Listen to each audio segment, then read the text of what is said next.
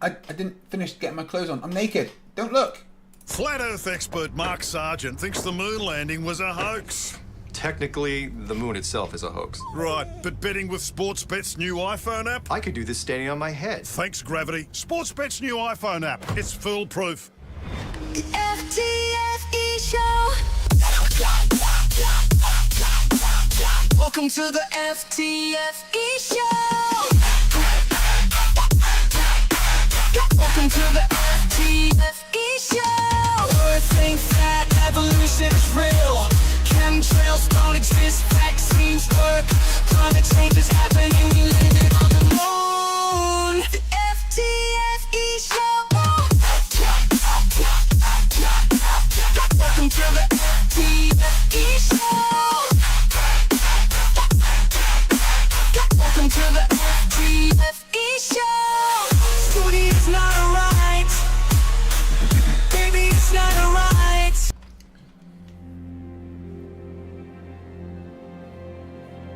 We're living on a disk, floating through space, with a tiny sun.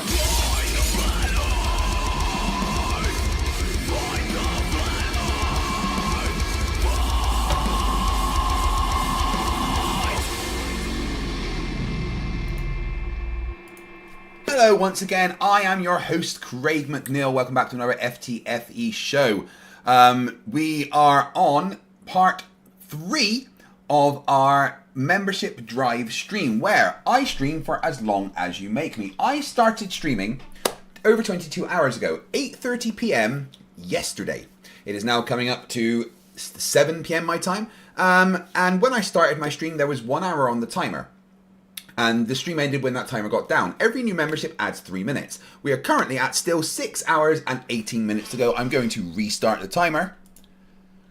Every new membership adds 3 minutes. Every gifted membership adds 3 minutes. Every upgrade adds 3 minutes. Thanks to the amazing, the incredible Planner Walk. Now we are just waiting for the email link from James to go and join over on Modern Day Debates.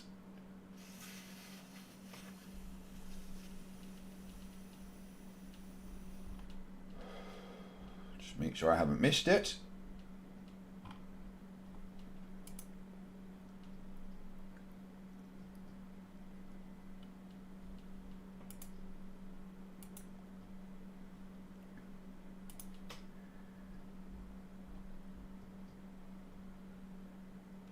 Nope, nothing yet. Still waiting. You may have noticed the name of my channel has changed. I am now Craig McNeil. FTFE. At some point I'll be losing the FTFE. FTFE will become a character on the channel. I'm going to be doing a lot more stuff that doesn't require me to be FTFE. And I hope you enjoy the journey, because this is just the start of my creator journey. This year's when things kick up a gear. In 2 weeks' time I am live with Modern Day Debates over in Newark, New Jersey. Cannot wait for that. Right, let's make sure I haven't got the time wrong. Right, currently there's 6 hours and 16 minutes left, which means that this stream will end at about, well, we're at 7, I mean like 1 in the morning, right? So I would get to go to bed at 1 a.m. That sounds lovely.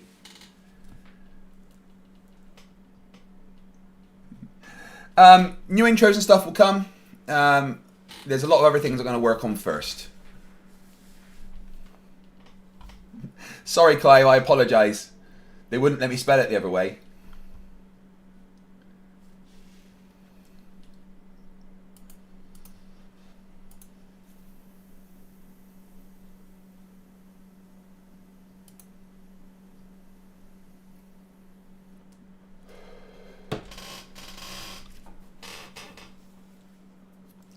We're over on Modern Day Debates, and it should be starting in about 10 minutes, but they haven't done it yet. A quick time to just alter the thumbnail.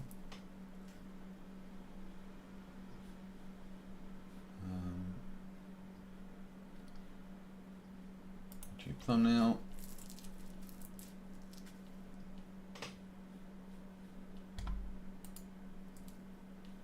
So I kind of just stole theirs quickly. But I can alter that.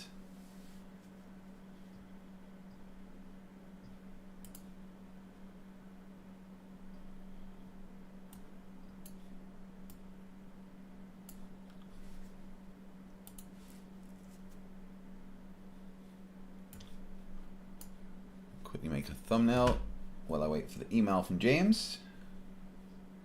James is hosting today, not Ryan. So you might enjoy that a little more. Who knows? What we're gonna do is we're gonna edit. We're gonna grab me. Get rid of me.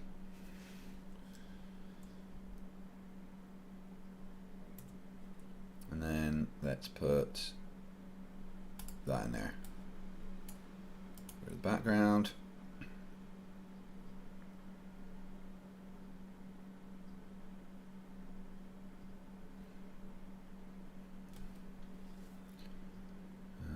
Edit, and we're going to add a little bit of shadow.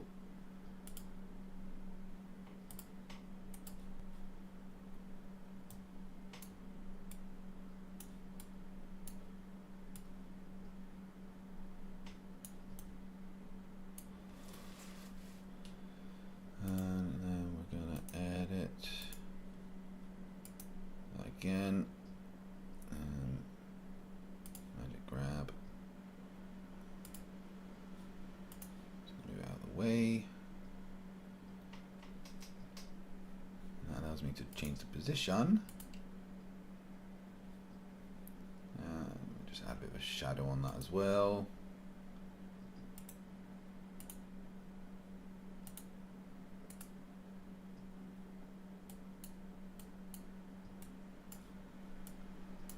Just to make it a little bit different to modern day debates.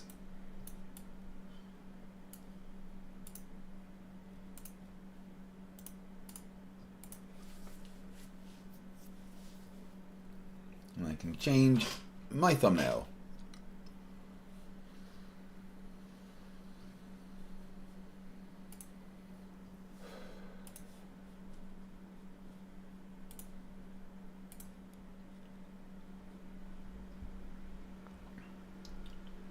Monday debates are always on time.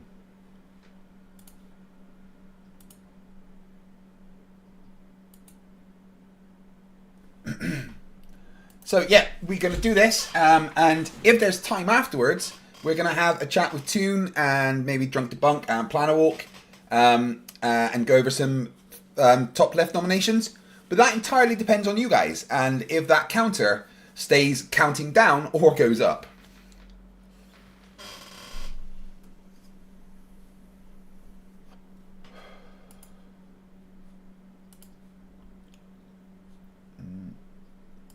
Hey, there we go.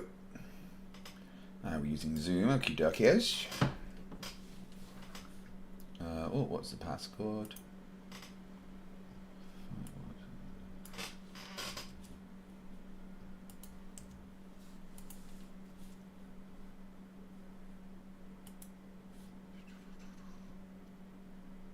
Mic check. 1, 2, 3.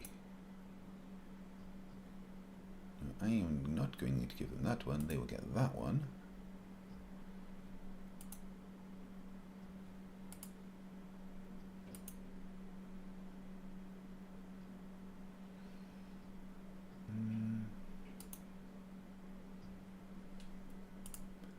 Okay.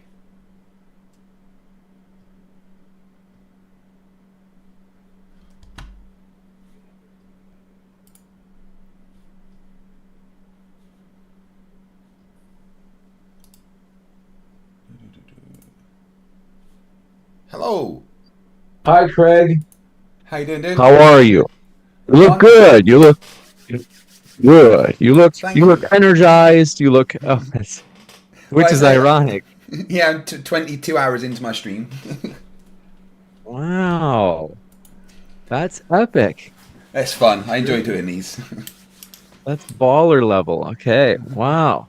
Well, you look, like I said, you look good. You look energized. You look like vibrant. It must be the caffeine. Or I have had a couple of cans of Red Bull and some food. Food helps. I just don't seem to need sleep much. I get what you mean. It's I'm so glad that you're enjoying those Red Bulls.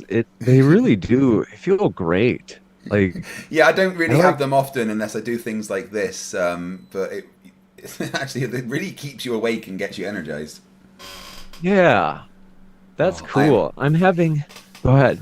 I'm so excited about coming up to New Jersey. I cannot wait, honestly. I've been absolutely hyped about it. I've been doing so much prep, trying to learn the arguments. And, I mean, the moon landing thing, I'm not worried about that. I could do that in my sleep. But, you know, it's my first kind of proper showing doing like any kind of philosophy kind of type debates. And, you know, I know I'm not going to be the best because I'm new at that. And but I'm so excited. And I like the fact that I'm kind of diving in at the deep end with Andrew. I'm excited for it as well. I am just glad that you're going to be there. It's going to be fun to have you and actually get to meet you in Yeah, person. I can't And wait. thanks so much for your enthusiasm and helping us get the word out. We like these conferences are really hard. I will not Yeah. tell you who, but right now there's probably one speaker that's going to pull out that it's going to be a very hard challenge for me with 2 weeks. I can't tell you who because it's not confirmed. dear. I'm still trying to talk them into staying, but long story short, you've been the most helpful person in terms of getting the word out. And I just want to let you know how much I appreciate that because No these worries. conferences are always hard. Dude, you're bringing me over to do something that I enjoy doing, to meet some people that I've, you know, developed relationships with. It's an experience that, you know, I never thought I'd get to do this kind of thing because I'm talking to people on the internet, you know. So I'm extremely grateful that you've given me the opportunity. So of course I'm going to shout it out. I'm like, I can't wait.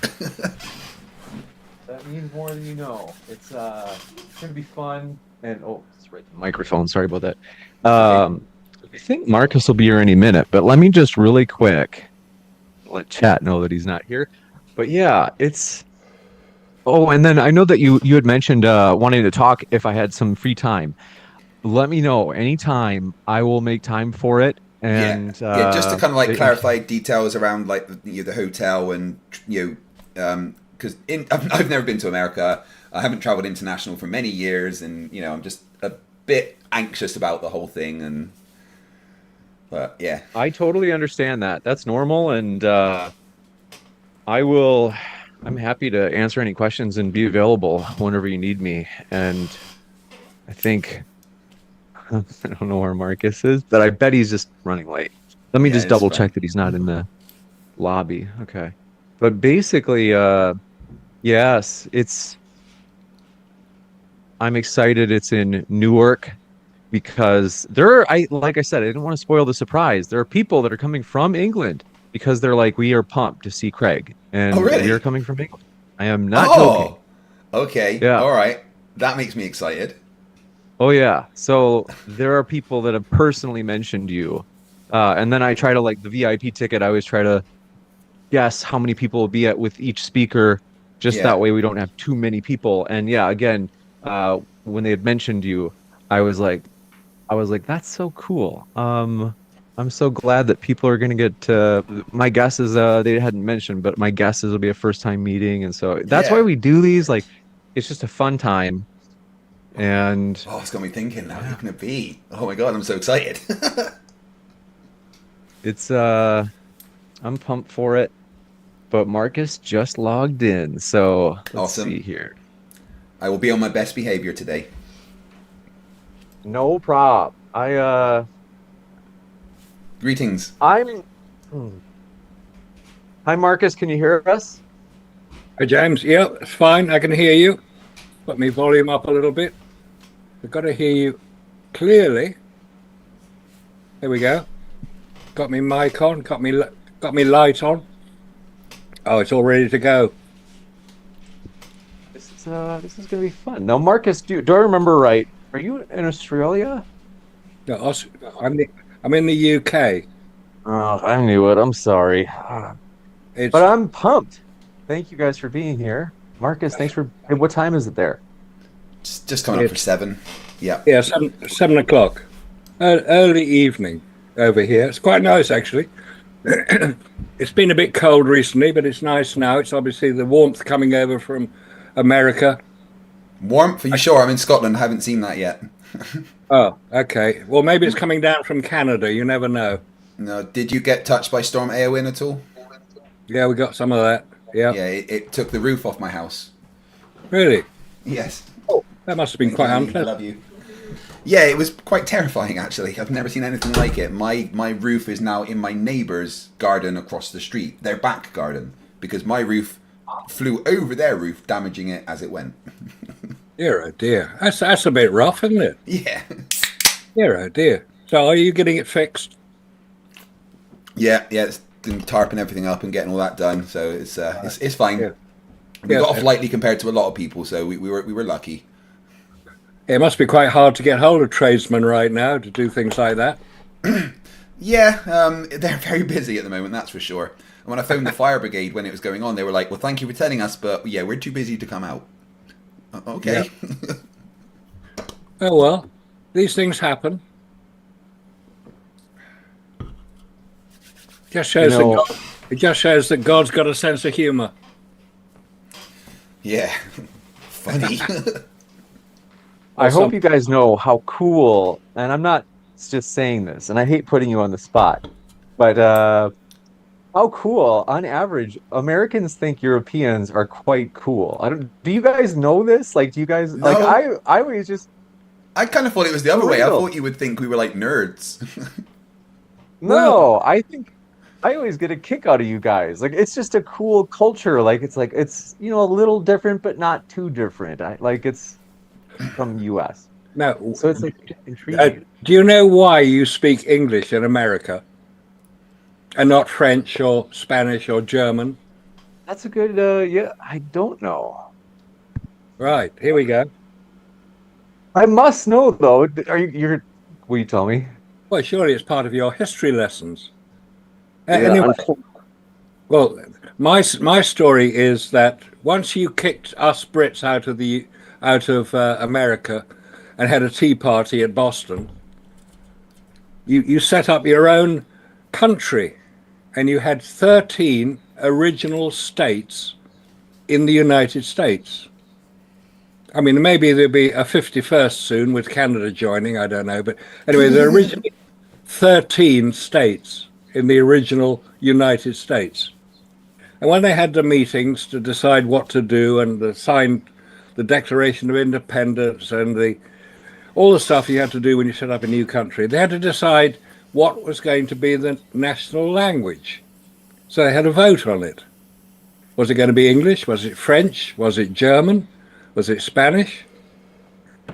So it came down to between French and English. So they had a vote, and they had 6 votes for French and 7 votes for English. That's why you speak English. Wow. I That's didn't one know vote. that. Yeah. Goes back to what, 1770 odd, something like that, where the founding fathers were putting in the Bill of Rights and all this stuff that you have to do. Now, here's another question.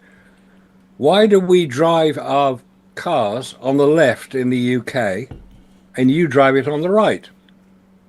That I don't know either. Ah, here we go. This is education time. Most people are right-handed. 95% of people are right-handed, have been forever. So in the UK, when before the police were set up, you had to defend yourself. So if you're walking along a road or a path and you were going to get attacked, because that's what happened, you had to defend yourself. So you use your right hand to defend yourself, and you'd walk with your left side near to the hedge. Now, don't forget, the UK is a very small place. The whole of the UK is no bigger than Oregon. So it's a small place. So the roads are very narrow. And when you're walking along, you have to defend yourself. When you drive stagecoaches or carriages, you do the same thing. So when motor cars come along, they have to fit in with all the horses and the carriages and the carts. So they all drove on the left-hand side of the road, so they could look out to see what. So click below to that grab it's safe your to tickets overtake. right. And so the steering wheel in the original UK cars were put on the right-hand side of the car, so you drive on the left-hand side of the road, and that sort of carried on. And it's the same in all British Commonwealth countries today, except Canada. They decided to go their own way. Australia drive on the left. South Africa, places like that, places that were influenced by the UK. The one country was not originally influenced by the UK, it's Japan. Japan drives on the left. Because originally, when Japan started to import cars, they hadn't set up their own car industry at that time, so they had to import them from Europe, and their cars from the UK. Had a steering wheel on the right, so they did the same thing. So when they made their own car, Interesting. they just copied it. That's funny. Huh. There you go. I'm ready to go on this side. I am intrigued on how you know all these things, but that's interesting. But I'm ready to roll, and if you guys are, if I remember right, Fight the Flat Earth, you're cool with going first. Yeah. And Marcus, and you guys have approximately 10 to 12 minutes. Okay. And then, yeah. So thanks for being here. Let me just do a quick sound test. I just got to see yours, Marcus, and then Craig, can you do a quick 1, 2, 3, or just say okay? 1, 2, 1, 2. Perfect. All right, just right where we need you guys. So what I'm going to do is I'm going to go on screen with a cold open, and then I'm going to kick it over to you, Craig, and we'll get this rocking and rolling. Thank you guys for being here, and here I go in 3, 2, 1. Ready, set. Here we go. Hey, everybody. My mic's not connected. 2 seconds. Let's take microphone. Let's see. Steady. Got that.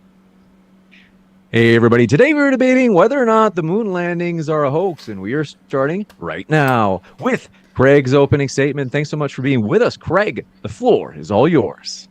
Thank you very much. I'm ecstatic to be here, and also ecstatic to be live in Newark, New Jersey in 2 weeks as part of DebateCon 5. Absolutely ecstatic. You can get tickets for that in the description of this video. Okay, let's look at one of the, what I would say, dumbest conspiracy theories that there is still floating around, the moon landing denial.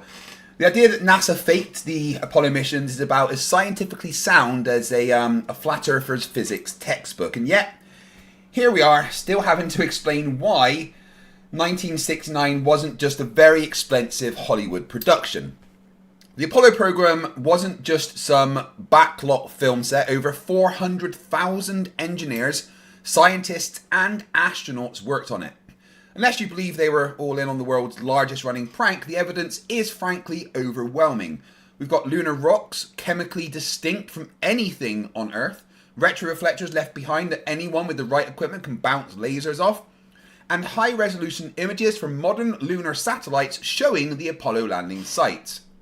And if NASA faked it, they sure went the extra mile, convincing the Soviet Union, their Cold War rivals, to just kind of go along with it instead of exposing them. I mean, that's some next level mind control. Oh, and by the way, if they faked it once, then why fake it 6 times? That's like robbing one bank successfully and then, deciding to rob 5 more just to test your luck.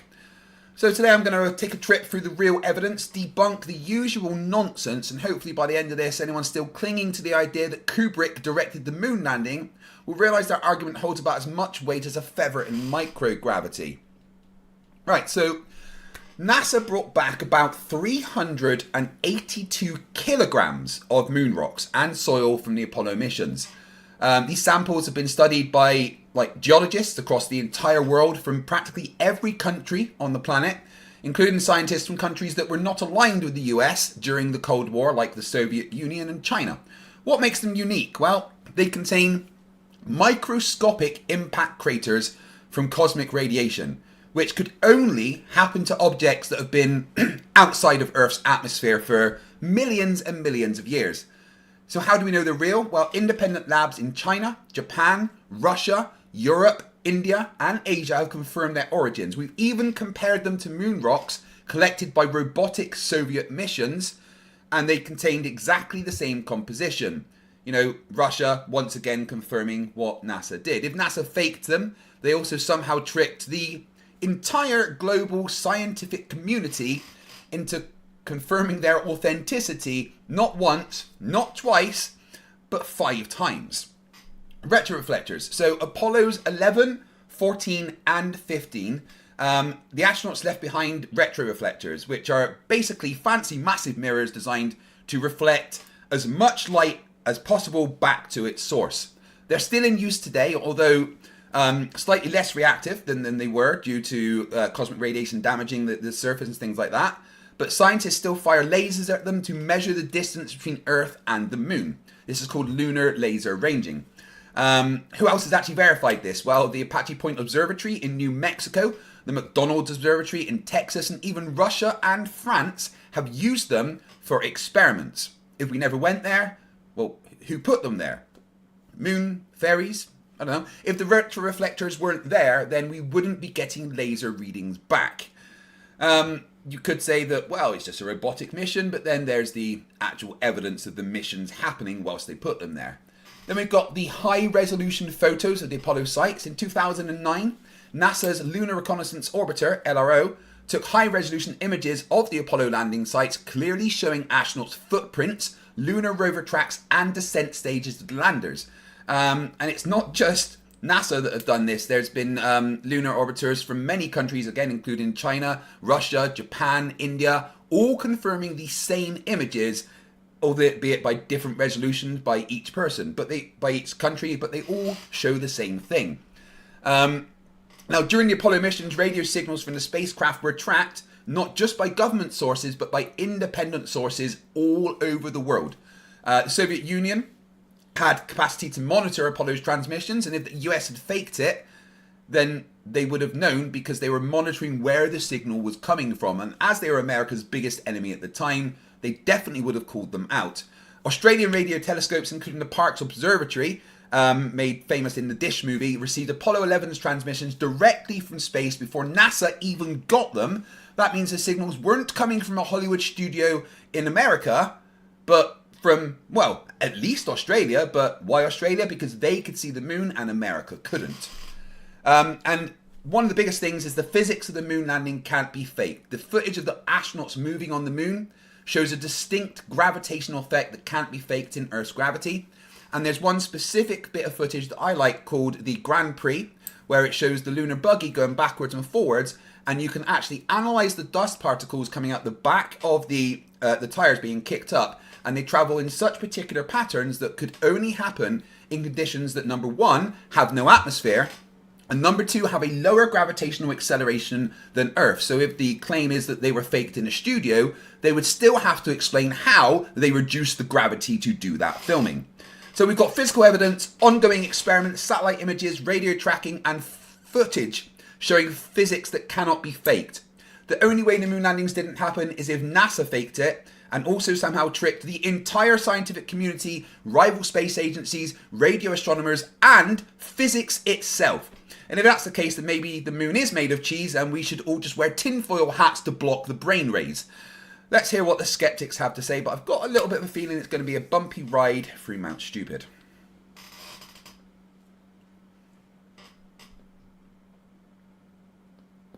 Thank you very much for that opening. We are going to kick it into Marcus's opening as well. Do want to let you know, folks, if it's your first time here at Modern Day Debate, I'm your host, Dr. James Coons. We are a neutral debate platform, and our conference, DebateCon 5, is happening in Newark, New Jersey. That is linked in the description box, as Fight the Flat Earth Craig, as well as many other popular debaters, will be in Newark in 2 weeks on February 14th, 15th, and 16th. You don't want to miss it. Check out the link below for tickets. With that, thank you very much, Marcus. The floor is all yours. Thank you, James. And thank you, Craig. That was a splendid summary, which I shall address point by point. I just want to cover, this is basically my position. Man has landed on the moon. We've seen it on TV, looked at the photographs, listened to the interviews, read the books. So how can it not be true? We all want it to be true. Landing a man on the moon is said to be the greatest scientific achievement of the past 100 years.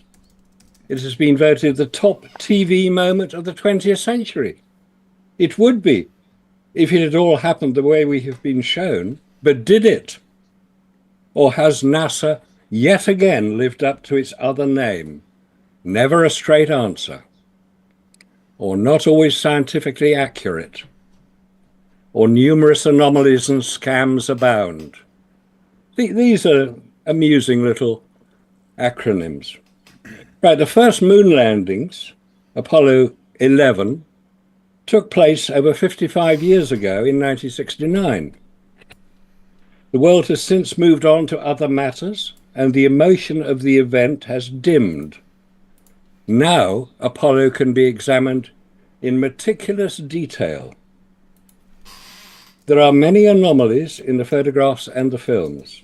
There are many unanswered questions as to how man could survive the very real dangers of the hard vacuum of space, let alone the heat and the radiation encountered beyond the protection of the Earth's magnetosphere.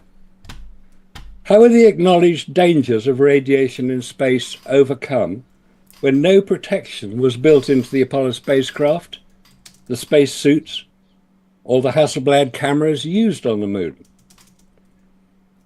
The lunar landers sat on the moon's surface for up to 72 hours in direct sunlight, the temperature of which on the moon is higher than the boiling point of water, which is 212 degrees Fahrenheit or 100 degrees centigrade. How did the astronauts keep cool? Air conditioning cannot work in a vacuum. How were such iconic photographs taken on the lunar surface? The astronauts used cameras which had no viewfinder, no exposure meter, no means of knowing if a picture had been taken, as well as manual control of the focusing, automatic aperture setting, and shutter speed dials. The Hasselblad 500 EL camera is not a point-and-shoot camera. The Apollo astronauts were operating their Hasselblad 500 EL cameras whilst wearing spacesuits, which with what were in effect heavy-duty gardening gloves on their hand. Under such severe conditions, severe restrictions, how do they produce such professional results? Especially when photographic film, this stuff, for anybody who's never seen it, that's a photographic film. And photographic film is known to be severely damaged and rendered useless by the hard vacuum on the moon. NASA is the only source for all the evidence of man's landing on the moon. So much of it is so questionable, I contend that it could not have happened the way we have been led to believe it did. At worst, the whole Apollo missions were fabricated. At best, we have been seriously misled as to man's ability to survive more than a few hundred miles above the Earth's surface. Could this be the reason there are only now any plans to return astronauts to the moon on the Artemis program? So we have a lot of things to unpick here. I'm saying that there is no evidence that humans, us delicate little creatures, have traveled to, landed on, walked across, and returned from the lunar surface. No evidence that cannot be contested. If you want to believe that man has landed on the moon, please go ahead and do so. All I'm saying is that there is hard, factual, scientific, and provable, repeatable evidence that humans have not landed on the moon. We've been told they have. That's not the same thing at all. What we've got to look at is the evidence for it. And Craig has mentioned quite a lot of evidence. The 400,000 people who allegedly, or did work on the Apollo program. It occupied 5% of the US national budget in 1965. A lot of money was being spent.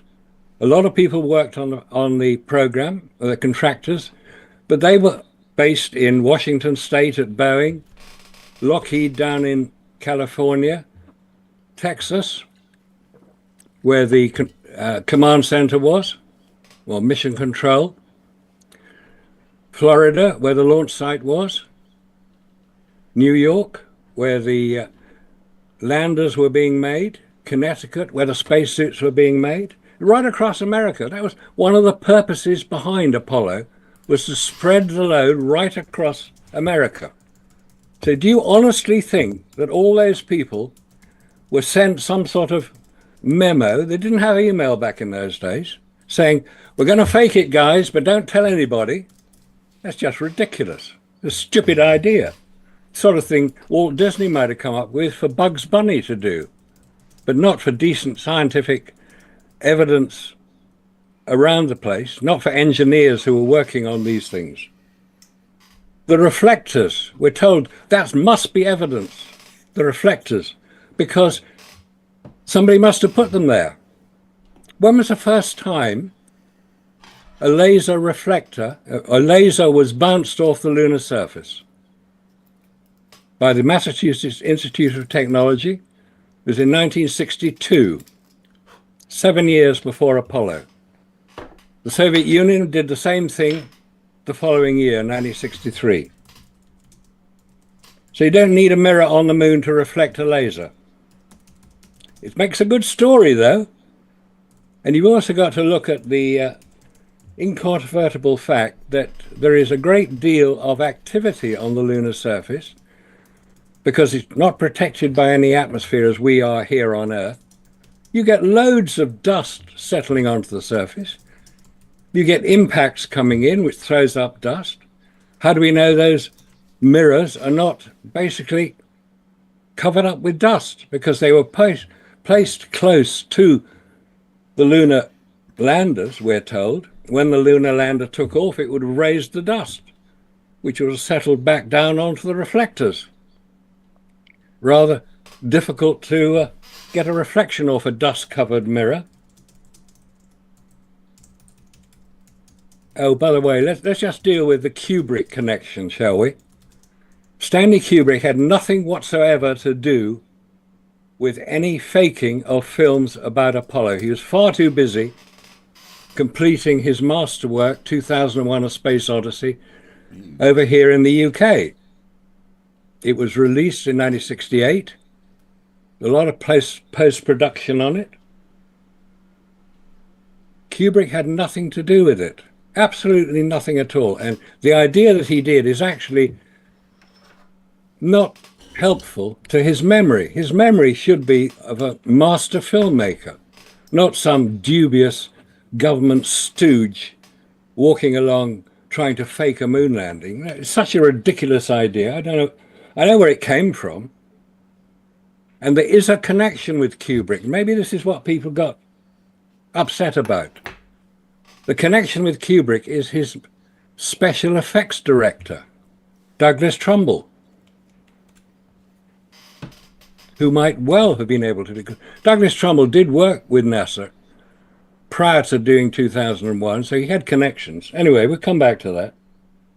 The rocks. Oh, the moon rocks. Oh, I got one here. Here's a piece of moon rock. How do you know it's a piece of moon rock? I hear you say. Did I say so? Well, where's NASA's moon rock? They say it's moon rock. How do you know? Oh, scientists have examined it. They must have got it right. Well, these little pits on them which indicate that they came from the moon. You don't get little pits which are micrometeorite impact craters on these. I got a few on here as well. There's lots of micrometeor impact craters on there. So this could be a piece of moon rock. I can explain where it came from later. So anyway, there's a lot of, and you mentioned the other nations that have launched unmanned craft, I should hasten to add, unmanned craft to the moon. The Soviet Union, China, Japan, India, Israel, they've all launched unmanned craft to the moon. Not one of them have put a human being on board. They've all done it without humans. And they photographed the Apollo landing sites, we're told. Oh, come on, I've heard of Photoshop too. The Chinese have never said they photographed any Apollo landing sites. All they have said is they have seen evidence of Apollo on the lunar surface. Japan haven't photographed anything. India haven't photographed anything. So the idea that all these nations have said, oh, we saw Apollo on the moon, we've seen the footprints. Oh, a stupid idea. You can't see footprints. They've been covered over. There's been a lot of activity on the lunar surface. Meteorites or micrometeorites hitting the surface, putting up the dust.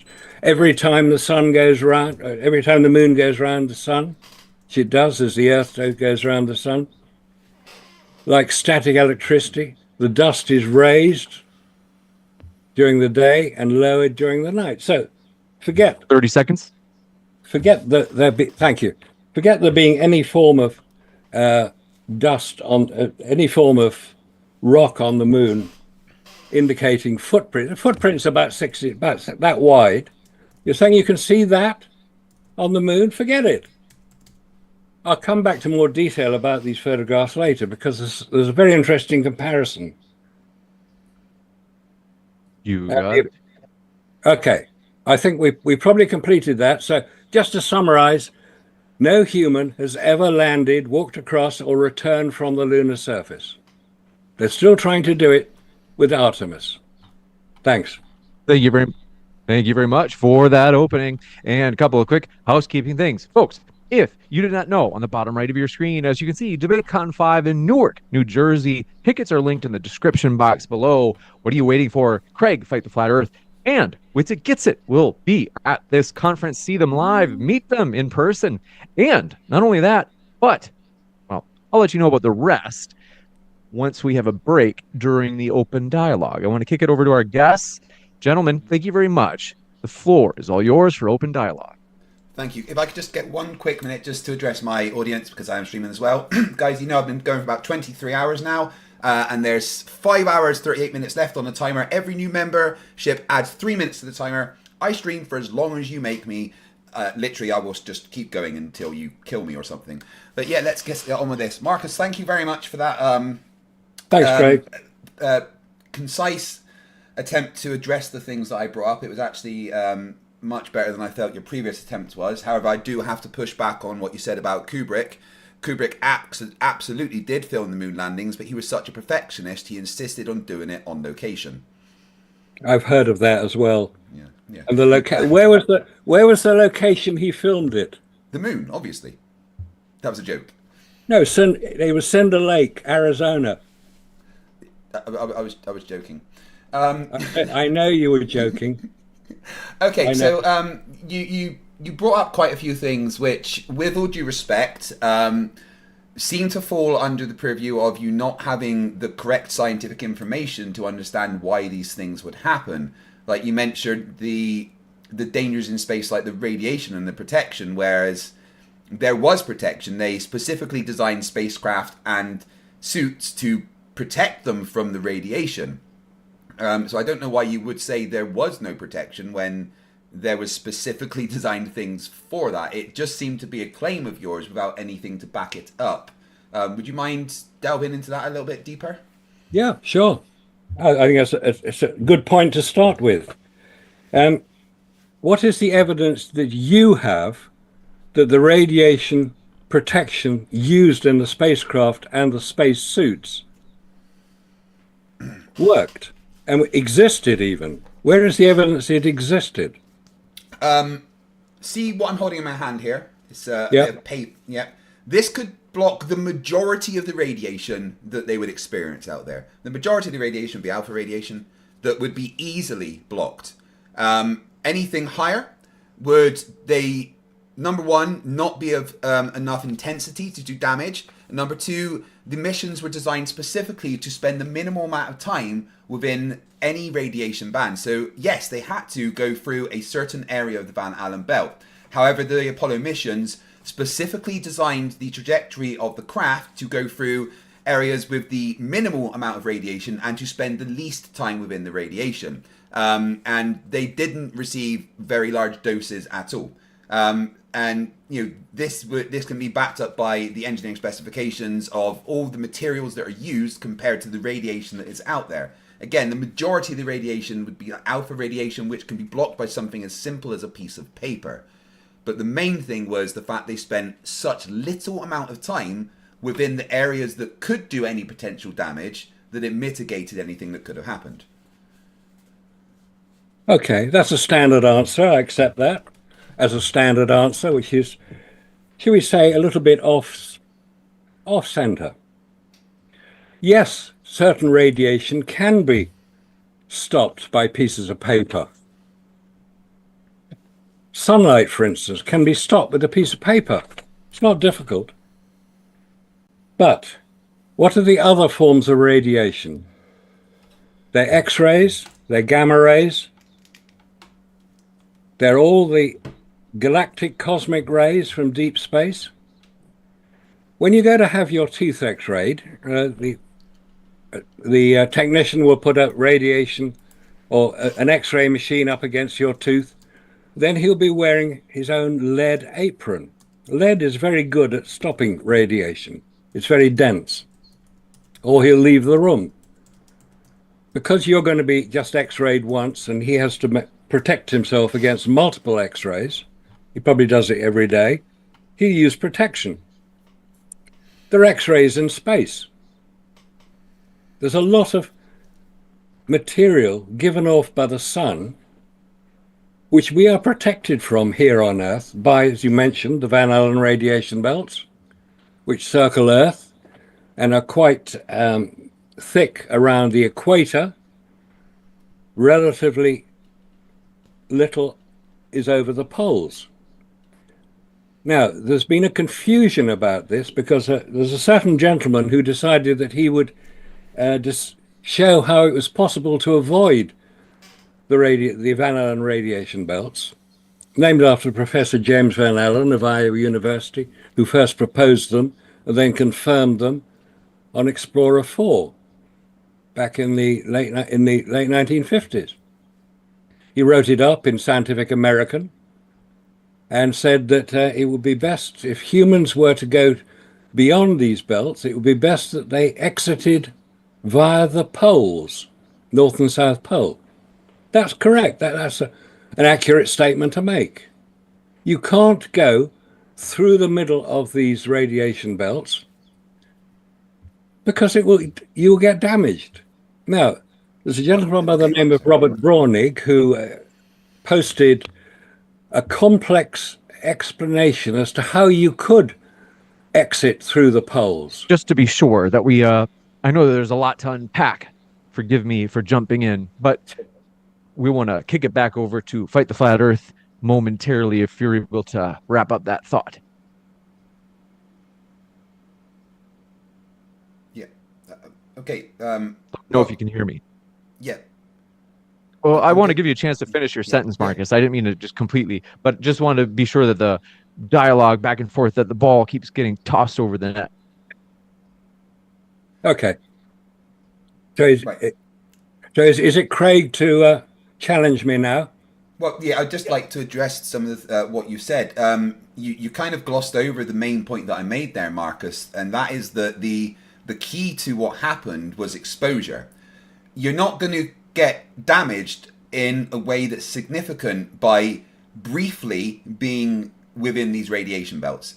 Like I said, the paths that were taken were designed to, number one, minimize the amount of time spent within the radiation belts, and number two, go through the weaker areas. Now, the Van Allen belts contain trapped radiation, but it's not like an instant death zone. The spacecraft passed through what would be called the danger zone in under an hour, minimizing exposure, and they received about 1 to 2 rem, which would be roughly the same as a few CT scans. That was the radiation that they received whilst actually traveling through the Van Allen radiation belts. So yes, there is radiation, and if they spent a significant amount of time within specifically the danger zone, it would do damage to their DNA and make them extremely ill and cause death eventually.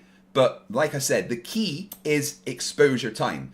Like you mentioned, you can be getting an x-ray. I've had many, many x-rays throughout my life, but the doctor stands away because he doesn't want to be constantly getting hit with x-rays. But I can get an x-ray and be fine. The same as the astronauts going through. They spent very little time. They weren't in there a great deal of time. So overall, their exposure levels were extremely small. Okay. Is the radiation beyond the Van Allen belts? Well, you mean like cosmic radiation and stuff? All sorts of radiation. Yeah, but not radiation that would be damaging to them from where they are. They're still within magnetic fields created by the Earth. They're protected by the heliosphere of the sun, which actually stops the majority of radiation. No. If I could finish what I'm saying without being interrupted, I'd appreciate it. Thank you. The main radiation, the cosmic radiation from outside of our solar system, is actually deflected by the heliosphere of the sun. So the main sources of radiation are already being deflected, and the protections that are on the spacecraft and spacesuits were enough for the limited time that they were exposed to the radiation. Okay, now what was this protection? Spacecraft and spacesuits. Okay. I'm sorry, I think you've got the wrong information there. I would say that no, I've got the correct information, and I've just explained to you completely succinctly. And with all due respect, Marcus, "nah" is not a response I accept as an acceptable rebuttal. Could you please address the thing that I have said about the minimal exposure time and why that is the important thing? Okay, where did you get your information from? Science, physics, my degree in physics, my knowledge of radiation, my degree in nuclear engineering, which gave me a specifically good knowledge of radiation and how radiation affects the body. My significant studies of the moon landing missions, my analysis of the data and the radiation actually, that they had little things that captured the radiation that they traveled through, that it showed the dose that they got. I've analyzed the results from those. I have looked at the specifics of the materials involved and the radiation and what the exposure level would be through that. I have done extensive engineering analysis of all the equipment and radiation involved, thanks to my 2 degrees that directly relate to this field. Well, thank you. A very succinct answer. There is radiation beyond the Van Allen radiation belts. And the reason we know this is because on the Artemis mission that was launched in December 2014, the first one, it didn't go out as far as the moon. It went out about 3,500 miles. Its main purpose was to measure radiation levels, which it did. The next Artemis mission was launched about 10 years later, 2024. And that was also going to measure radiation levels. They had 2 crash test dummies called Helga and Zohar in the Orion capsule, wired up with all sorts of radiation meters. And that was sent to the moon and returned. And when we asked to see what the radiation readings were in these latest missions, we were told we couldn't see them because it was national security. Why is the level of radiation in the beyond Earth orbit a matter of national security? Is it because the release of that with more recent equipment would indicate that humans, as you said, would have had serious DNA damage if they had gone unprotected through the radiation belts on the moon or going to the moon? I would say the answer that it's a supposition. I'm not saying it's fact, but why don't they release the radiation readings that were recorded on these crash test dummies? If you have access to people with important information, maybe you could approach them and ask them to release that information. That information is available at nasa.gov. You can find it there simply. You seem to once again have brushed over the response that I have given, that is to do specifically with exposure time. They limited the exposure that they had, even outside of the Van Allen radiation belts. Now, here's the thing. Can I just quickly ask you a brief question before going back to my statement? Are you aware of the 2 types of radiation that you would encounter outside of the Van Allen belts? Yeah, of course I am. What are they? Galactic cosmic rays, X-rays. Well, there's 2 specific ones. You got one, yeah, galactic cosmic rays. What is the other one? Yeah. There's the radiation you get from solar flares on the sun. Solar particle events. Yeah, those are the two types. Yeah, that's right? the one. That's what I was trying to get. Yep. Outside of the Van Allen belts, those are literally the two radiations that you would get. The radiation that comes directly from the sun, known as SPEs, solar particle events, and galactic cosmic rays, which are just high energy radiation from outside of our solar system. The second one is, like I've explained, completely mitigated by the sun's heliosphere. The galactic cosmic rays do not get inside our solar system in any amount that could cause us any harm. Whereas the solar particle events, we can actually determine where they're going to be and mitigate the amount of time spent in those places as well. The main point is that cosmic radiation isn't instantly lethal.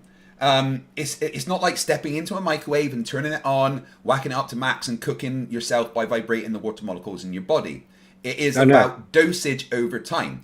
The total dose from cosmic rays and solar radiation during Apollo was measured and well within safe limits. For comparison, the Apollo astronauts received about 5 to 11 rem per mission. A nuclear plant worker's annual limit is 5 rem. NASA's career limit for astronauts is 100 to 400 rem. The Apollo astronauts got less radiation in a week than ISS astronauts get in 6 months. And? Well, there we go. They didn't spend enough time in space to have a sufficient dose of radiation for it to be an issue. If you say so, I do, and I've just given you the figures and data to back up my claim. Once again, Marcus, I would very much appreciate it if you didn't just say, if you say so, nuh-uh. It would be much appreciated if you could engage in the things that I say. I just did. No, you went, if you say so. Sorry. That's not really engaging with it. That's just kind of dismissing it, which is a little bit disrespectful in the confines of a debate where both of us have a burden with our position. I'm not saying I'm dismissing it. I'm just saying I don't agree with it. Well, then, could you please give me a succinct scientific reason why you do not agree with it? Because I don't think the figures are correct. I think based on what?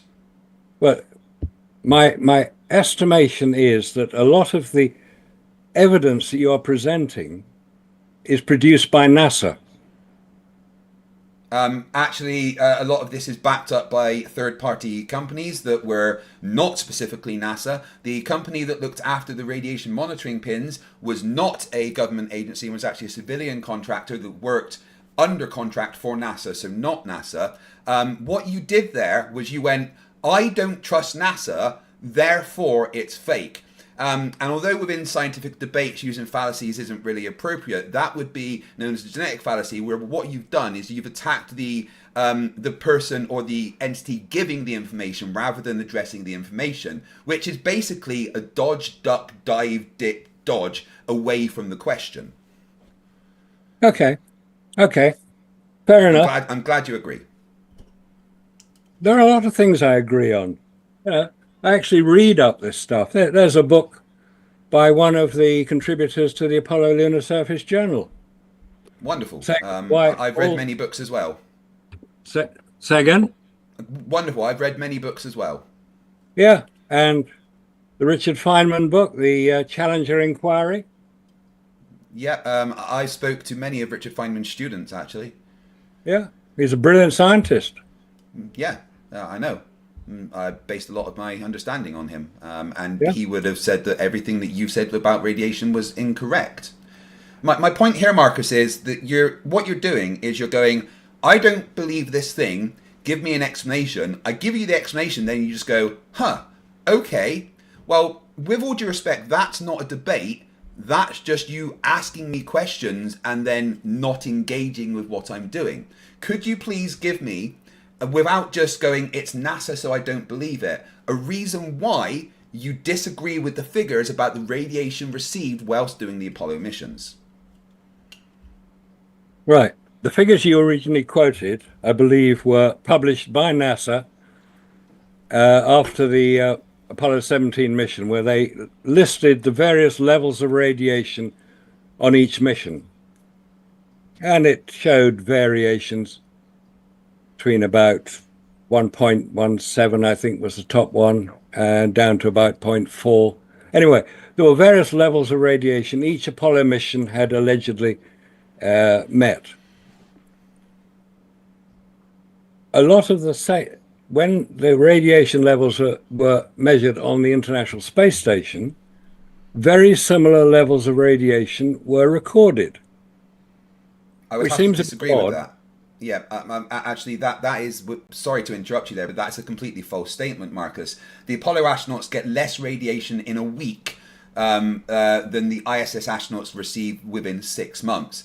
I think what you've done is you've conflated the same radiation or similar types of radiation with it being the same dosages, whereas that simply isn't true. According Yeah. to all statistics and measurements, the ISS astronauts receive, like I said, the Apollo astronauts got less radiation in a week than the ISS astronauts receive in 6 months.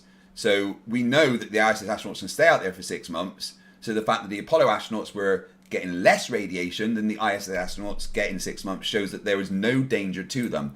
The fact that these figures could be recorded by NASA is irrelevant to whether they are up for discussion or not. You do not get to automatically dismiss evidence because it comes from a source that you find unreliable.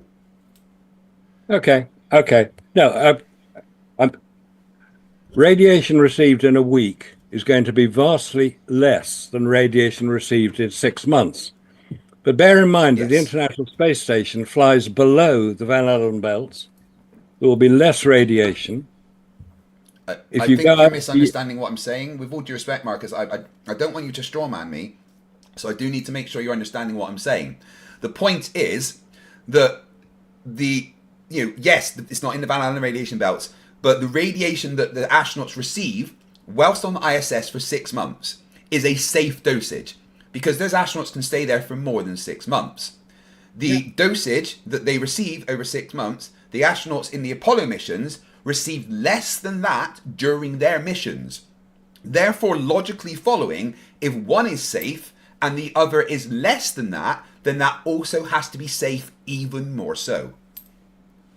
I can't believe you just said that the Apollo astronauts received less radiation.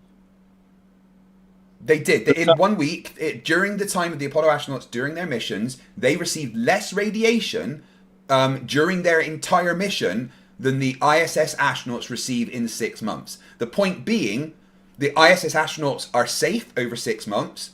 The Apollo astronauts received less than that during their missions, therefore were also safe. Because one is less than the other, meaning that it is even more safe than the other one. Your incredulity about me saying that is slightly irrelevant. I think we've covered the radiation levels. We don't agree. I don't agree. Well, you your agreeing is, to be honest, irrelevant to fact. You don't get to have your own facts in a scientific debate. You have no basis to dismiss the things that I've said other than what appears to be your personal feelings, which, and let me be clear here without trying to be harsh, your personal feelings do not belong in this debate. No, of course they don't. Right, so it would be wonderful if you could leave them out because what you've done is you've dismissed all the evidence that I've given because of your personal feelings towards NASA. So I would ask respectfully if you could remove your personal feelings from the debate and engage in this in an honest and scientific manner. Okay. I hear what you say. I don't agree with it, but I hear what you say. I think we should move on. There are many other areas to go. Radiation is not my strong suit. Let's put it that way. Photographic film, on the other hand, and photographs are more to my taste. So that's why I challenged what you said about Kubrick as being anything to do with it. He wasn't. Yeah, I know, it was a joke. r/whoosh. Yeah, I know it's a joke. I know it's a joke. No, you didn't. How about vacuum? Is that something you've studied? What do you mean, is vacuum something I studied? I have a degree in physics. I know what a vacuum is. It is Good. something that is lower pressure than something else. Yeah. So I'm confused. You started talking about photographs and then you flipped to vacuum. Yeah, because the two are linked. When we're talking about Apollo, yeah, I do believe we spoke about this last time, Marcus, and I explained to you that the severe modifications the film that underwent, and then you presented a video of someone trying to alter the film using radiation, whereas the people used completely incorrect film and incorrect radiation. The simple answer to anything you could bring up about the film is that they were heavily modified to be, one, easily usable, and two, protected from the elements. No, they were not altered. Yes, they were. I'm sorry, you cannot lie. They absolutely were. No, I'm not. No, listen to what I'm going to say. There were two types of film used. There was black and white film, and there was color film. The black and white film they were all made by Kodak of Rochester. They were made by Kodak. Panatomic was the black and white film, and Ektachrome was the color film. When a documentary about this subject was being made, the managing director of Kodak was interviewed, or an assistant to the managing director of Kodak was interviewed. And he was asked if there was anything special about the films used on Apollo. This film was made about 20 years ago. Hi guys, I don't know who that is, but give him a wave. What? What do you mean? Well, there's somebody behind you. No, it's not. No, he's moved out now. Anyway, No, never mind. What? Yeah, he just walked in and walked out. I just waved to him. I'm the only man that lives in this house. Oh, we got a strange situation here. There's somebody behind you. It wasn't a hallucination. I think just momentarily, like someone was barely in the shot. But don't worry, it looked like they were cleaning. They're not hurt, Craig. It could have been one of my clones. I don't know. There's several of me. Oh, yeah. Oh, that's good. Okay, let's get back to the film. When David Percy was making his film What Happened on the Moon, he interviewed the assistant to the managing director of Kodak. And he was asked that exact question. Were the films, what was different about the films used on Apollo? And he said there was nothing different. They had, except for slightly thinner bases. Photographic film, this stuff, because that was what was used. We're talking photographic film here. It's a plastic backing, which is coated with light-sensitive emulsion. That's how a film is made. In the case of a color film, there are three layers, three colors. In the case of a black and white film, it's ceruiodide crystals, which are coated onto the backing. And he said, what was different about the film? They were slightly thinner backing, so more could fit into the magazine. And they had 150 odd color exposures could fit into the extended magazine on the Hasselblad camera, and about 200 black and white film photographs could be taken using black and white film. So there was nothing different about the film. It was standard Ektachrome color, Panatomic black and white. Okay, I'm sorry. Oh, sorry, you haven't finished. This idea that there's a special film developed for Apollo has never been found. Nobody's ever found any. Okay, I'm sorry, but I'm going to have to completely call you out with that is a complete and utter fabrication. NASA used specifically designed Hasselblad cameras with modifications to handle space conditions, and here's how they ensured the film survived. Protection against radiation. Space, of course, has radiation, but cosmic rays, solar radiation, and the Van Allen belts. But the Apollo missions passed through these regions quickly. They weren't exposed long enough for radiation to affect the film. The film was silver halide based, which is far less sensitive to radiation than modern digital sensors. NASA also shielded the film inside the camera bodies. The cameras were mostly metal, providing additional protection from radiation exposure. Space isn't just hot or cold. It depends on what is indirect sunlight or not. The cameras were covered in a reflective silver coating, which prevented any overheating by reflecting solar radiation. The film magazines were kept inside the lunar module when not in use, meaning that they weren't left exposed to the extreme temperatures or radiations for extended periods. The lunar surface has no air, so there is no heat transfer through conduction or convection, only through radiation. The insulated film and camera prevented rapid temperature changes. Now, here's the important part. Kodak developed a special film, which you claim they didn't, which is wrong. They developed a thin-based ester film that could withstand a wider range of temperatures. Unlike regular earth-bound films, this film had no gelatin layer, which could be affected by humidity, something space lacks entirely. The film did not require processing in space, avoiding any issues with developing chemicals behaving differently in microgravity. So I am afraid what you have stated there is just an outright factual wrong thing. You can find the specifics on the modifications done to the film freely available on NASA's website. I don't care if you don't like to go to NASA's website and find the evidence there. I've seen a lot of the NASA PDFs. We've examined a lot of them. We've also conducted experiments with it. Just because NASA says it does not necessarily mean it's correct.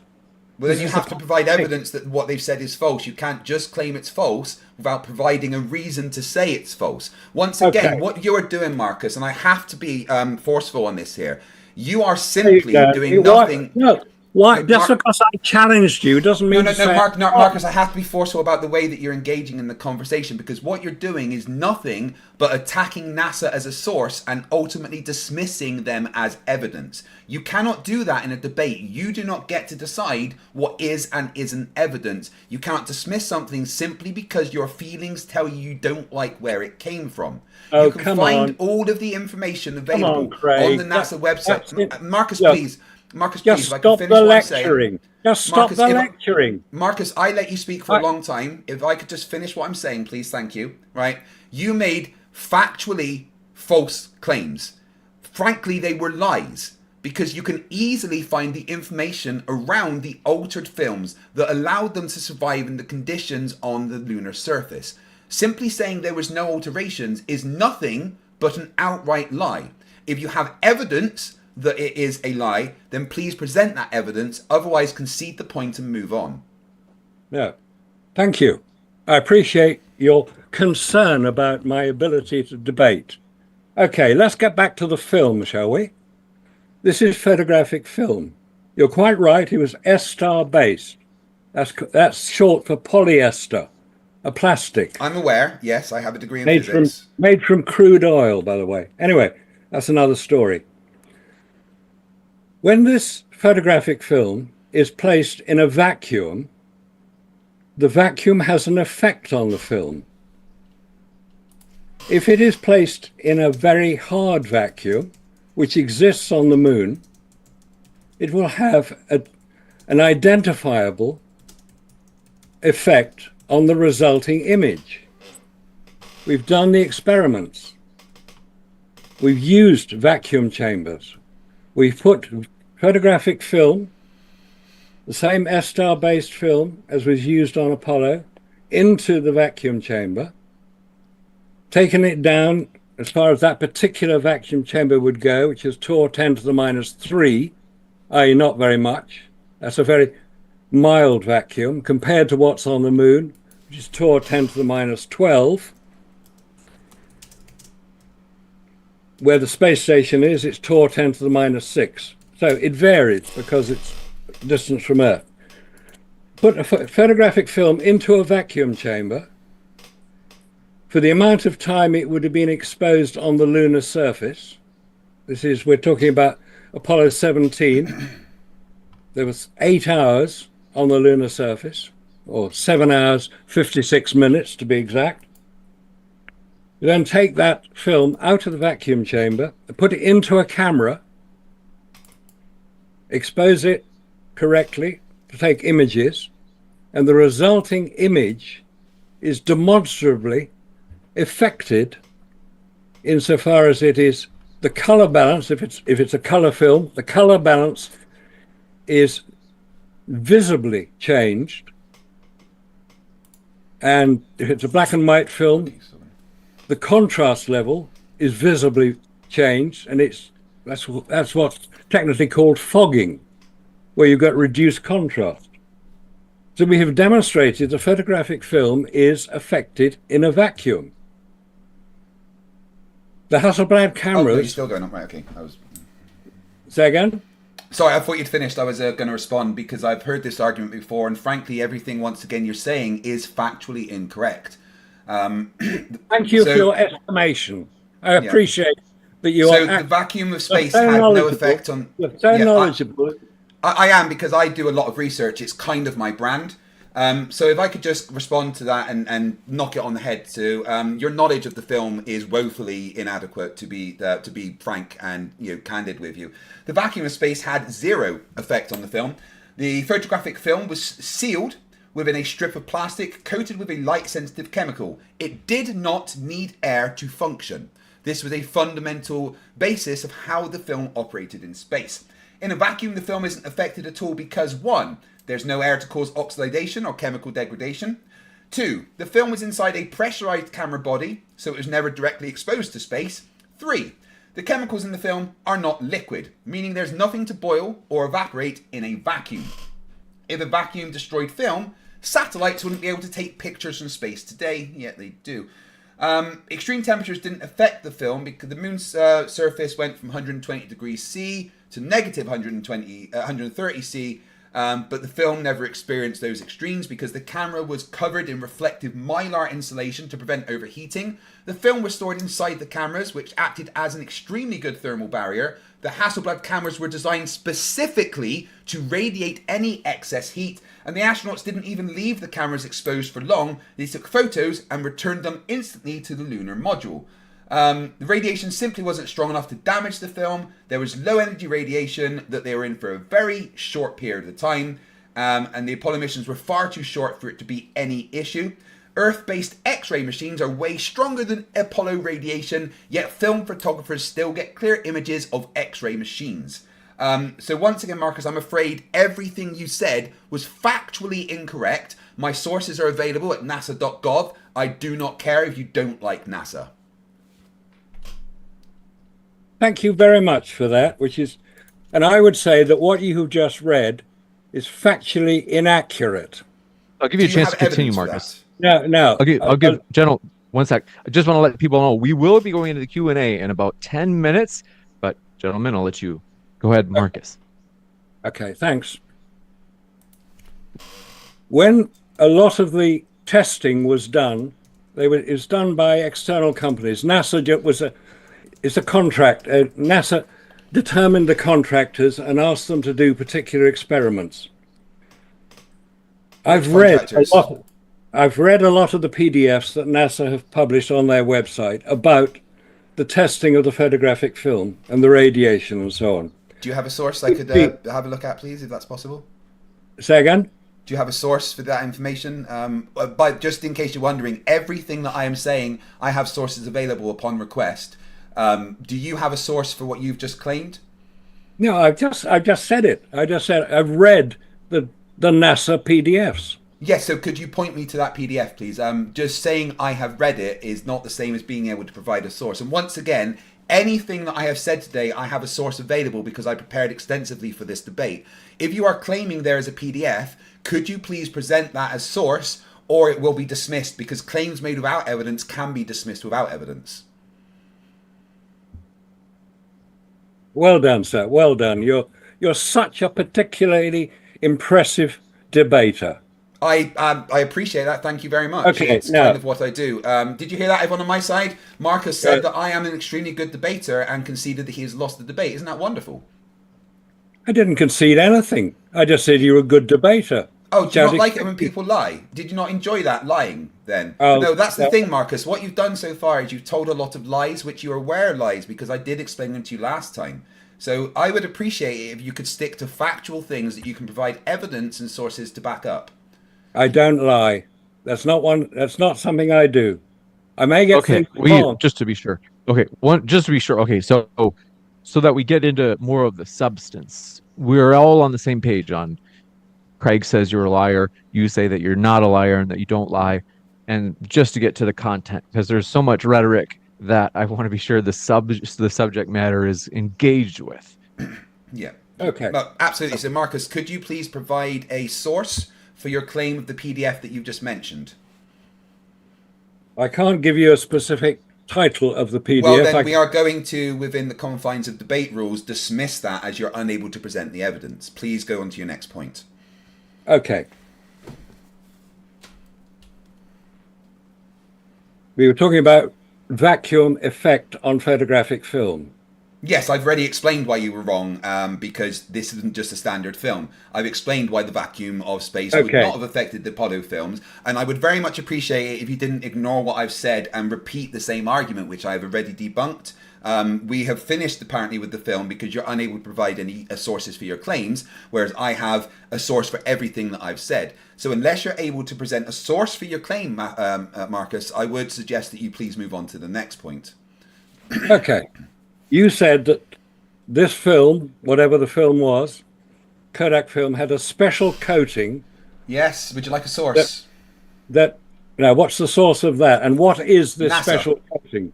What's the coating? I explained it to you. The photographic film is in a sealed strip of plastic coated with a light-sensitive chemical. It does not need air to function. There is in the vacuum, the film is not affected because there is no air to cause oxidation or chemical degradation. The film was inside a pressurized camera body, and the chemicals in the film are not liquid, meaning there is nothing to boil or evaporate in a vacuum. There was nothing within the film that the astronauts took to space that could have been affected by a vacuum. What you are holding there, Marcus, is nothing that is analogous to what the astronauts took to space. So I would suggest you put that down, as it is not an appropriate prop to be using. No. All right. Let's deal with that, because you've read some more NASA information there. Obviously, Yes. you believe everything NASA tells you. This, with all due respect, Marcus, this isn't about beliefs. Feelings are not important in a scientific debate. I have sources for my information. The fact that those sources come from NASA is irrelevant. Once again, you are showing your bias by saying, it's NASA, I don't like that. Marcus, all the sources available for everything I've said to you about the films are available at NASA. I have the specific links if you would like them. You are incorrect about the film. The film that you are holding is not the same as the film the astronauts took. Could you please stop going around in circles when I have already debunked your argument, unless you have a specific source that can show me that I am wrong? Okay. This idea that the film was specially made for the Apollo missions, and it had specific coating on it to prevent it. Would you like a source for that? I can present a source. Yeah, go on. Okay, yeah. NASA.gov. Go on, nasa.gov, and? Yeah, that's the website where you can find all of that. If you would like more specific ones, I'd have to go into my notes. But like I have said, every single one of my sources is available at nasa.gov. If you would like, at the end of this debate, I can provide you with a detailed list of each link to everything I have specifically spoken about. NASA will confirm what I have said is correct. If you have a source that you can present of any kind, just even a random website with a link or a picture or anything that could back up your claim, then just name it. You don't even have to show it to me. Just name the source. Okay. The report that we wrote up following the test on the film, this stuff, film in a vacuum chamber, was posted onto the aulis.com website. That's AULIS.com. Sorry, what was posted onto what exactly was posted onto the website? The report of the vacuum chamber testing of photographic film. Yeah, once again, Marcus, I feel maybe you're ignoring the things that I've said. That film that you are holding and the film that was tested by these people is not the same as the film that the astronauts took to space. I've got the specific source if you would like it. nasa.gov/ALSJ/Apollo/photokit.html contains all the details of the specifics of the film that was taken. It explains how they are not the same as a standard film. Once again, I feel like you are ignoring the words that I am saying and going around in circles. Marcus, it is not a standard film.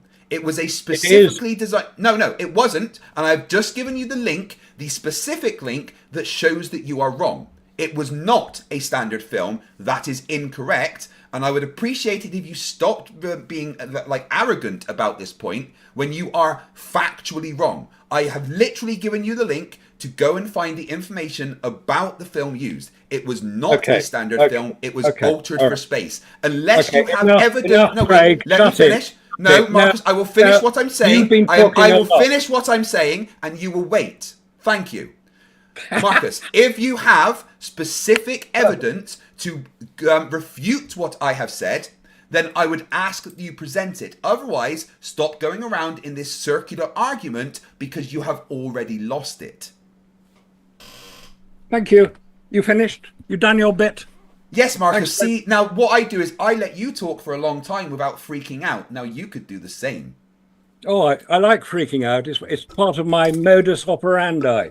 Yes, well, if you can't act like an adult, then maybe I will have to do it for both of us. No, I don't. We'll give Marcus a chance. We'll give you a chance to respond, Marcus, and then right after you respond, I have to go into the Q&A as we have questions already. Okay. Now, I think we've seen a very interesting aspect of debate here, where we insist that the evidence I've produced is correct. All the time, the evidence I produce. I'm talking about Craig here. Well, I presented sources, yeah. When I challenge some of these things, I'm accused of being incompetent, don't know what I'm talking about, and all the rest of it. Okay, I accept that I do make mistakes. I've been doing this for 30-odd years, so I've got a degree of knowledge about it. I have quite a lot of information about photographic film. I happen to know that photographic film is affected by a vacuum. And that is why I would say that the Apollo, that's one of the major reasons why the Apollo missions could not have happened in the way that we've been told. Because all the photographic images and the film, don't forget the film, filmed in a Mara 16mm film camera. Digital hadn't been invented at the time of Apollo. All the film and the photographs could not have been taken on the lunar surface. Therefore, the record that we see, and we're told interminably by NASA, was taken on the lunar surface, could not have been.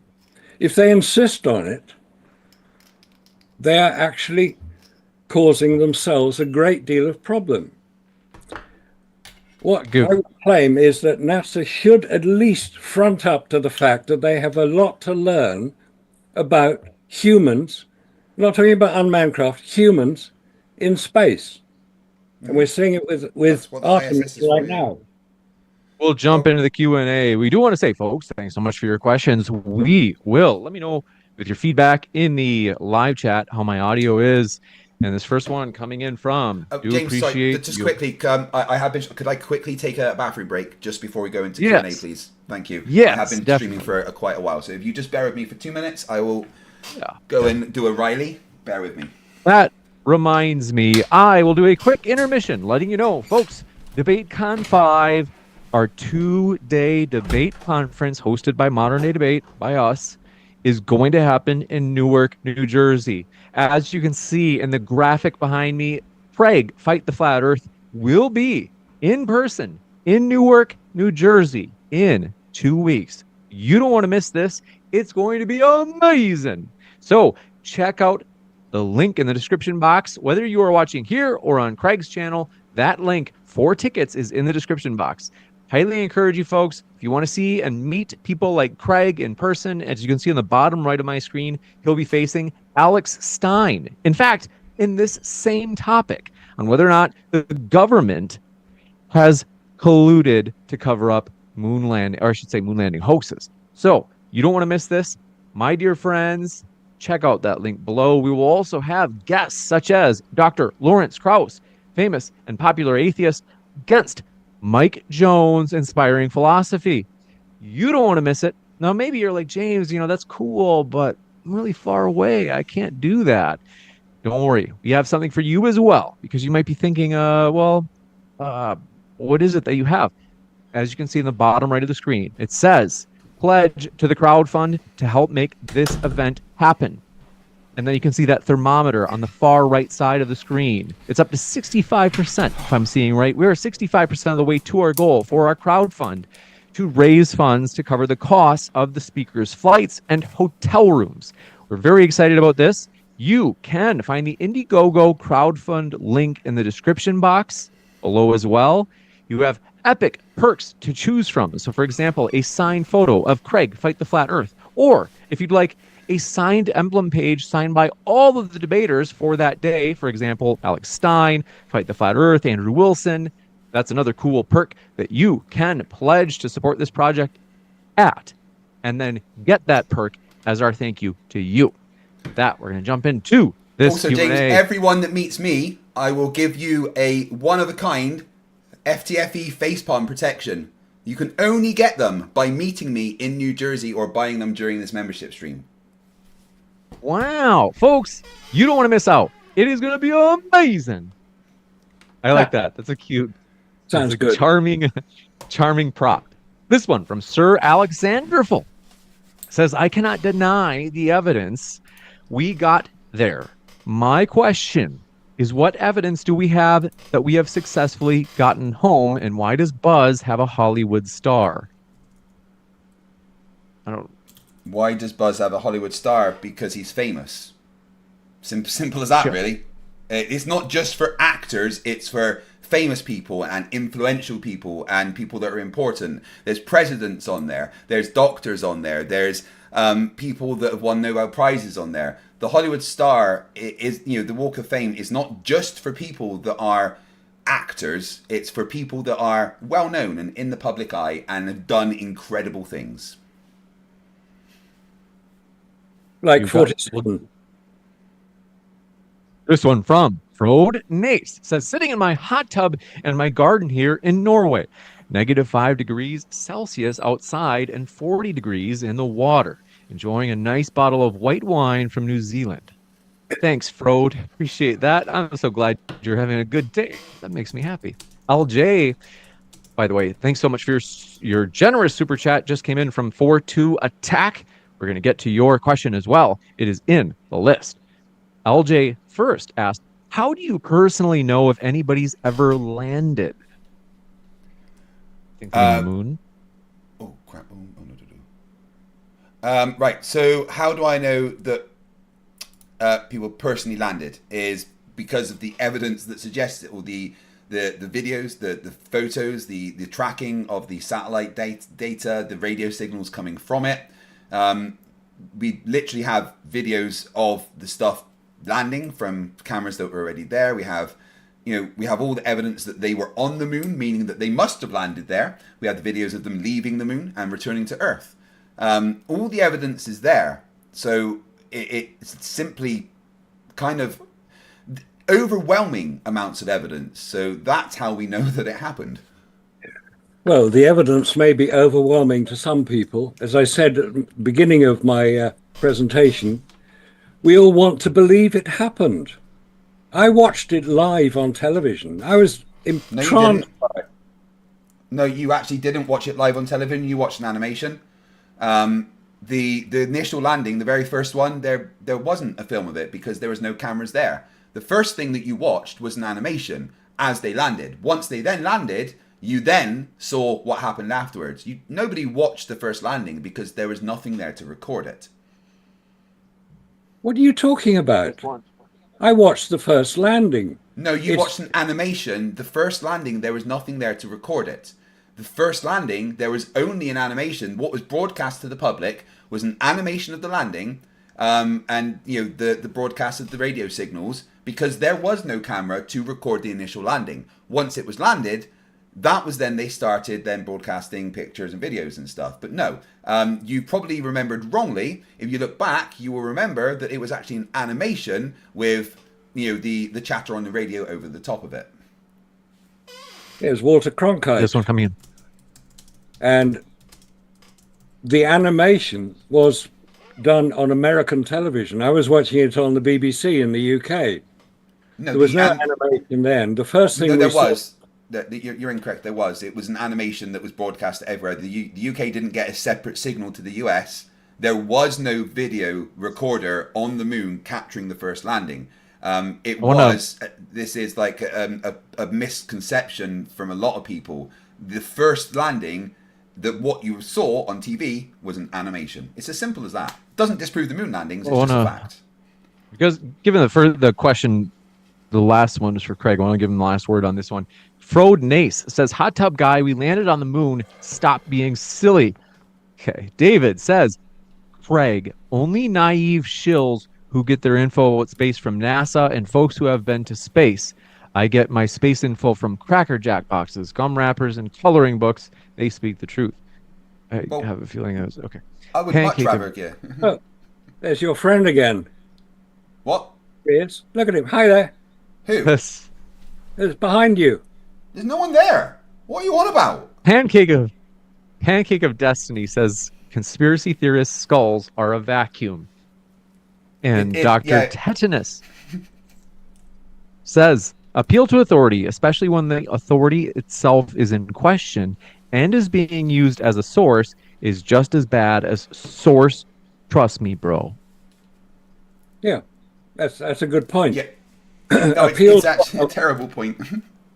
Appeal to authority is a standard procedure. Sorry, I would have to push back and say that that's not an appeal to authority. An appeal to authority is a fallacy where you appeal to an authority that is not related to the thing that you were talking about. For instance, if I said King Charles says that NASA went to space, that would be an appeal to authority. If I said NASA say they went to space and have evidence to back it up, that would not be an appeal to authority. Thank you for that. This one coming in. Okay. This one coming in from Danny D. Soul. Oh, gosh, why do you guys do this? They say, James asked Craig to read this out loud.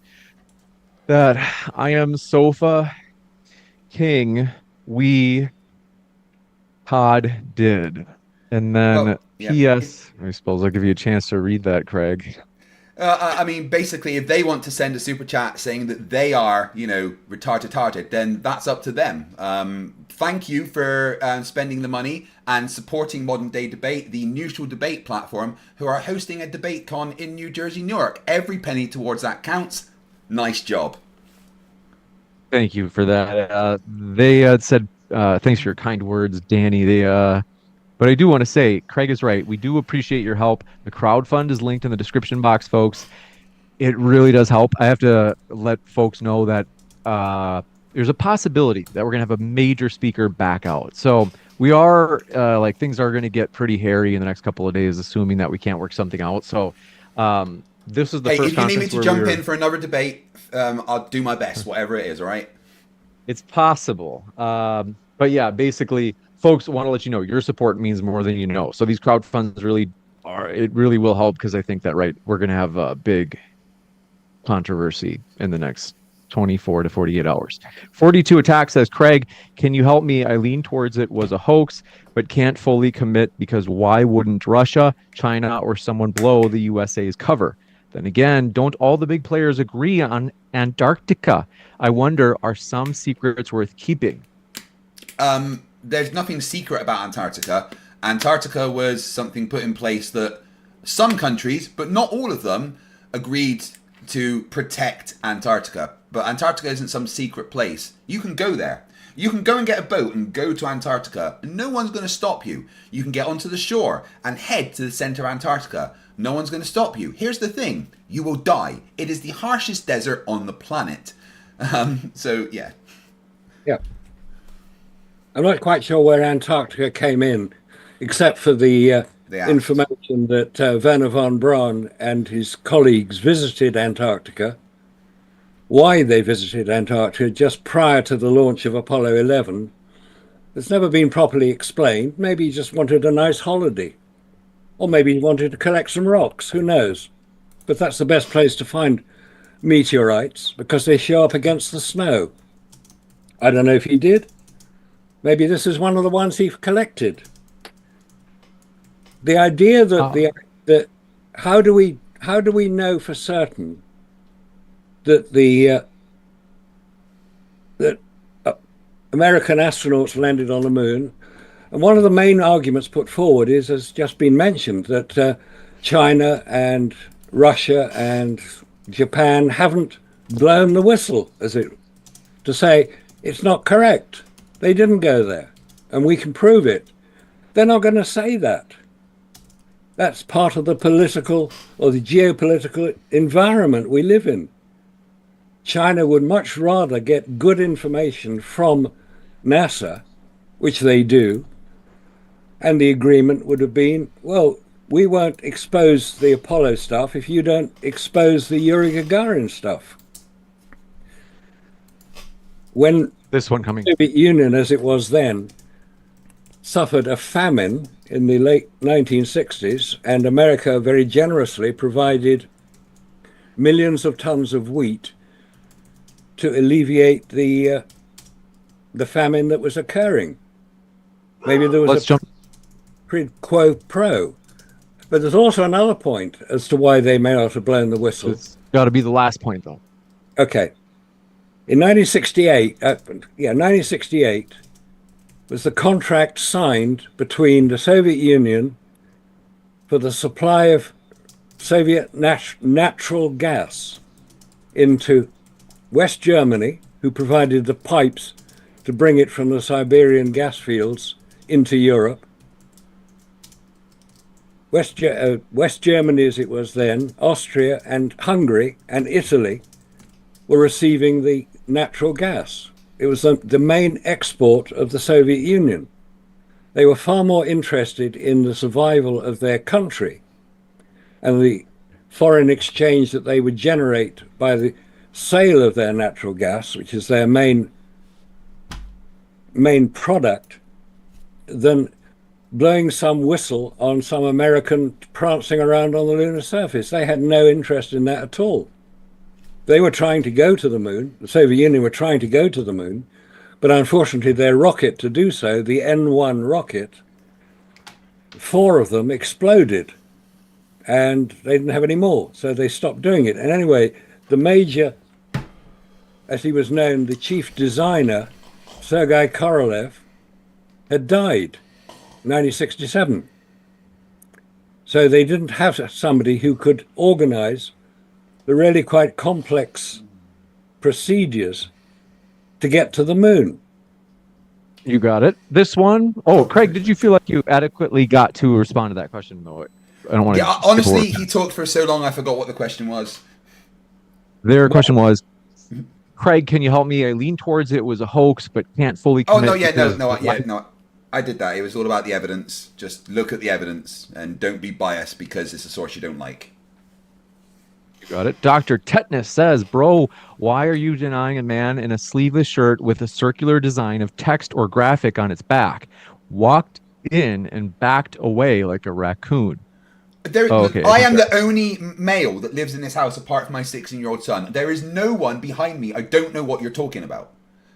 I mean, you got it. People keep talking about like me being a clone or something, but that's just nonsense. Of course I couldn't be a clone. James, when you close your eyes, you see a barcode, right?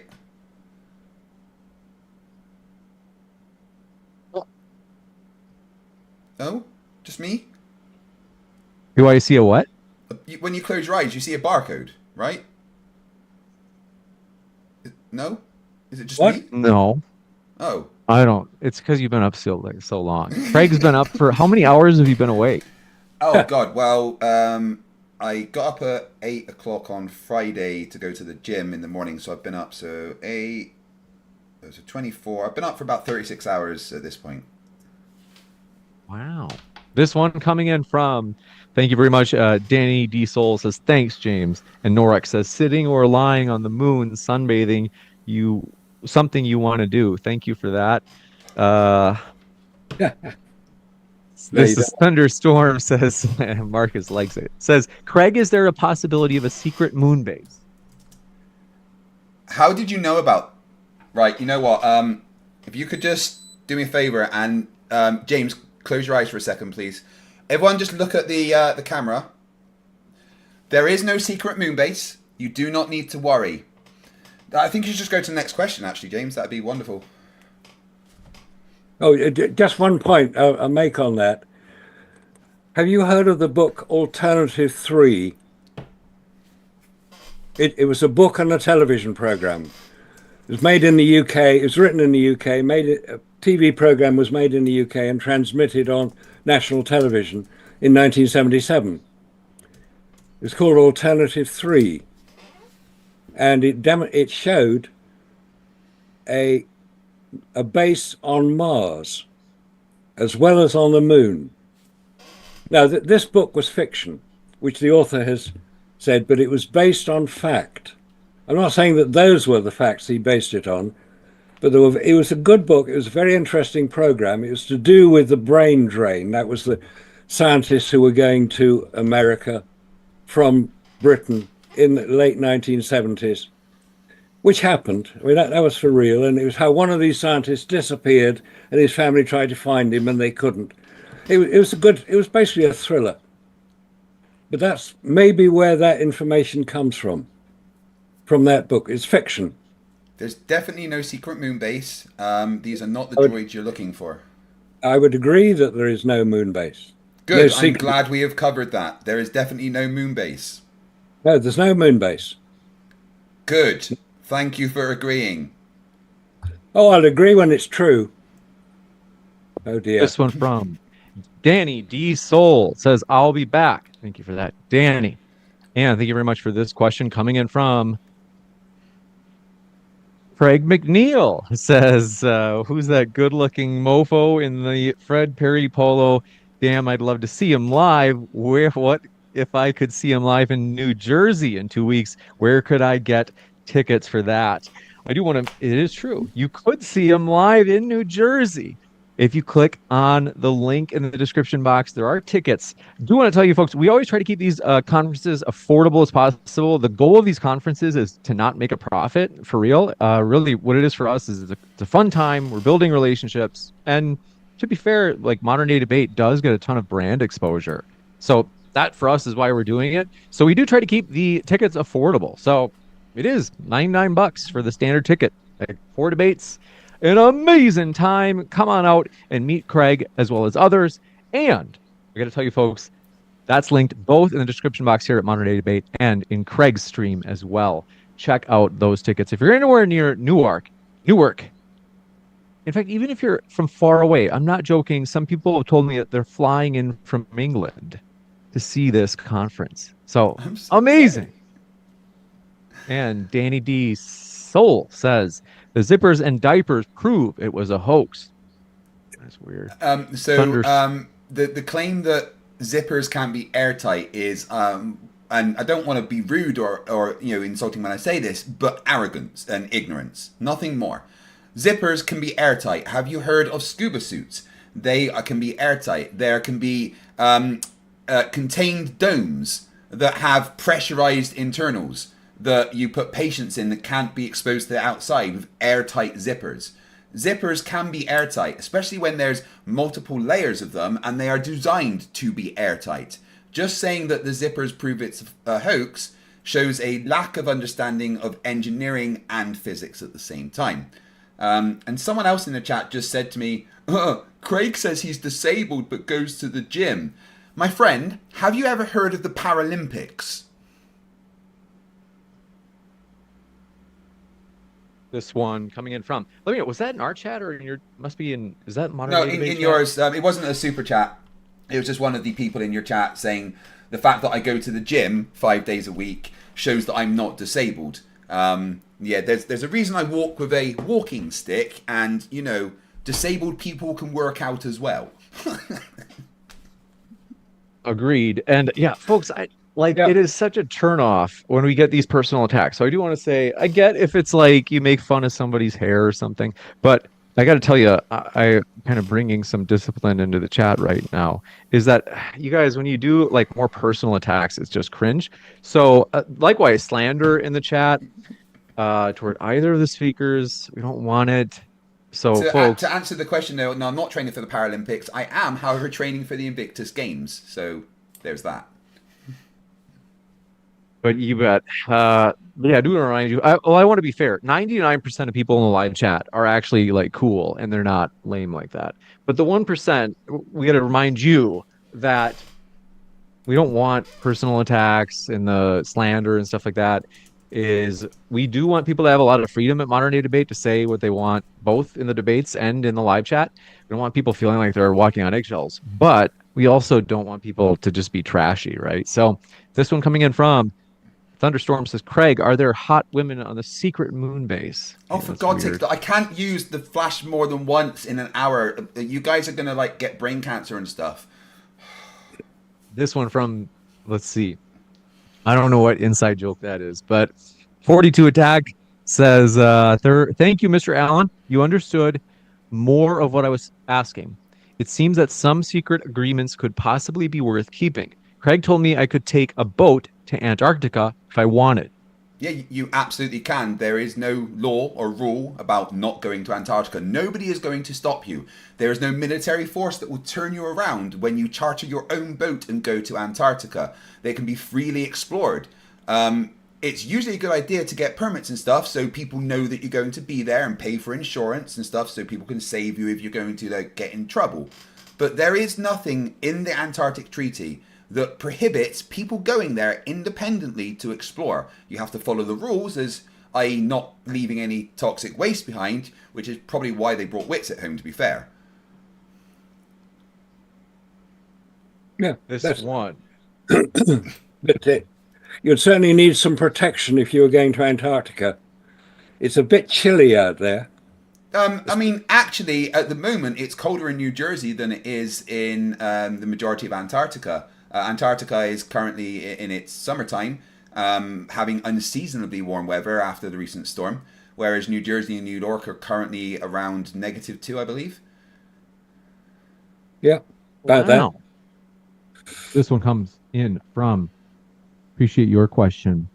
David says, is Craig going to be live in New Jersey? I haven't heard anything about it. Are you for real? Like, are you, Dave, you got to let me know in the live chat. Are you trolling me? Because for me, I really do try hard to know, is our marketing working? Because we've been running ads for real to try to get the word out, to get a packed venue for Craig and for the other speakers so that they're speaking in front of a big crowd, because that just makes it more fun. There's more energy. It's and so we don't want them sitting, long story short, I'm wondering, do you really not know about that, David? Are you messing with me? Is David messing with me, Craig? Do you know David? I don't. I know many Davids. I don't know if I know this David. No. But Sounds Dave, like yes, I am going to be in New Jersey in 2 weeks, debating Alex Stein and Andrew Wilson. It's going to be a lot of fun. Andrew Wilson is apparently quite excited to have a beer with me, so that sounds cool. Even though you and Andrew are so you disagree so much, and you guys have very strong personalities, which I actually like. I know that sometimes I tell you, Craig, oh, Craig, relax. But your guys' debates, people enjoy. Yeah. You guys are passionate guys. And even though you disagree so much, I like both of you. So I'm excited that you guys kind of like each other and have a mutual respect, in the sense that you guys are both very good rhetoricians. And you're also very good, you guys understand kind of the tone and confidence needed to be a good debater. But long story short, cool. Wait, let me just, folks, if you can forgive me, if I just really quick for my own curiosity. Folks, have you seen any of the ads that I've run? Because right now, between my and Craig's channel, we have about 1,000 people watching live, and I'm looking at the live chats. I'm trying to see how effective these are. Although to be fair, I'll put most up a poll on mine. Are you able to put up a poll on yours as well, James, to see if people have seen any adverts? Oh, it's a good idea. I'm gonna put a poll in the live chat, and please, just honestly give me your feedback. This one is actually a serious poll, because I'm just kind of curious, if anybody has. If you, let's see. First, I want to do a poll with people in the Northeast, because we've really only targeted that area. So let's put it this way: only respond to the poll if you are in the Northeast. So Northeast United States, Virginia and northeast of Virginia. Let me know. Okay, Penguin says, okay, thanks for your smack talk, Penguin. Why are the haters show up every time? Hey, I am happy if it's smack talk towards me. I'm fully happy if you read it out. It does not bother me. All right. No, it's toward me, but I'm why right, okay. But I just assumed they were hating on me. I don't know why. Adam Johnson says, I've seen your adverts on every debate recently. Oh, okay, cool. Well, but do you, just to be sure, Adam, when I say ads, I mean the ones that play before a video for 4 seconds before you can click to get past them. Not like not the ads that you see at the very start of the stream where I'm like putting that into the content myself. Like I'm putting that into our own streams.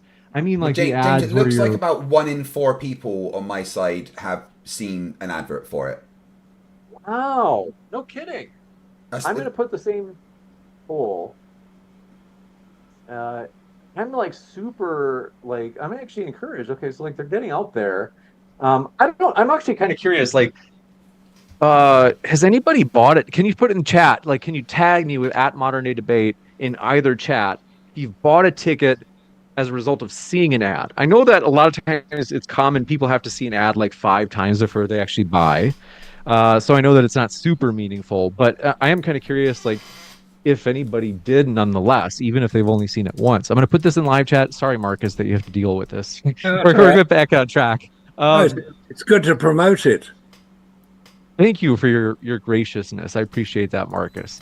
And they, let's see, Megan Maurice said, Craig, I'm looking forward to my facepalm protection in 2 weeks. Everyone get your tickets to Debate Con 5 now. I agree. Yeah, baby. Folks, don't put it off. Huh? Oh, yeah, that's great. Baby. Don't put it off. If you are getting one of these, just quickly, if you need a left-handed one, let me know because I've got to make them specifically, okay? It's good. I'm just looking, so just looking for people's that if anybody tagged me. I know that a lot of you have an ad blocker, which I don't blame you. Like I use Rumble to listen to a lot of prank phone calls, but Rumble is filled with the most annoying ads. James, how, like, I've just become addicted to that in the past few days. I don't know how it appeared in my algorithm. I saw it on Facebook, and I watched one prank phone call on Rumble, and now I've watched about 100. Really? Yeah, it just appeared in my algorithm the other day on Facebook, and I was like, oh, okay, that sounds fun. I love them. But yes, I do listen to those on Rumble all the time. And because Rumble has the best ones that YouTube won't allow. But the Turk says, Alan, which Apollo missions is your film from? Did you use the camera for Apollo? What was that? They said, which Apollo mission is your film from? Did you use the camera from Apollo? Showing what? Not quite sure what the question refers to. He's basically saying that camera, the stuff that you've got, was that from the Apollo mission, and did you use the cameras on the Apollo mission, or are you just making assumptions? That's the question. No, I have handled a replica of the Hasselblad camera. They were all left on the lunar surface, we're told, except for Apollo 13, where they didn't go to... Apollo 13, as we know, didn't land on the moon. It was supposed to. Apollo 14 followed about 18 months later, once they'd worked out what went wrong with Apollo 13. But that's an interesting story in itself.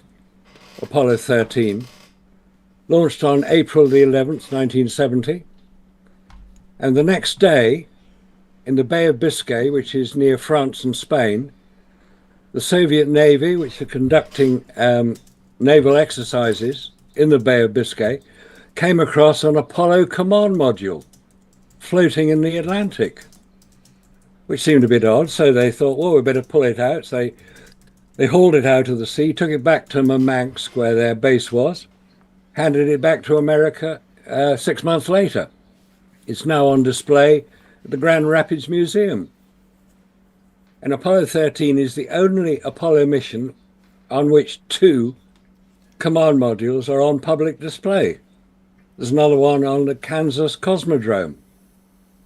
Seems a bit odd to have 2 command modules, which hadn't, the one floating in the Atlantic hadn't been reported missing. I mean, it's a real command module. There are photographs of it in Murmansk and on the USS Southwind, which took it back to America, where it was then put on display. But how did it get from wherever it started to the Bay of Biscay, which is a long way away from Florida, about 2,000 miles from Florida. I would imagine a logistics company of some kind. Say again? I would imagine a logistics company of some kind dealt with the transportation.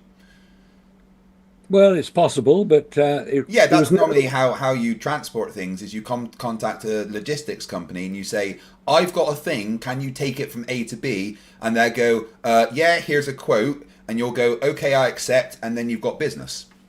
Okay, but why would they need to transport an Apollo command module from Florida to basically France? Because they wanted to take it to France. But then it was not reported as being missing. No one said it was missing. It was transported. People probably knew about that. No, nobody knew about it. There are no reports of it. It's described as being a boilerplate, which is a practice command module, but it hadn't been reported missing. And you'd think that it's a fairly big piece of kit, weighs about 5 tons. With all due respect, you're making the assumption that it was missing. No one ever said it was missing. What do you mean? You're just going, no one ever reported it missing. Yeah, because they knew where it was going. It's like if my wife was going to see her friend to have like a girls' night or something, I wouldn't report the police and say my wife's missing because I knew where she was. They didn't report the thing missing because they knew where it was. I don't follow, because these things are not. How? I mean, these are almost unique pieces of kit. The Apollo command. That's probably why they knew where it was. They were like, right, I want to get it to this place, so let's transport it. Like, why would somebody think it was missing to report it missing? Because nobody had reported it missing. Yeah, probably because it wasn't missing. Well, it was missing. How do you know it was missing? Well, what was it doing floating in the Bay of Biscay? Someone put it there. Who put it there? Somebody? Must move. And why would they put it there? It makes no sense. Have you looked into it, or are you just like getting half the story? No, I've looked into it. I've read the reports from the Russian side and from the American. Again, I don't want to sound rude, Marcus, but you've said to me many times I've looked into it and then failed to provide evidence that you've looked into it. So I don't know if I can trust you when you say that. Okay. We must go. We must go to the next one. Yep. Backful Dads says human greed never allows such big gap for return. I don't know what that means. Human greed would never allow. Right, I think he's talking about the fact that we haven't been back for 50 years. And if that is what they're talking about, then the simple answer is money. They stopped giving money to the project because the politicians didn't need that to be a thing. When America needed to win the space race, because they lost everything else at that point, the Russians got someone in space first. They got a person, a dog in space first. They got the first satellite up. America had to do something. So politicians were like, "Oh, gonna get us to the moon. Oh, we'll vote for him. Give lots of money." Once it was done, there was no political reason for it anymore. So the politicians didn't promote it. So there wasn't that as much money put towards it. There was no reason to go back to the moon at that point. So they didn't. And also 3 of the missions were cancelled. Apollo 18, 19 and 20 were cancelled by Nixon, who was president at the time. Because they took the money away from, and it just wasn't needed. They obviously, it wasn't like Elon Musk's rockets where it's like a factory pumping out a bunch of them. These were kind of single-use things that were, each one was made specifically, and the funding to do that then was taken away, so they didn't go back. The money was put into other things. I don't know, hiding blowjobs from the White House and stuff. I'm not really sure what America does. Well, they obviously put the money into the Vietnam War, because that was an expensive operation. I mean, that was trillions of dollars, not billions. This one, maybe they've just ran out of money and they couldn't be bothered to do it again, which seemed a bit strange. It's like Charles Lindbergh flying the Atlantic in 1927, and nobody doing it again for 50 years. This one coming in from Bagel Data says human. Oh, we got that. Issa Kabir says, why wouldn't the USSR support the US's claim of landing? Why wouldn't they? Because they were enemies. This one from. Yeah. If it was fake, they would have been like, no, you didn't do it. But it wasn't fake, so they said so. Dr. Tetanus says, I think you missed my response to Craig. He said, okay, if you ever debate anyone on Christianity and they cite the Bible or the writings of the early fathers, you can say nothing about their sources. Give you a chance to respond, Craig. What do you mean I can say nothing about their sources? Well, if they've got the text and stuff as reference then, and their sources, then I can say what I like about the sources if I've also studied those sources. I don't really understand the question. I don't either. I'm thinking there's maybe some sort of parallel where they're trying to say, I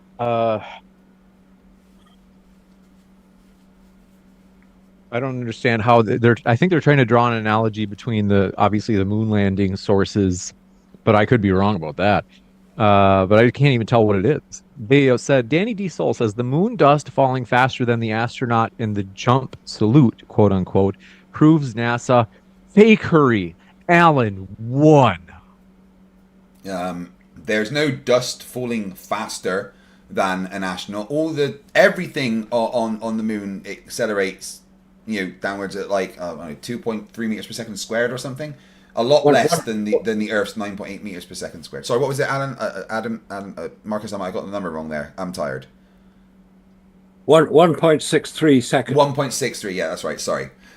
Everything on the moon accelerates down at that speed. Now, if things have less kinetic energy going up at the same time as something else, then it will take longer to then go down before that kinetic energy is dispersed. There's no more momentum before the gravitational acceleration becomes the prevalent force. So you can't just analyze things falling, you have to see what has happened before that. In physics, you need the position and the direction of something to be able to calculate where it's going to be in the future. Yeah, interesting point about the jump salute. They go up about 18 inches, something like that. Relatively small height. Right. They got a spacesuit on, so they're a bit encumbered. There's an interesting point about these spacesuits. The backpack, the PLSS, Portable Life Support System, weighed about the same as the astronaut themselves, about 180 pounds. We're told that the spacesuit weighed. So if an astronaut weighed about 180 pounds, it's the same, more or less the same weight as the astronaut. Now, if you carried somebody weighing the same as you on your back, you'd have to lean forward to make sure that your center of gravity was over your feet. Because if it's outside your feet, you're going to fall over. I mean, try it. It's pretty. Marcus, you have missed the point, of course, that the weight would be 1/5 of what you've just described, because the gravitational acceleration is so much less as well. So, yes, although on Earth the astronaut and the suit weigh those amounts, on the moon they weigh 1/5 of those amounts. And it's quite clear that the astronauts were awkward. They weren't used to being in that position with the awkward weights and the difference in the gravitational acceleration. You can see that they didn't look, like they knew what they were doing, at least in the initial moments outside when they did the UVA. Yeah, that's true. That's true. They were a bit awkward, and they had this weird sort of bunny hop type movement, which maybe they found it easier to move like that. But then, if they weighed much less than they did on Earth, which is correct, 1/6 gravity on the moon, the contact between their feet and the ground would be like walking on ice, because they're much less, they got much less weight because of the gravity. If they I think you're misinterpreting the physics there. They're moving. It'd be like here on Earth moving on an ice rink. No, with all due respect, you're misinterpreting how the physics would work in that instance. Everything on the moon is under the same gravitational acceleration. There's no reason it would be like on ice. The regolith isn't just moving individually. The astronauts sank quite deep into the regolith in the times where it was. There is no walking on ice or any reason that it would be like walking on ice. If anything, it would be like, walking underwater. Let's go to the next question. Thank you very much for this one coming in from Okay. Danny D. Soul says, the moon we got that. David says, Marcus, can you make a shrill giggle? That will help prepare Craig before Alex Stein at DebateCon 5 in Newark, New Jersey. I have watched far more Alex Stein than I would ever have liked to over the past couple of weeks, honestly. And now my algorithm keeps promoting Alex Stein. I'm blaming you for this, James. That's funny. And this one from last question. Coming in from Dr. Tetanus says, appeal to authority. NASA equals source. Bible equals source. Incorrect. That's not appeal to authority. An appeal to authority is when you say, this person is in charge, therefore they are right. Like I explained earlier, if the king says that the earth is round, and I say, the earth's round because the king says so, that's an appeal to authority. But if there's a scientific institution with evidence to back up claims, and you go to them, that's not appealing to authority, that's appealing to logic and evidence. The claim of the Bible being a source and therefore being an appeal to authority, again, no, if you're talking about religious text, you can absolutely refer to the Bible, but you couldn't refer to, say, the Ethiopian church that uses the Book of Enoch as an authority on all versions of the Bible, because not all versions of Christianity agree with what they say. So that would be an appeal to authority. I think I never liked the appeal to authority name for a fallacy, because is there another name for it? Really, well, no, unfortunately, that's the convention, but I think it should be called appeal to an irrelevant authority, because yeah, no, I absolutely agree. Yeah, because that's where the confusion comes from, right? Because people have the assumption then that, well, any authority makes it an appeal to an authority, but that's really not how it is. Yeah, it's kind of like, wouldn't it? Because like if someone brings it up, I mean, that's like classic rhetoric in a debate. You bring up like credible authorities in a field, the relevant field, that support you. Yeah, and yeah. That's so what I think people in the chat are missing. The people in the chat are going, no, you're wrong because NASA's an authority. Well, yeah, but they're the relevant authority. And so therefore it's not an appeal to authority because they're the people that actually know about that thing. Yeah, it's ironic that the use, like the quote unquote, the informal logical fallacies that people describe, like ad hominem, appeal to authority, they're not. You know what one well. gets me, James? The one that really gets me is when people say that an insult is an ad hom. That drives me mad. Yeah, we talked about that the other night, and it drove me nuts. But yeah, it's just funny that appeal to authority.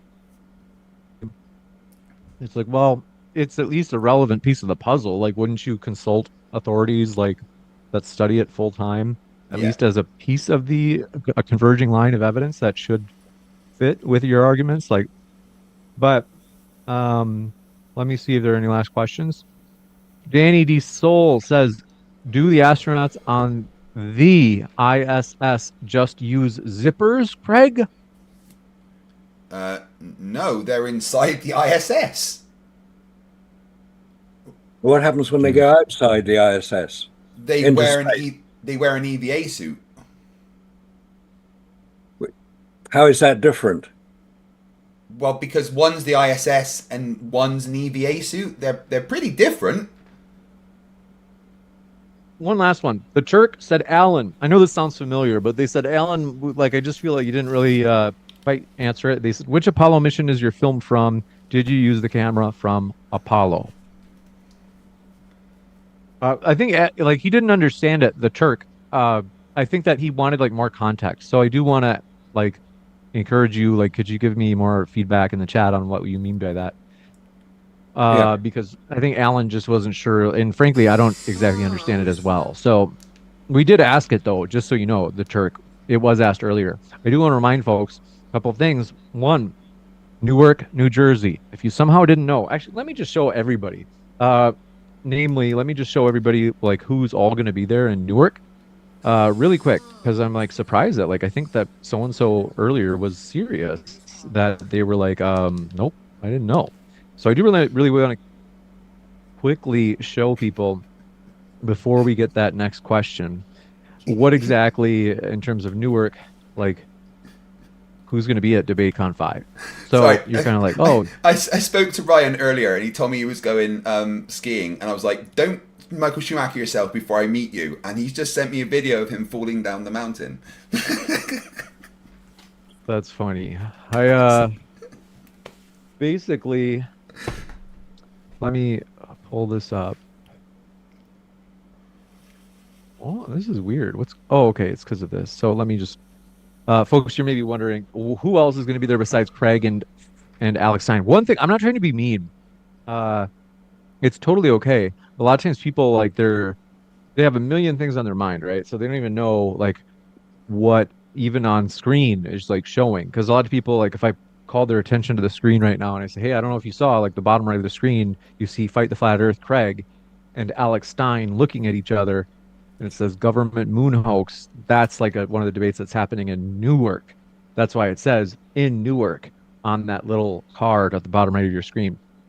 But I do want to show people as well, because there may be like, what other debates are going to be there? This, as of now, like I said, we're expecting, oops. Let me just reconnect this really quick. 2 seconds. Thank you to the guys gifting memberships on my side. I'm back up to 4.5 hours. You're not going to let me go to sleep ever, are you? As you can see on the screen, folks, take a peek. You can see at these are all the debates that are going to happen at DebateCon. We are expecting one is going to draw out. In fact, they just emailed confirming it. Basically, one of these we're going to have to do an announcement shortly, like in the next couple hours. But these are generally the debates that'll be there. So you see Craig and Andrew Wilson, apostate prophet, against an unnamed opponent. It looks like you're hiding it behind our Zoom thing. Oh yeah, don't worry. The audience sees different from what you guys are seeing. So no, I'm looking at the stream, and it's kind of our Zoom screen on top. We can't really see what you're showing behind. Oh. What I was there we go. Sorry, I may have been like a minute behind. My bad. That's all right. So yeah, long story short, those debates are all going to be at DebateCon. So you can see Witsit against Brianna Wu, popular political debater, not so erudite, Sean Fitzgerald. It's going to be an amazing conference. So check that out. That is linked in the description box. Let me check. I think we just had the last question. David says, James, I was kidding about not knowing. Craig has mentioned it 173 times during his epic live stream. Oh, thank you. I'm good to know that you did. And then Dr. Tetanus says, my authority is more gooder than yours argument. Okay. No, you're just misunderstanding the fallacy. That it isn't. Number one, logical fallacies don't belong in scientific debates. They belong in philosophical debates. Number two, you need to understand how the fallacies work. And unfortunately, you are wrong about how appeal to authority works. Like James said, it would be better called appeal to a relevant authority. NASA would be the relevant authority. King Charles would be the irrelevant authority. But do you believe that NASA tells the truth about everything all the time? I have never had any evidence shown to me that NASA have told an untruth. Next time, maybe we'll debate NASA and whether or not they've allegedly told lies. But I do want to wrap up so we can get you guys out of here. Folks, thank you for all your questions today. Check out our guest links in the description box. I have to update those as well. But I want to say thank you to our guests. They are the lifeblood of this channel. They make this channel fun. So thank you guys. And we will see you folks at the next debate. Thank you, Fight the Flat Earth Craig and Marcus Allen. Thank you. Thanks. Thanks, James. Appreciate that. Thank you, Marcus. Thank you, Craig. My pleasure. Always good to chat with you. I tried to be as calm as possible today. Well done, you did. Thank you. And one last, Danny D. Soul sent in a last-minute super chat. Says zippers and 3 guys pooping in diapers is 100% proof it was fake. Alan wins. Fight Flat Earth. I don't know if you want to engage with that. Zippers and 3 guys pooping in diapers. I mean, you guys are weird, basically. I got no response. We'll conclude with that then. Yeah, don't insult your audience. We'll wrap up. We want to say thank you, folks. We will see you at the next one. I'll be back in just a moment to let you know about upcoming stuff for Modern Day Debates. Stick around, and I'll be back in just one moment. Thanks, James. Thanks, James. Gentlemen. No worries. It's been a pleasure to host you. Yeah, I'll give you an email about having a wee chat sometime soon, okay? Thank you. Deal. Have a great rest of your day or night. All right, thank you very much. And yeah, thank you very much for the conversation, Marcus. Very pleasant. Have a nice day, bud. Thanks, Craig. And it's time for you to get some sleep, I think, now. No, I can't. I've got at least another 4.5 hours. My chat won't let me go to sleep. You're dedicated. Very dedicated person. Thank you, guys. Take care. That was a fun debate. I actually enjoyed that quite a lot, if I'm honest. What did you guys think?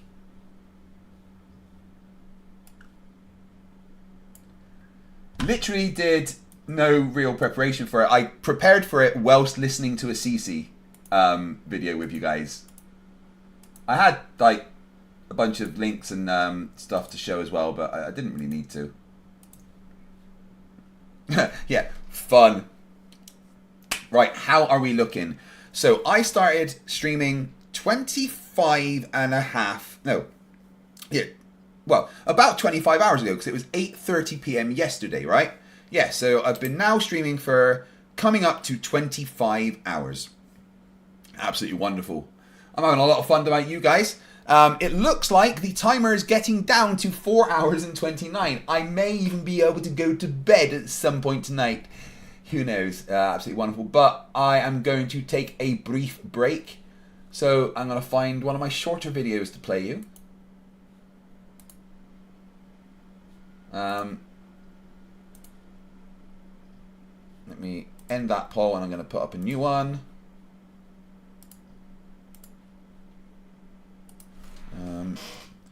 How was I? Good, bad,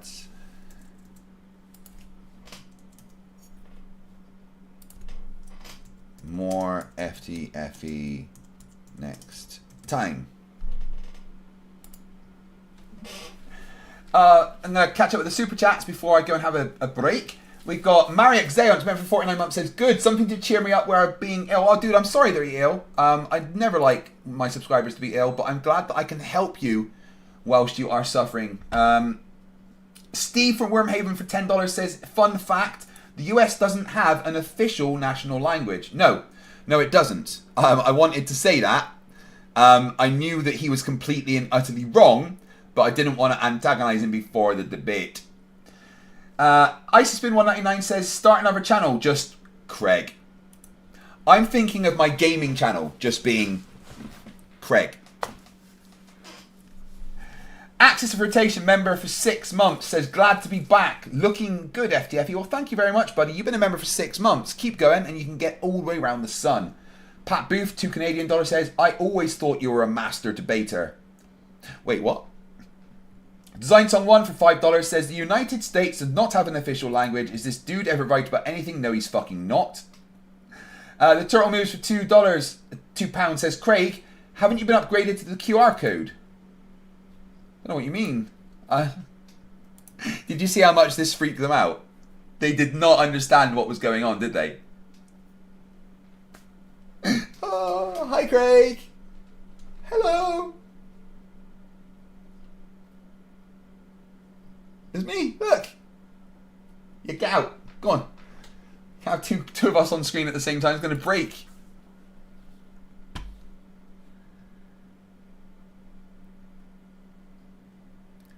Did that update as Dr. Nick upgraded? I don't know. I'm going to add 3 minutes anyway.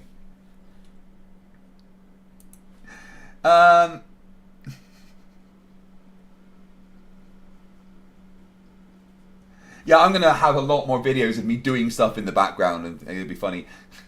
Bob, $2 says, great job staying calm and respectful. Thank you very much. Guys, have you noticed that my channel name has changed? And it will change again relatively soon. Steve from Wormhaven, $5. I just pooped my diaper to prove birds are fake. And Dr. Nick upgraded their membership. Thank you very much. Dan the Man says that he's got to go because his wife says it's cuddle time. Aw, bless. After this, I want to watch the most recent MC Toon debate.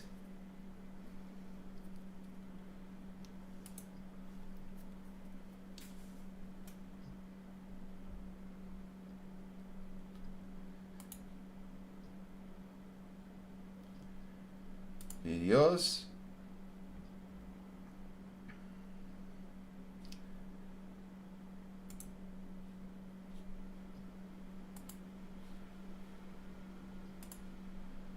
Right, I'm going to take a little break. Please enjoy this. I am the best drink. Yes, it worked. I'm here. Craig, you have to listen. This is really important. Can you get out of the way, please? Seriously. An old version of you with a half cyborg face just teleported into your living room from the future, and you're worried about a video game. This is a competitive match. My SR's on the line, and great, I'm dead. What do you want? After years of anti-science rhetoric and using the internet to connect all the village idiots, the flat earthers have taken over. It's a mess. The world is practically destroyed. NASA, in a last-ditch attempt to save the world, used the remains of their technology to turn me, well, you, into a cyborg, and send me back in time to... Why a cyborg? What? I mean, I get the travel back in time thing, save the future, blah blah blah, but why a cyborg? Seems like a waste of resources. Well, you see... no, you're right, that doesn't make much sense at all, does it? No, not really. So, why are you here? Well, well, you've really taken the wind out of my sails now. This was really painful. Where was I? After looking at multiple timelines, NASA discovered the only way to save the future was for you to make a flat earth debunking video. Well, I already do that. I've got a YouTube channel. Yeah, but you can't really do anything when you haven't even got 50,000 subscribers, can you? Ow? Alright, hold on. Call Simon Dan. Ah, who's this? Hello? Hey Dan, it's Craig. Who? Ow? You know, Fight the Flat Earth, FTFE? Yeah, I think I've heard of you. How'd you get my number? Alright, so listen Dan, do you fancy a week off? I could cover your Flat Earth Friday for you. Well, I guess I could lower my channel standards enough to let you on. Fine, just don't tank my channel, okay? Oh great, thanks Dan. Yeah, whatever. Don't call me again. In fact, you can delete my number. Is that better? Happy? Yeah, much better. Don't screw this up, Craig. You are our only hope. I'll teleport you to the studio. No, I'm still in a competitive match.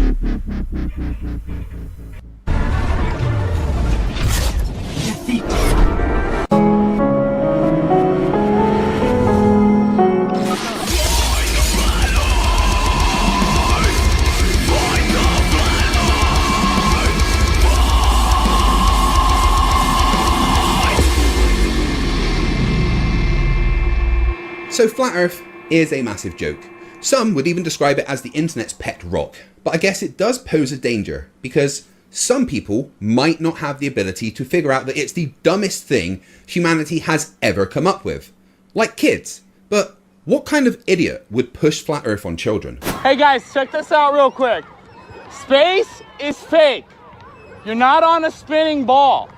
They're gonna teach you, listen guys, they're gonna teach you you live on a spinning ball.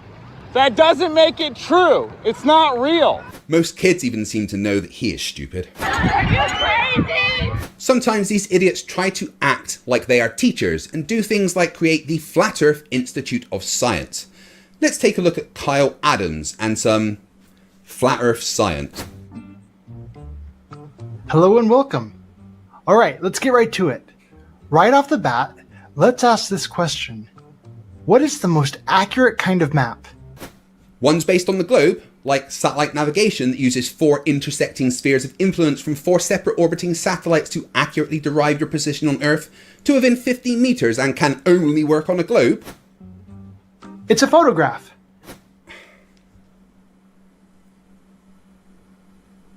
And so long as you are taking a picture of the flat Earth, you have a flat Earth map. So you assume the Earth is flat, take a picture of that assumed flat Earth, and that means you have a flat Earth map. This is flat Earth science. Yeah, our species is doomed. Alright, here we are in Google Maps. Google Maps is based on the globe, so not a flat Earth map. But please do continue being dumb. This is Brisbane, Australia, or Brisbane as they call it down there. Because that's how you actually say it. And let's go ahead and switch this over to satellite view. Okay. Okay. Now we're going to go ahead and zoom out. And you tell me when to stop when something smells fishy to you. Whenever I search flat Earth on YouTube, I also get a fishy smell. I wonder why that is. Okay.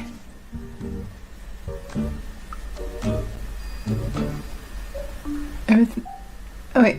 Huh? Wait, zoom back in a little. I see a lot of like stripes on the map.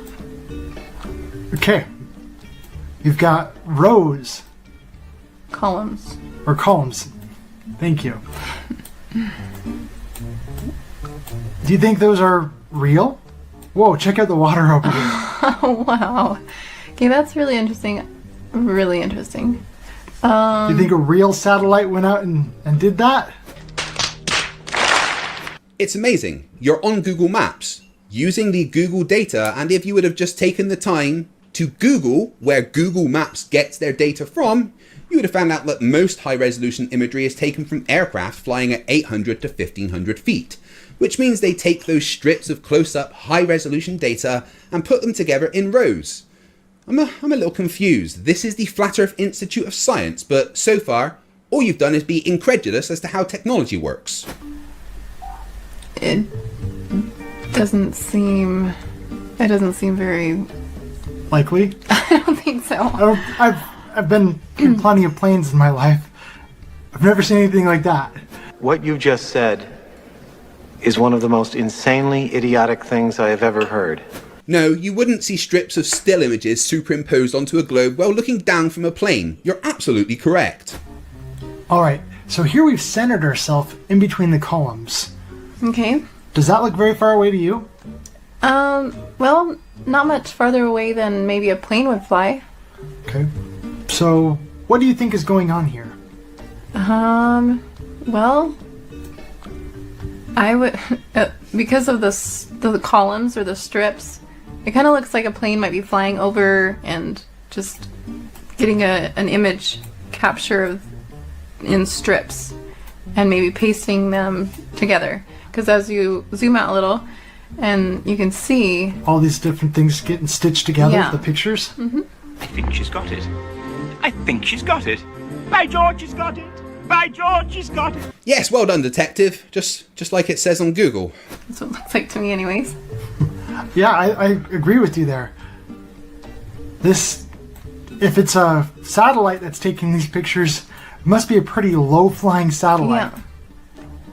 And zoom out a little? Or more? Okay, so it changes right there. Yep, because you're now using the satellite imagery instead of the high-resolution, low-flying plane imagery.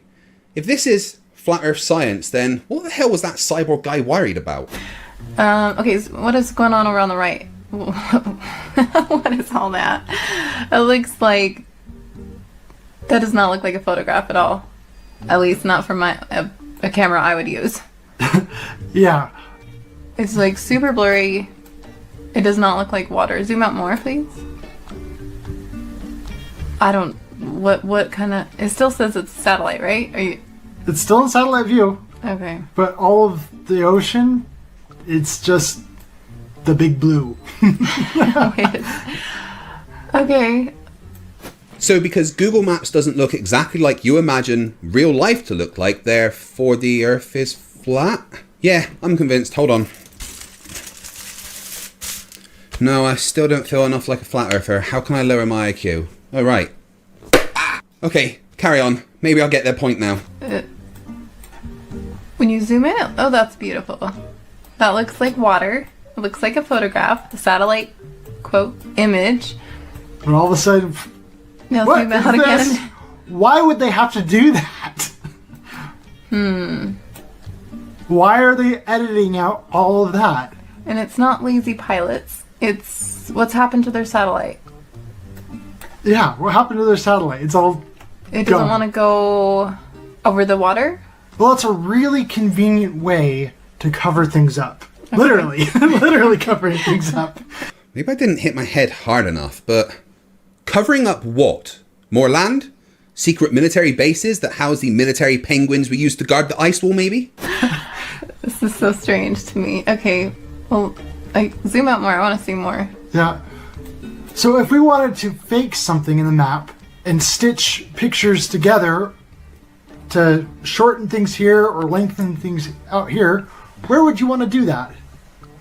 I guess the part that people are not living in... There's no homes out in the ocean. Yeah, if you're going to do it out in the ocean where it's all covered Look up. at this. Are those waves? Maybe? I don't even know what all this... The weird stitching and... Oh, really, really strange. To me, it just looks like contours under the water that the satellites are picking up. I don't know, but I'm still confused as to how any of what you are doing here is science, and not just pure ignorance. I've heard people talk about, oh, there's giant worms crawling on the bottom of the ocean, like enormous things. No, Kyle, no one thinks that there's giant worms in the sea. I can't believe I had to say that sentence. But it's all a fake image. I feel like some of these... It's clear CGI as it can get. It's definitely CGI. I mean, that's not... That's just strange. Okay. Fascinating. What's fascinating is that you morons are able to use a computer and edit a video. So what kind of satellite do you think was used for taking those photos? One like this? Or one like this?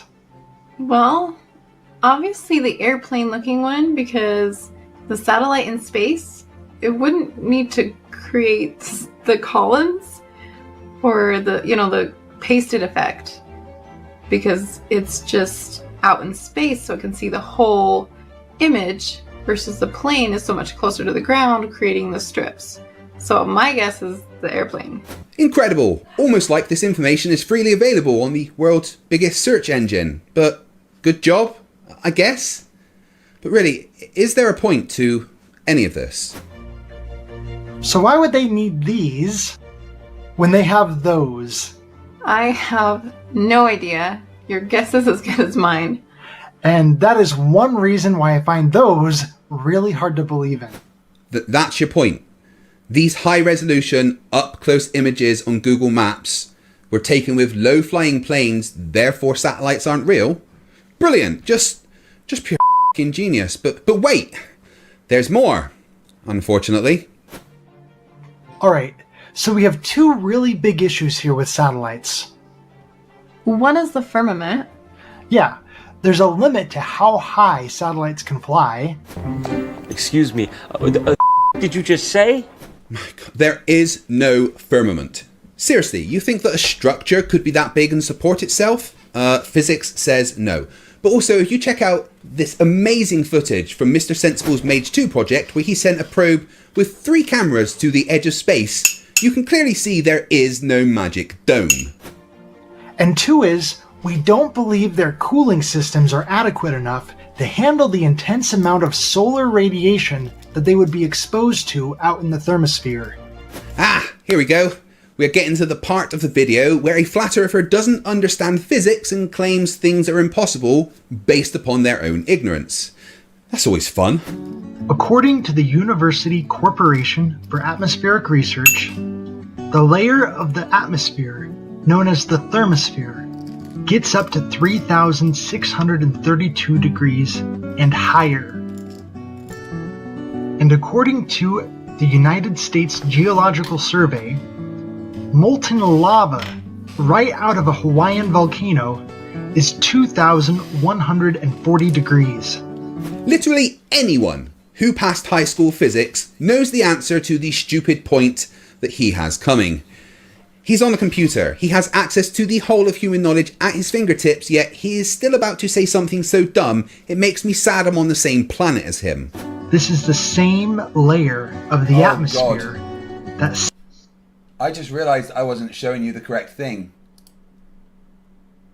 Oh my god, how long have I been doing that for? Satellites and the international...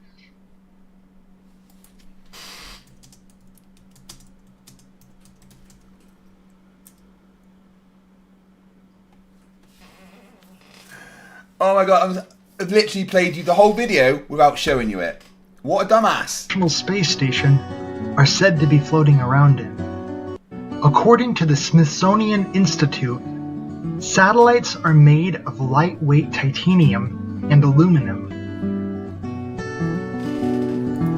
Dr. Nick upgraded their membership. I think I've added that one already. 909. It's a Rubik's $2. I made a mistake, Emma. I didn't even show them the video. I was showing them an old feed that wasn't on. Oh, I'm a dummy. Oh no, you suck. That's not very nice. Why did he even want to watch you? You're rubbish.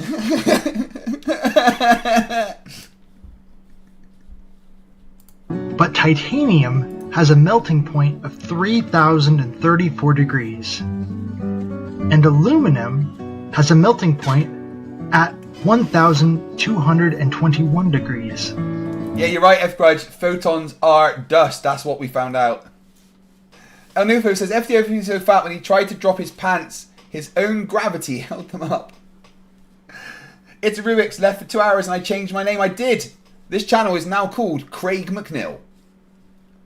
If you search on YouTube.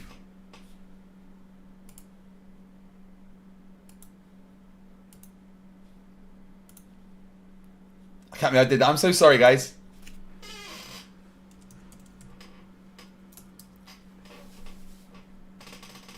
See? You search Craig McNeil, you find me now. It's my channel.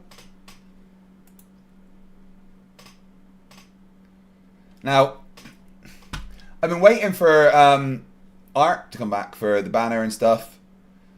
I might just do it myself. We'll see. Oh, I just accidentally opened something I didn't mean to. A fucking, like, notification of a product comes up and you click on it by accident. How could they function if they are flying blobs of molten metal? Valentin Damyanov says, you need some sleep. Damyanov? Damyanov. Wow. Sogs the Manager says, shouldn't it read Craig McNeil? No. I'm Craig, not Craig. Ashton Richards says, you kept saying model instead of map earlier. Did I? Oh. Whoopsie. Alright, yeah, let me add the new emojis while we're here.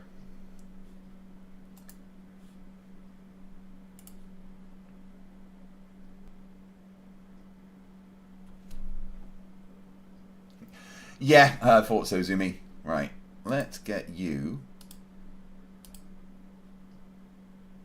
Step image. Rigged. And then.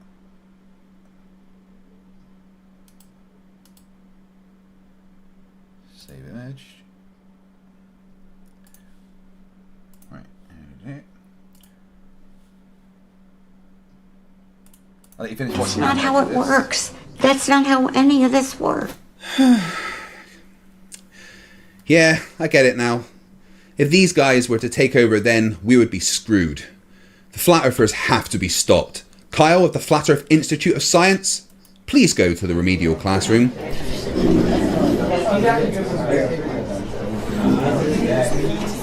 Okay, class, settle down. Please, I've got a headache because I remembered teaching you was my job and started drinking at 3 a.m. What is it, Mr. Dubay? Everyone is being mean to you on the internet? People keep changing your IMBD profile? Well, gee, I wonder who that could be. Just ignore them, Mr. Dubay. I can assure you they aren't going to stop. Anyway, today we are going to look at why satellites don't melt in the thermosphere. Like all flat earth claims, this is stupid and a really big understanding of very basic physics. The simple answer is that there is very little heat transfer between the gas in the thermosphere and objects travelling through it, as heat transfer only occurs when molecules strike an object. Because there are very few molecules, very little heat energy can be transferred from the thermosphere to a satellite. There simply isn't enough of the particles carrying heat to transfer that to the orbiting satellites. There's also the fact that for half the time the satellites are facing away from the sun and radiating any heat they have back into space. What is it, Mr. Sleeping Warrior? You don't believe space is real? Yeah, well shut up, Anthony. You're just annoyed that Ranty graduated to the advanced class and you're stuck here. Although thank Janos Takos gifted 10 members, adding another 30 minutes back to the timer. Thank you very much, my friend. Very much appreciate it. God, that's the end of class. And it's rigged. It's definitely rigged. Why don't you show Ashton how rigged you think it is by spamming the new rigged emoji. Thank you very much to Zoomy Tomato. I did play a bit of Kerbal, but I didn't get into it that much. Class, get out. I hate you all. Flat earthers trying to teach people is terrifying. Sometimes they put on a lab coat to try and seem smart, but still never get anything right. This is an egg. Oh, I stand corrected. He's right. That is an egg. Okay, I want to show you one more video of a flat earther trying to teach us, but instead of going through it and pointing out the stupid, I'm just going to let him... Pat Booth for $2 Canadian with a 20th super chat on the channel says, say Lincoln Girk. Lincoln Girk. No, I can't say that. Look, I don't do strange words. I don't do accents. I don't do names. I'm useless at that. So if you super chat me and ask me to say it, I'm going to sound stupid. Oh, shit.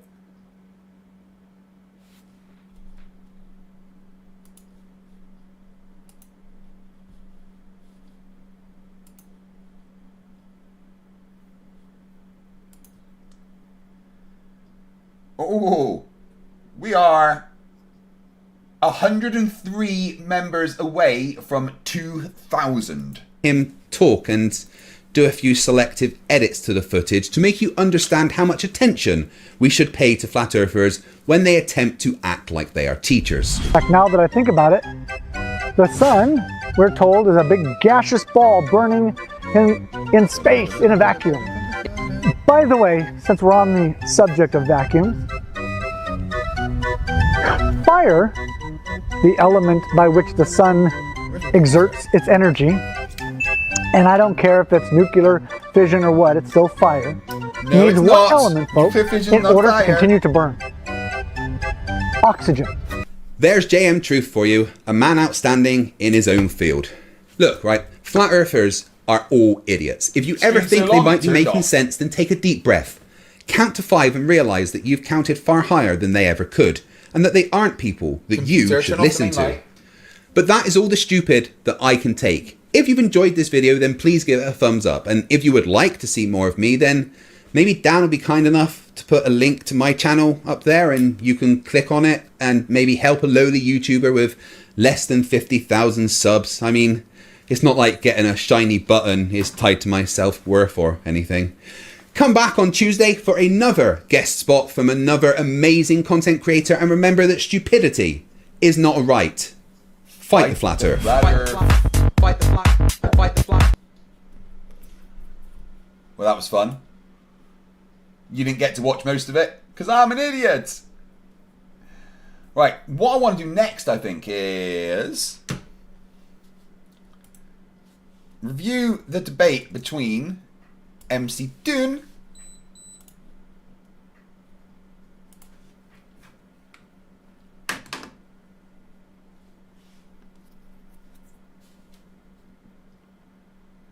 where is he? So who's pulled out then? Wait, maybe I can tell by looking at the posters.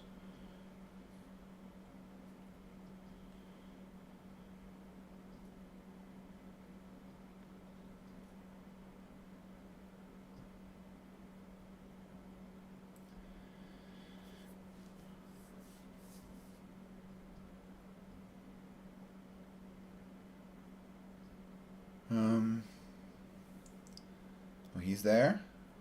He's there. You're there.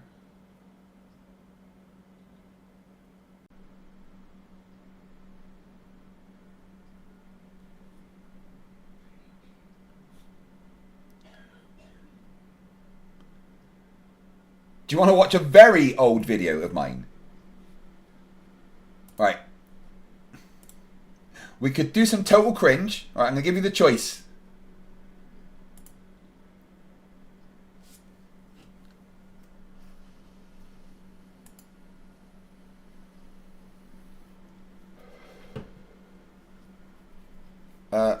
Old video. So, old vid. What do you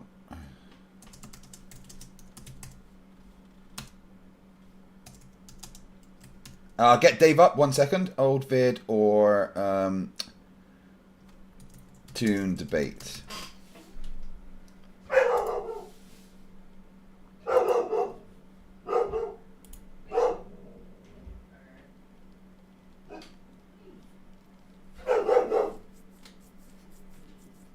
I'm glad you liked it, Icy Spin. I'm glad you liked that. Right, what am I doing? I am being tired and forgetting how to operate my PC. Do I have another fucking Red Bull? Yeah. Emma? Would you bring me another Red Bull, please? Thank you.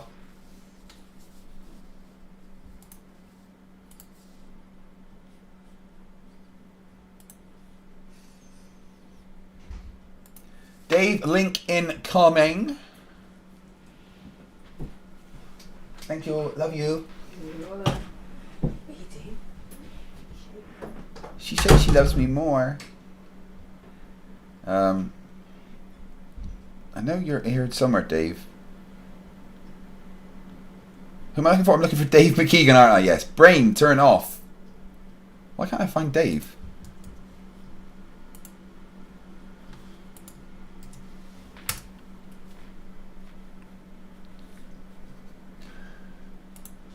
Okay, so you want to watch a tune debate? That's fine. We get on McKeegan for a wee chat first.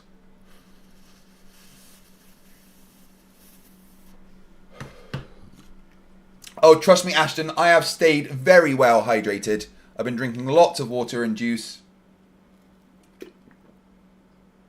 And pouring fucking stuff on me.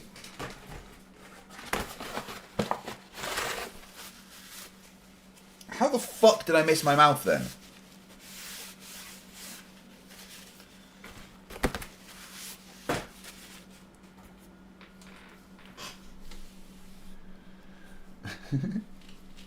Alright, we get the tune debate ready.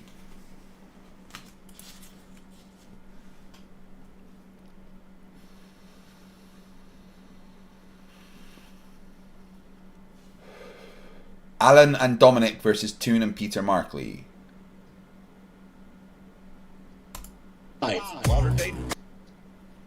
Yeah, we'll watch that in a bit. Dave's here.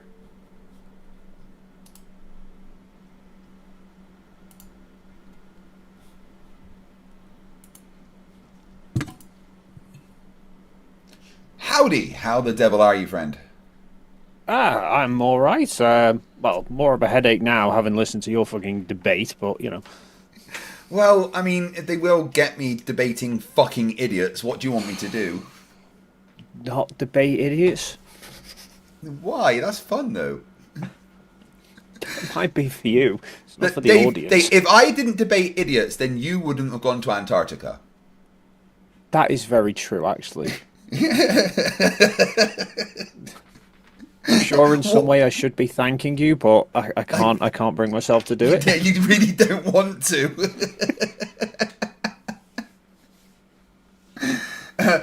Gooden says it's our perfect experiment, Craig and sleep deprivation. Well, that's where more Red Bull comes in, I guess. Yeah, I get to be the same rational person today. Yeah. Well, you usually are. I've experienced sleep deprivation streaming. It's fun. I do it to myself on purpose, though. I guess. I'm a sadomasochist. Man, I would have fucking loved to have been in Antarctica and just like the fact that Witsit just slept most of the time. I would have been drawing Sharpie stuff on his face. I was very tempted. At one point, I just saw him fucking lying under like he'd fallen asleep under a table, and he had his phone on the floor. Discord was there. I was really tempted to just, I don't know. Part of me, I think, at one point was just like, oh, I could just fucking sneak his earphone out and just have a listen and just tell him that, like, try and pass myself off as him, but. Oh my goodness! Like, I'm 3 days. I'm gonna have to be around him, but I don't have to be near him. You guys had no choice. For 10 days. Well, can I just say, as somebody who has been around him for a few days, I'll give you a piece of advice. Good luck. Are you starting to realise why I've decided to take my wife with me? I need someone to be like, Craig, no. Yes. The people of New Jersey are going to be in for a shock when you're fucking walking around with Riker's lead hanging off your fucking neck and Emma's just like restraining you. Like, stay. Bad Craig. Well, I mean, I am going to have at least one dinner with him, the VIP dinner on the Sunday. So, you know, I do get to experience that. Okay. I wonder if he's going to have any friends or like people coming to see him. Probably, I don't know. Man. you tend to find you're okay. Like he seems to keep his arguments quite localized on the table. So as long as you're not sitting near him, you're okay. I just hope he doesn't spit at me. Like my plan is to he's going to be at the bar because you know he's Witsit. So I'm just going to sit next to him and I'm just going to put my phone and set it to record and be like, let's have a chat, Witsit, and then see what happens. Yeah, just do like Jaren did. Just get a GoPro, strap it to your chest like a body cam, and just wear it the whole time. Actually, that's not a bad idea. I can vouch for Insta 360s, mate. They're fucking awesome. They're great. Just film everything, and then, well, Witsit doesn't like them anymore because you know.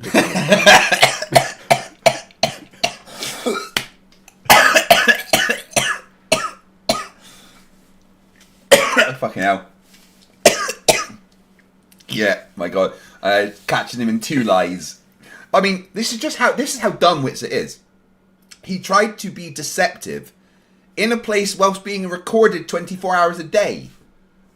Like, It's like working at McDonald's or something, standing underneath the security camera and just putting money in your pocket. Yeah, he's. I think because I'm then like, it's funny watching like the discussion that he had with Flatzoid.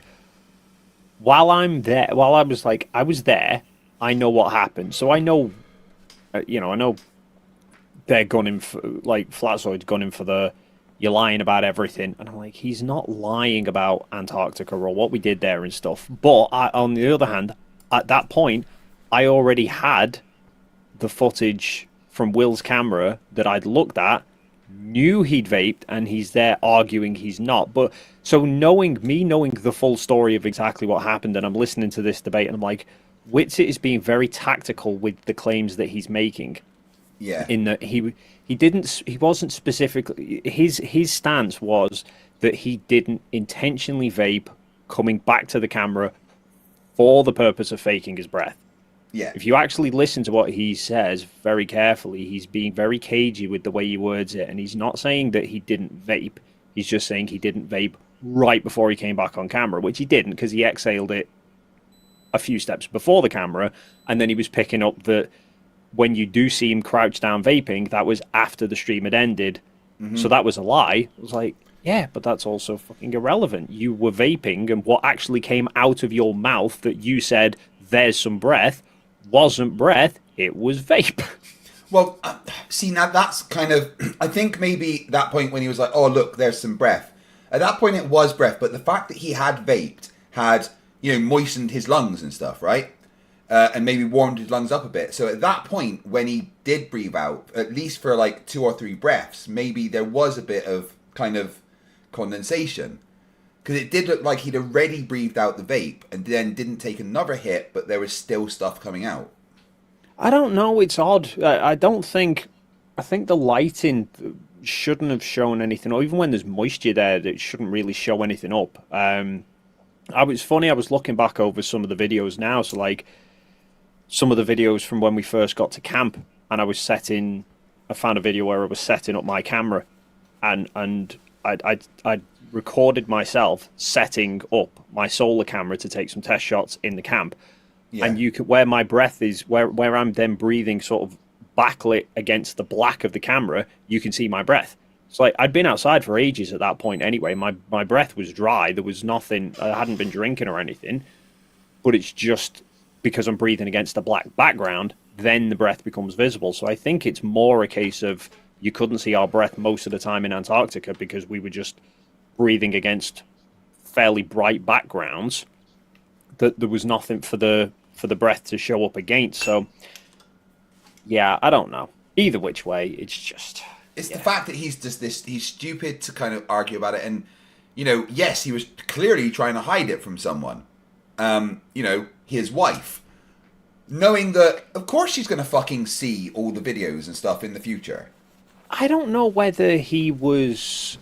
I don't know if he... I mean, I've not heard specifically, other than sort of you and Toon saying he's trying to hide it from his missus. I don't know whether he is or he isn't. He mentioned it on a stream that I've covered before, that she doesn't like him vaping, so he stopped. Fucking so what? He's in another... Yeah, I mean, that's the thing. It is a so what. It is a so what, but that's the point. It's a so what, but he decided to lie, clearly to her, and to all his audience, because he's told all his audience that he doesn't vape anymore and everything as well, because he doesn't want to do that near his kids, blah, blah, blah. But he's clearly still vaping. But the stupid thing is like, like you say, he's on camera vaping away. Since the thing, when it started to come out, he made no secret that he had a vape pen and that he was vaping during the trip. So that's not really like proactively trying to hide anything from somebody. I think it was more just his ego. He can't take people doubting him. Yeah, no, absolutely. He's got an extremely fragile ego. So when he was doing that stream and people were like, oh, we can't see your breath, you're faking it, he had to find a way to disprove that, even if it was deceptive slightly. Funnily enough, because I think if you watch back his stream, before that happens, a few people have been mentioning it throughout, why can't we see your breath? And I think it's something that people had been asking him on Discord since the midnight stream that happened, because you couldn't see our breath on that either. And he actually made a remark on his stream that he'd been testing something out earlier on as a way of being able to demonstrate. And I think he was possibly thinking, if he goes and has a big drink to get moisture in his mouth and then come outside and start breathing, then breath is visible. So I think he sort of went in, because he did actually say about, I can't remember the exact remark he made, but I think it was basically something along the lines of like he's about to show it to us, and then obviously comes out with a fucking vape pen and then was like, there's some breath. So whether he said there's some breath, trying to pass it off intentionally as breath, or just seeing some breath in front of him and then going, oh, that's breath. Although, having just knocked the fucking vape pen, I'm not entirely sure you would. So I mean, it's I don't know the fact that he wasn't getting the breath until he had the vape pen, and then there was breath. Even if he didn't do it intentionally, that is going to make people go, "Oh, he's faking it." I mean, I almost feel like he went there to sabotage things, because he did nothing but fuck around, be useless, lie. I mean, the whole fucking Wi-Fi thing is so stupid. He didn't ask for Wi-Fi. If he'd asked, Will would have gone, okay, just don't stream while the 24-hour stream's on. Well, right? I'd said to Will, so because they were setting up the Wi-Fi at first, they were setting up the Starlink at first, and I'd said to Will something about like, you know, are we all going to get access to the internet or not? And he said, basically, all he said as a stipulation was he didn't want more than 2 live streams going at one time, because he didn't know. We didn't know going in how well Starlink would work. We didn't know how well it would perform. So he said, "We'll don't want to be pushing more than 2 streams at any one time." So Candace Owens, the camera for Candace Owens' Rumble stream is going to be, well, at that time it was intended to be running for 24 hours. So then everyone else would take turns.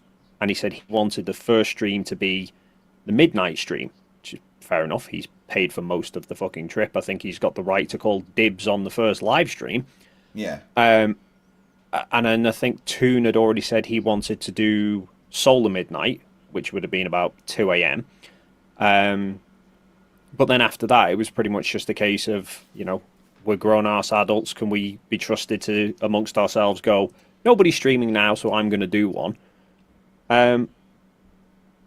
But I then said, okay, well, if we're not doing any streams properly, if the second stream's not going up till midnight, am I all right jumping online just to sort of do emails and phone home and stuff?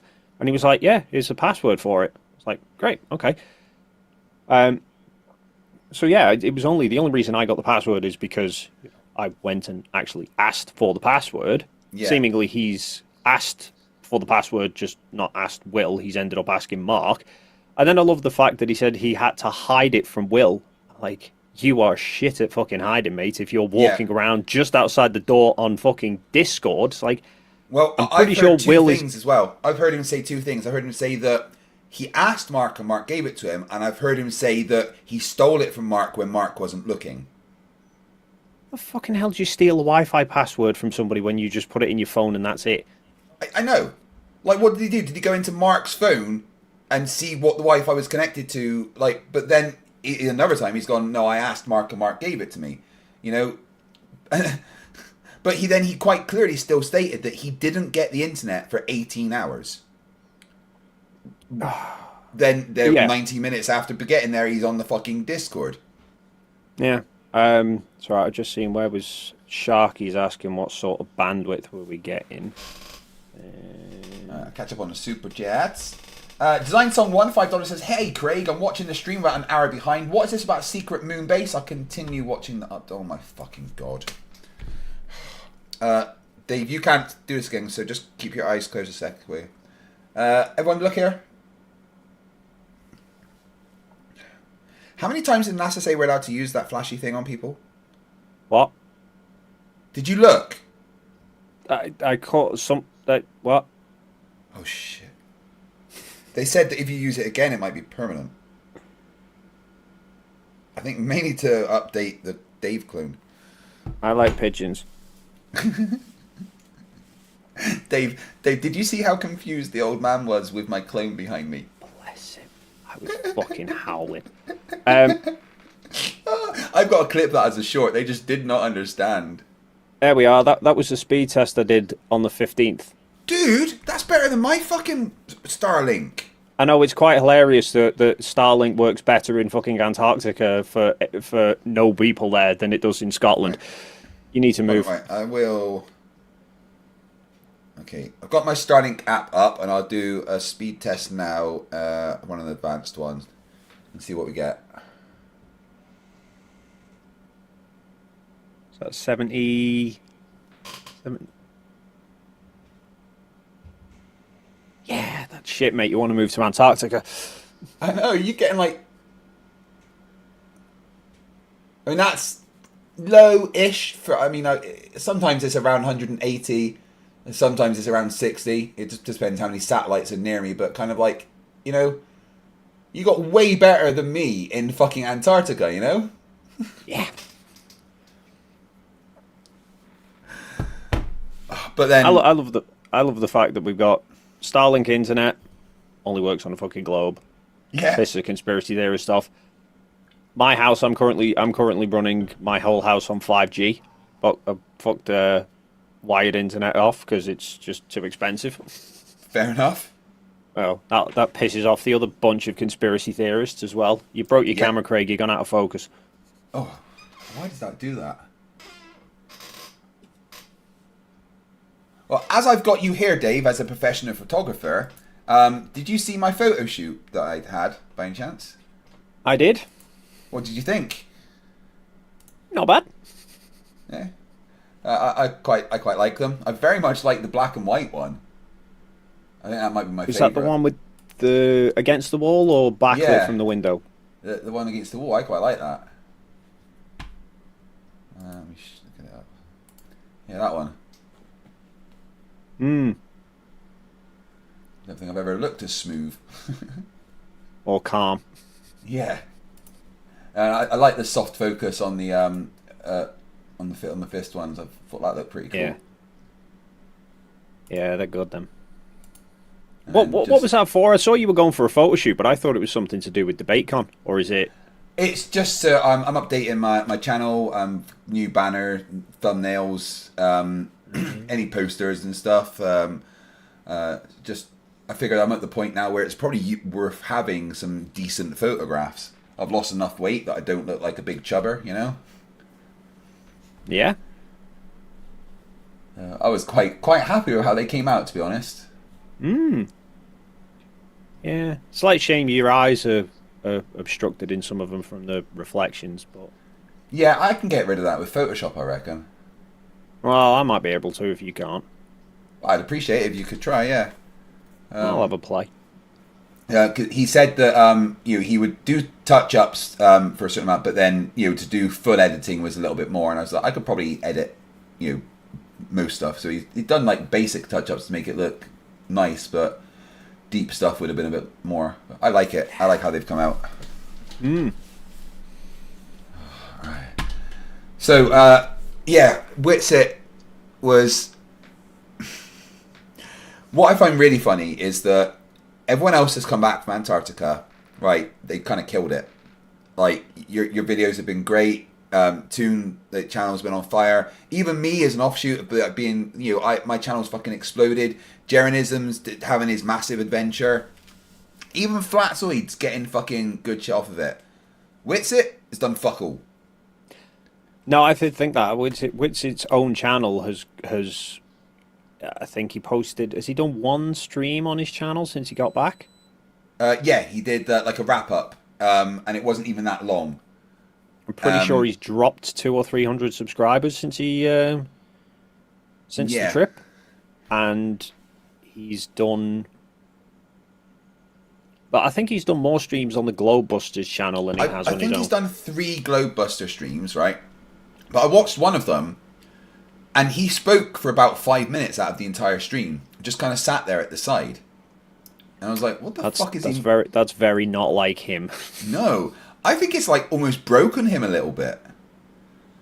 I think he is probably trying to work out what the fuck does he do from here. Yeah, he can't be a flat earther anymore and argue, do flat earth debates. No one's going to want to fucking care what he says anymore. Everyone's just going to poke at him for being a liar. Yeah. And so now he's fucking debating trans rights. Like, dude, no. He needs an argument about something. He just doesn't care what. Yeah, but he's even worse at arguing politics and stuff than he is science. Like, yeah. It's almost like he doesn't know what the fuck he's talking about. He did a debate, Trump against Biden policies, right? And he was like, he was supposed to be talking about Trump policies, but he kept defending Biden policies, which Trump never brought up. And I was like, what the fuck are you doing? Even I know this isn't right. And I'm still not going to get over the measurement of angles with his eyes in Antarctica. That was fucking funny. It was... do you know what? It's kind of... It's hard to keep track of the exact details of everything that happened because I was up for pretty much the entire 3 days, and there was just constantly so much going on. It's hard for me to keep kind of recall exactly where and when everything happened. I was just doing something. I can't even remember which camp we were at the time, but I was just doing something on one of my cameras, like, and he's just sort of walking near me, and he's just on Discord, like, chunnering away, and he's just the way he confidently just went, yeah, well, the globe predicts that the sun elevation's not meant to be more than 32 degrees, and that's way higher than 32, and then just carry. I'm like, wait, what? I wish that had been on camera, but it's going to be on Discord somewhere, right? So I need to figure out where he was talking.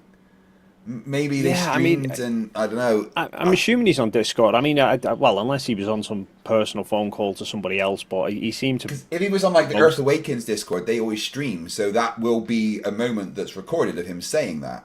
But I don't know. Yeah, it'd be fucking funny because. No, what's the funny thing is that when Toon actually went and checked, and he was like, "No, it was only 29." Yeah, because I went up to him afterwards. I was like, "You've got the Theodolite app on your phone, haven't you?" He's like, "Yeah." I said, "Okay, can you just do an angle?" It was like it wasn't immediately afterwards. It was a bit later on, but I'm just like, "Can you just pull up a fucking measurement on the sun?" He's like, "Why?" I said, "Because I heard Witsit before reckons the sun was way higher than 34 degrees," and he's like, "What did he do to measure it?" He went, "Oh, like that." Looked at it. Yeah, I like the fact that this is Austin who can accurately measure the elevation of the sun by looking at it, but can't work out which side of Mount fucking Rossman he's standing on because apparently he thought we were on the other side. Yeah, that I actually can't get over, that he, whilst being in Antarctica, didn't realise that he didn't travel around a mountain.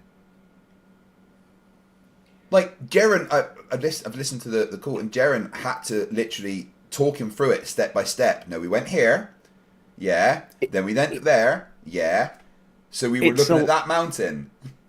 It's alarming how bad his sense of direction must be, because exiting the camp in the truck, Mount Rossman was to our left, and we went out of the camp and turned right to go to halfway point. So how the fuck he thought we got on the opposite side of Mount Rossman is beyond me. Didn't you say he got lost in Punta Serenas as well? Oh, fuck. That was so funny. Well, that was just like, I'd have got lost as well. So basically, the day before we fly out, ALE says to us, we're going to pick your bags up. Anything that's going in the hold of the plane, they take the day before. So they said, driver's going to come to the hotel, be in reception with all of your check-on bags. The driver's going to take him to the office, which it's only like walk up 2 blocks and then turn right and over a little bridge. So it's only about a 10 or 15 minute walk from the hotel to the office. It's not far. But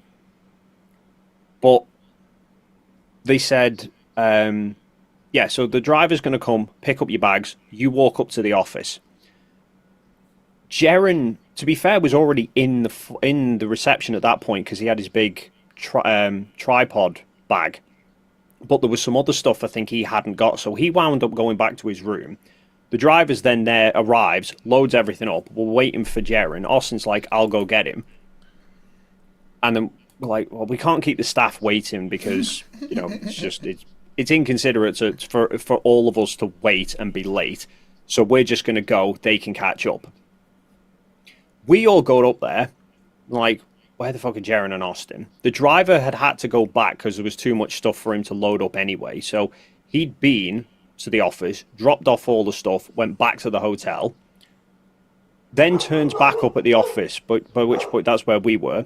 Jaren gets out of the car. We're like, where's Austin? And Jaren said, oh, well, we'd called an Uber, and then while we were waiting for the Uber, the ALE guy turned up back with the van, but then just as he turned up, the Uber turned up as well.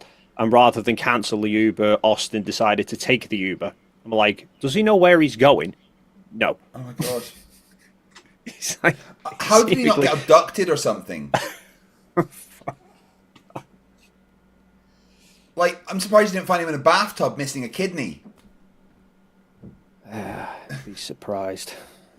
I do need to check something though. Whilst you were there, there was definitely no laser machines making plasma balls in this guy, right? Well, they hid them fucking well if there were. Because now Dirth has admitted that 1, you went to Antarctica, 2, you were in Union Glacier. This is all true. But there was no studio, there was no green screen, there were laser projectors that were on the top of mountains around you, and it projected a laser that then turned into a ball of plasma that moved around and then passed off to one of the other lasers to continue it moving, and then made that as a circle. I mean, there's so many issues with that shite from Dave. It's quite amusing. Firstly, I love the fact that his own demonstration where he was like did the little which is the laser, which is a sun, and then shows a video of the laser leaving big fucking scorch marks on an LCD screen. It's like, okay, I didn't see any scorch marks in the sky from whatever that light was shining off of. And then I'm thinking, somebody asked him, didn't the question come up about if the sun that we saw was a laser, then where was the real sun? I can't remember. What was his response? Oh, he said the real sun wasn't close enough to it to be seen. Yeah, so I'd question, because we've watched the sun in Chile and then saw it the entire time on the plane till we landed in Union Glacier, and there was no sudden crossovers of shit, turn off the real sun at that setting now, and then turn the laser on. My thing is that they somehow, with this plasma ball they created in the sky, also put sunspots on it that matched where the sunspots would be if the Earth was a globe and the sun was 93 million miles away. Yeah, and happened to make the same sunspots appear on the real sun that everyone else fucking saw because everyone else was photographing it for us. It's incredible. I mean, the organization, Dave has literally said that this is this generation's moon landing. It is remarkable, and yet you have the likes of Flatzoid, who seems to think that with all this planning and deception that we forgot to CGI in the camp. It gets me, like, when they're like, oh, NASA, it's just all CGI because of these glitches. And I'm like, look, if it was all CGI, do you not think for 60 million a day, it would be the best fucking CGI with 0 errors you'd ever seen? Oh my lord. Sigma Step says, I've upgraded my membership last week. Does that count for at least 9 minutes on the clock? I'll give you 3. Because I've got no proof. Toe Fungus, £5. But who is going to stop Emma decking Witsit when she finds out what he's like? Oh shit. I'm taking a feisty Scottish lass to stop me being aggressive. I didn't think this through, did I? Hang on. No. You're fine. The only stipulation was you promised you wouldn't punch Witsit. Emma's fucking fair game. Oh, yeah, that's right. No, I promised James I'd behave. Yeah. I really know. You're acting like, oh shit, I'm surprised. That's why you invited her. It's like, you go punch him for me. Yeah, no, I'm going to be like, Emma, he called it a scone instead of a scone. He did fucking what? Conspiracy Music Studios, your 3 minutes was added. I saw it come on when you became a member. Thank you very much. Crestvid for £5 says, make sure you get Witsit to sign your Witsit trading cards when you're at DebateCon. Thank you for your 5th super chat. I am genuinely considering getting some printed out and laminated. I was going to say laminate them, otherwise you'll gob on them. Icy Spin 199 says 4D chess takes years to develop, sometimes centuries. To be fair, Witsit said he was playing 4D chess. He never said he was any fucking good at it. Or he knew what he was doing. I was going to say, Rusty could play 4D chess. Yeah. I mean, I think Witsit's kind of a, Connect 2 kind of guy on like a 2x2 grid. Maybe actually, no. Yeah, Connect 1, that's probably his kind of... I told you, fucking Witsit spent a week looking for Where's Wally in a fucking Winnie the Pooh book. Still is. Denzo for 2 CHF says, Dave, Craig, you rock. Never forget our support. I don't think we can, because you make us what we are. You allow me to do what I love full time. You allowed me to somehow rope Dave into this. Yes, you bastard. Could you imagine how different your life would be if you'd never watched that debate? Yeah, I'd probably have more hair. No, I tell you, I've genuinely gone grey in the past couple of years since, like, when I'm like, what the fuck? That wasn't there before. I hate the fact I'm losing my hair up here, but I'm going fucking grey on my beard as well. I kind of looks cool. I like those two spots. Like, I feel like if you grew that out, it would look pretty cool. I mean, I can't grow facial hair for some reason. They didn't include it in this clone. Yeah, forgot to program it. Toefungus £20 says, for the cost of printing and laminating the spit shit trading cards. Yeah, no, I have to do it. I've got a laminator thing that someone got me for Christmas, like, so I can do that. I don't think they liked me. What, because they got you a laminator for Christmas? Yeah. Oh my god. Icy Spin $2 says, YouTube is child's play. Have you seen Globey's TikTok, Gray? Yeah, Globey's actually gone a bit. Yeah, but TikTok just does that. I don't want to go on TikTok ever. No. My god. You've seen the video of my house, my roof flying away, right? Yes. Yeah, yes, that's now got 2.7 million views on TikTok for some reason. It's like one of the only 3 videos on the person's account that must live just down behind me there. But like for some reason that video of my roof flying off has 2.7 million views. I thought it was maybe during one of your debates, and even the roofer just had enough of listening to it and thought, I'm fucking going. Yeah, it's just as I went full FTFE, I just... You could clip that. You could rage quit. Actually, that's a good idea. Denzo CHF5. Dave is such a nice guy. Honestly, Craig, you too, I guess. Well, that's the thing. I was such a dickhead. They had to hire Dave to balance it out. I don't know. I struggled to keep it together with Nico. He was something fucking special. Oh my lord! Did you catch any of the Max Nico debate? No, because that involves listening to Nico. Yeah, a little bit, but it's worth it just to see how badly Max manhandled him. Although I did actually know, I did watch the I didn't watch the Max one, but I watched Nico against Cats.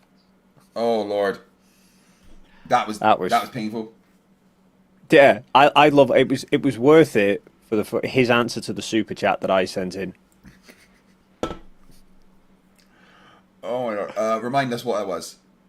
So he'd mentioned something about the fact of gravity's fictitious because it can, you know, the usual shit of it can hold millions of gallons of water, but a butterfly can fight, or a bird can fight against it and win.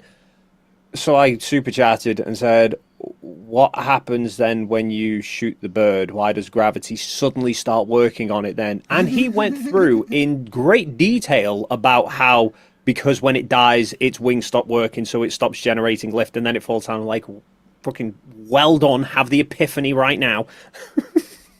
Good job, but you still didn't get it. Yeah. Oh, yeah, Max debated him about stuff in the Bible, biblical cosmology and that, and you know, Nico claims to be a fucking, I don't know, some kind of self-taught pastor, but he didn't know anything about the Bible, and Max just fucking destroyed him. And Max destroyed him so much at one point, Max basically said to him, if you had a wife, I'd just take her off you. And Nico just kind of sat there and took it. I don't watch generally when it's. I don't bother with biblical stuff. It's not really of interest for me. But I think if Nico's apparently sort of self-taught a pastor, And he claimed to Cats that he was just got his diploma in computer AI, and yet seems to think that we set up a fucking monumental studio in Antarctica. I'm gonna go out on a limb and say bullshit. Yeah. So I listened to him talking about this AI stuff, and he said the first program he learned to code in was HTML. I kind of have to point out to him AI with that. Yeah, I have to point out that's not a programming language. It's just a list making program. That doesn't work. Him. Yeah. Yeah, they are something special. He's been passed around since I found him. He's certainly been passed around a lot. Oh yeah. He's like the town whore, literally. Like, I had him. We've all had him. I had him, then I passed him to Toon, then he went to Cats, then to Max. And he's like, I'm collecting all these badges. Nah, mate, you're collecting all these beatings. Put that on your fucking CV. Clive Wells like, it's just a markup language. Conspiracy Music for €2 says, ask Dave for tips in how to make some Sovereign Citizen Unchained Mind shut up. Did you speak to him live? Yeah, apparently the way you do it is you be me and you turn up in Flatsoid's stream and he just fucking disappears. Oh, really? It was hilarious. When was that? Today? No, this was a few days ago.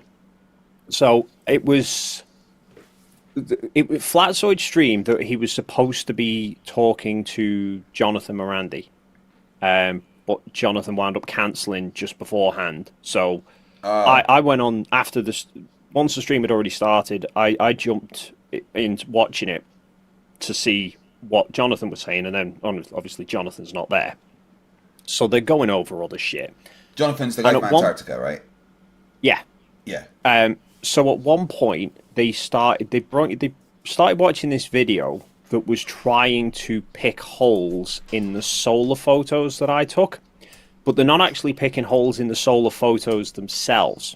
The video is claiming that there's 8,000 photos missing, and that the timestamps are spread across the 14th, 15th, and 16th, which Flatsoid then claims is because I'd shot 3 lots of solar photos, a chunk on the 14th, and then the sunset, and then a chunk on the 15th, and then the sunset, and then another chunk on the 16th, and the sunset. So I just put a comment on saying you might want to go and check the timestamps for yourself rather than just believing what that video tells you, because the video is only showing the pictures on Google Drive. Incidentally, the reason why the video thought there was 8,000 missing is because the photos started on number 8,000 and something, then went all the way through to 9,999, then rolled back to 001 and wound through till about 255. So it was actually like from 8,000 all the way through to 10,000 and then some more. The video is claiming that the other way around, so that I shot 200 photos and then 8,000 suddenly went missing, and then there's some more at the end of it. It's like, again, just another one of these. They think we went through all this beautiful planning of how we're going to fake all of this, and no one thought, those numbers might look a bit suspicious. It's just the video being deceitful, because you can't, for him to have checked the dates and seen 14th, 15th, 16th, he'd had to have ordered it in date order, but then to get the number sequence with 8,000 missing, you'd have to flip the filter order from date to name. So it's just a video being deceitful, but obviously Flatsoid just lapped it right up.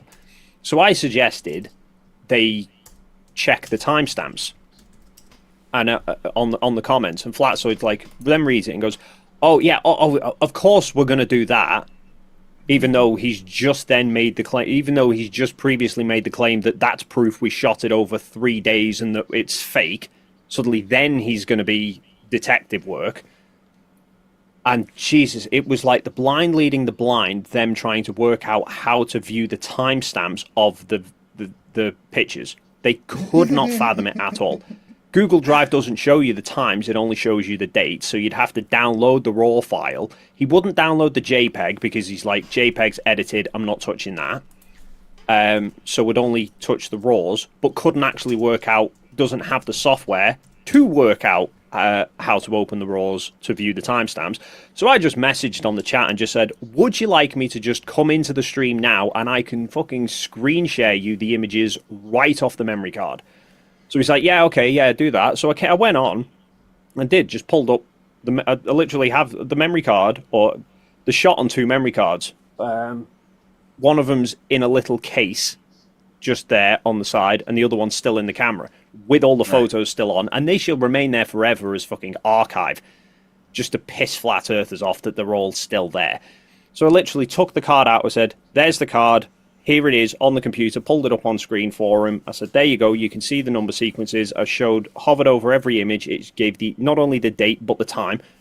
So I said there was 3 photos taken at 7 p.m. on the 14th. Then there was a gap, and I started taking the proper solar photos 5 minutes before midnight from the 14th to the 15th. I said, so there's like 5 photos from the 14th, then 24 hours worth of photos on the 15th, and then about a half an hour of photos on the 16th. I said, so that's why it's over 3 days, not because it's 3 big separate chunks. I said, it's pretty much 1 full day and a few photos spilled over midnight either side of it.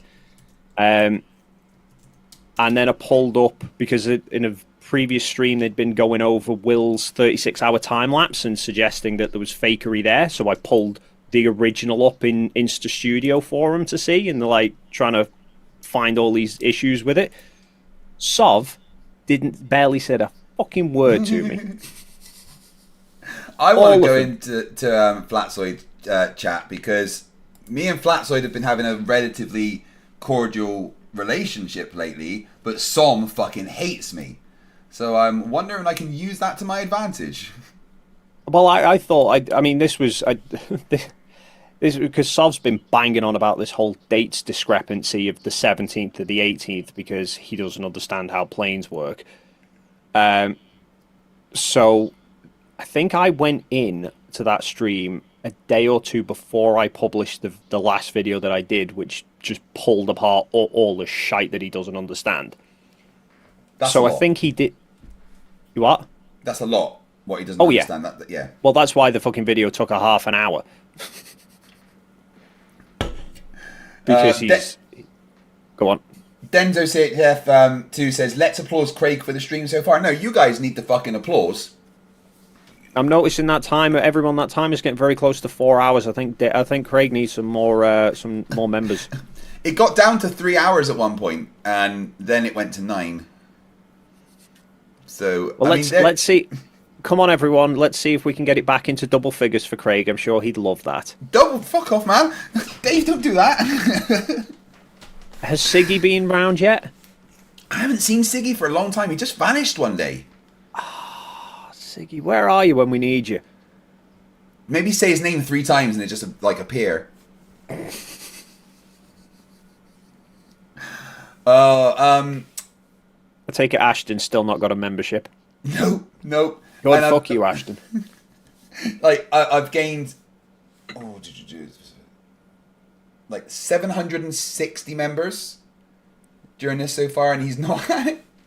I mean, it's just fucking unfair. Glober Mum, who, bless her, passed away, somehow got a membership. I don't know how that works. Pretty sure she wasn't in my chat. I don't know. Can angels YouTube chat? I don't know how this works. They might well do. Who knows? Might be evidence of the afterlife. Who knows? Yeah. Maybe YouTube knows something we don't. The fact that Glober Mum, who isn't alive anymore, got a membership before Ashton. I mean, that's fucking rigged. Mm-hmm. What's his name? Someone in the chat was asking you a question, wants to know, Sog's the manager, how did you avoid the mirror effect, and what kind of generational rendering did you use for the clouds? It looks like Raymat marching. Well, the more it was NASA budget went over budget, avoiding that, and then the clouds we just had to use Witsit's vape pen. Yeah, just Witsit, just keep going, mate. Just keep pumping them out. CJ Lamru gifted a membership, and Toe Fungus gifted 10 memberships, taking it back up to 4 hours 37. And Osborne became a new member as well. Thank you very much. Yeah, I'm never going to get to go to sleep at this point. No. Tay hasn't had a membership either. Make sure you guys have got membership gifting turned on. Otherwise, you literally can't receive them. Right, so what I was going to ask you about Flatsoid and his claims of it being a screen because he could see like a line in it. Did you see that? Oh yeah, he asked me about that. Yeah, and what was your response? I had the original full 24-hour video loaded on Insta360, and I was like, where are you seeing that line? Here it is on Insta360. There's no fucking line. I was like, yeah, that's probably a compression artifact from YouTube. Well, I went on YouTube and looked at the video at the exact point, and I couldn't see the line either. I feel like a flat earther put that in there. Well, he did say, he was like, oh, you might have to like ramp up the contrast and stuff. And I did that in Insta Studio as well. I ramped the contrast right the way down, pull the shadows and everything, just to... The heck, God, fuck you, Ashton. Cheers, Dave. I appreciate that. Yeah, so I did everything that they do, but I did it to the original uncompressed 24-hour render, screen shared to their stream at the time, and yeah, there's fuck all there. I'm like, you are looking at JPEG, you're looking at compression. So you kind of forget that YouTube compresses all the videos. They're not really doing it with the intention that people are going to start screenshotting it and then shifting the contrast to oblivion, looking for artifacts.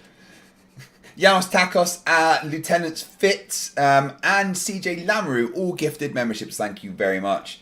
Everyone say Lieutenant, fuck you you, and I Ashton. will have a chat on Friday about that behaviour. Please get back to fixing the warp core. Bloody Lieutenant Fitz. She's just too friendly, man. You shouldn't have such a friendly engineer.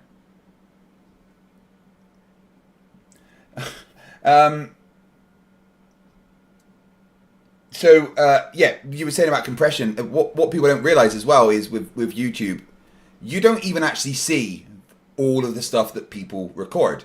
When they compress it, they can remove a bunch of the frames, and then when it plays it back, they replace those frames with what it thinks should be there. Oh, Sigma Step gifted yes. fifth, fuck's sake.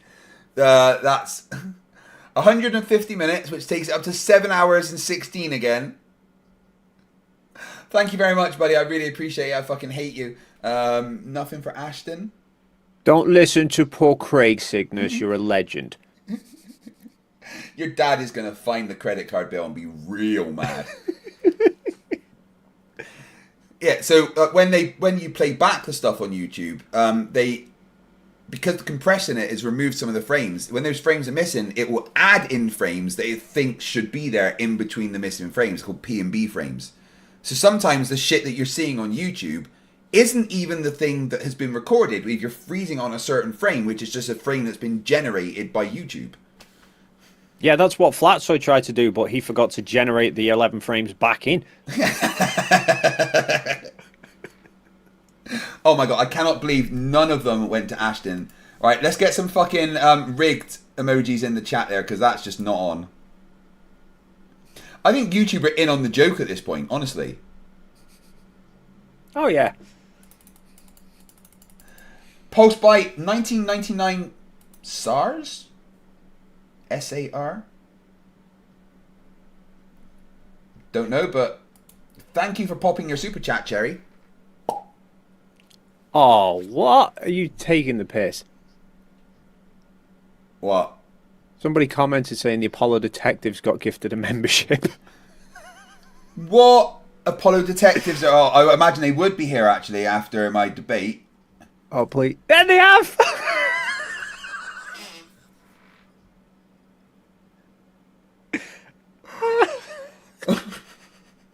Craig, I've got a sneaky suspicion you're going to get a fucking membership to your own channel before Ashton gets one. Honestly, it's going to start like gifting people memberships that have never been to my channel. Someone's going to be watching Penguin Zero stream and be like, "You are now an FTFE member." What the fuck? Fucking Mr. Beast's going to get a membership. As my channel is now called Craig McNeil, FTFE. Yeah, I'm going to be doing a lot more of other things. Science communicating, religious philosophical debates, but obviously I'm still going to... FTFE is now a character on the channel that I can turn on when I want. I've told you, FTFE can just stand for Fight the Fucking Idiots. It kind of applies to all conspiracies. Yeah. My God. When I was speaking to, two people today that I spoke to have both said that chemtrails are real. There is no shortage of stupidity to tackle.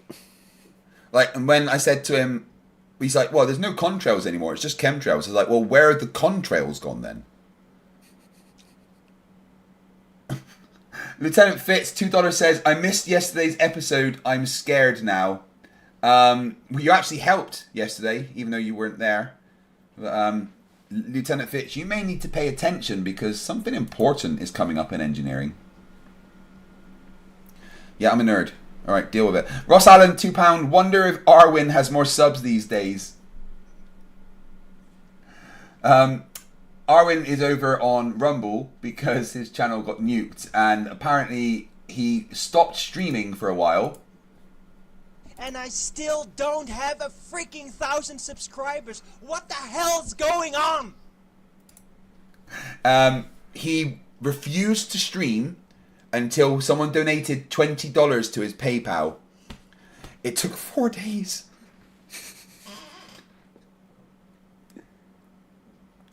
Does he work, Arwen? Or I don't even know, really. I don't know. I've been quite fortunate that I've not really been blessed with having to listen to Arwen too much. The only times I've ever ended up listening to Arwen are whenever you fucking played him on your channel. Well, which has only ever been twice. To be fair. Similar Step says, "I propose that somebody can PayPal Craig to purchase an Ashton membership, but it will cost $750 and is only good for 2 days."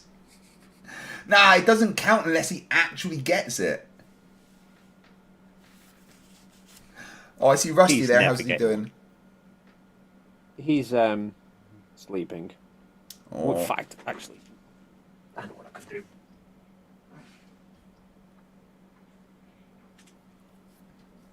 Right, so yeah, you will want to watch the Toon debate. Sounds good.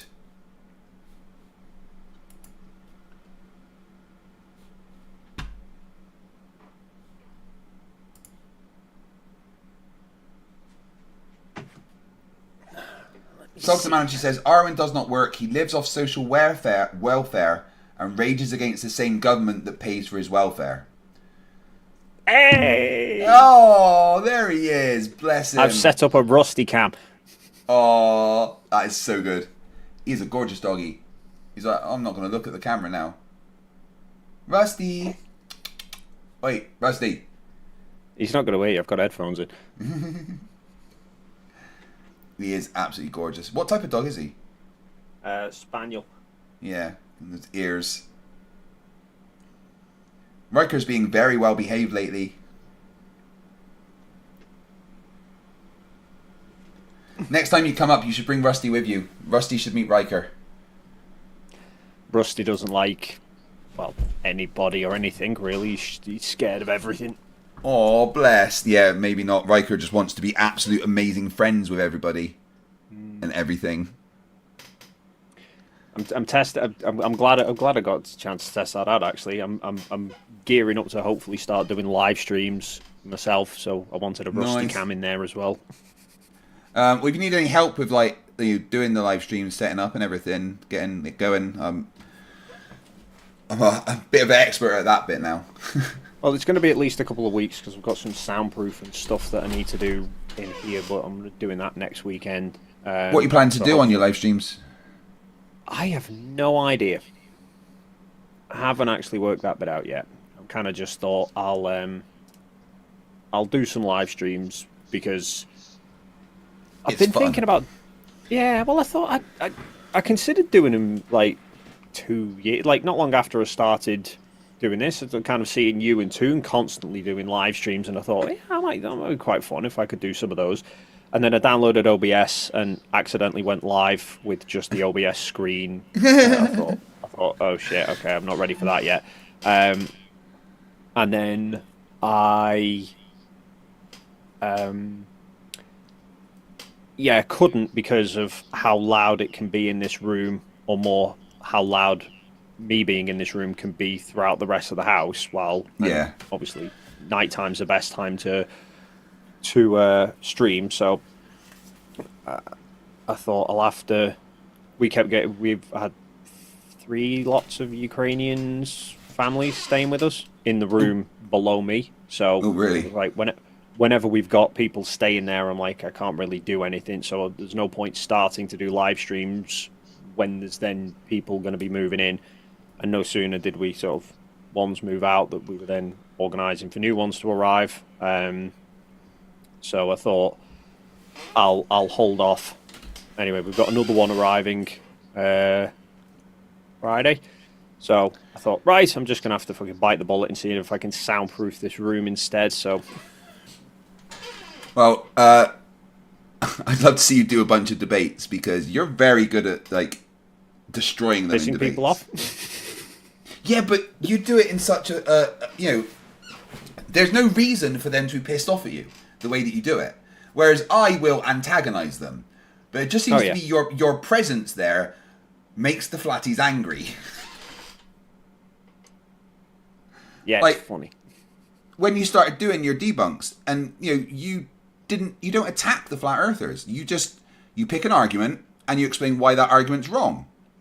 But all the flat earthers were calling you fucking horrible names and that, and I'm like, but he's being nice.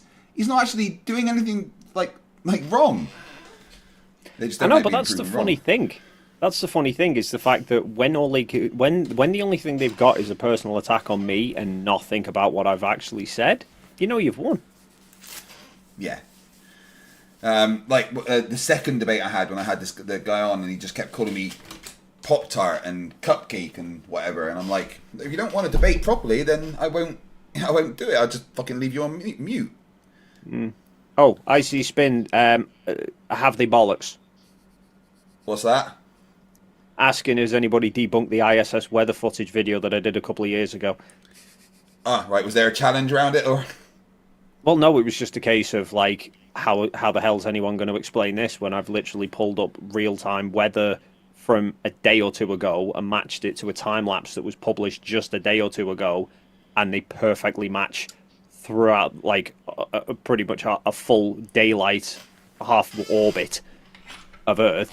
Everything's perfectly matched. Like, how did they CGI that in like less than 48 hours? Nobody's got anything. It was done well in advance, obviously.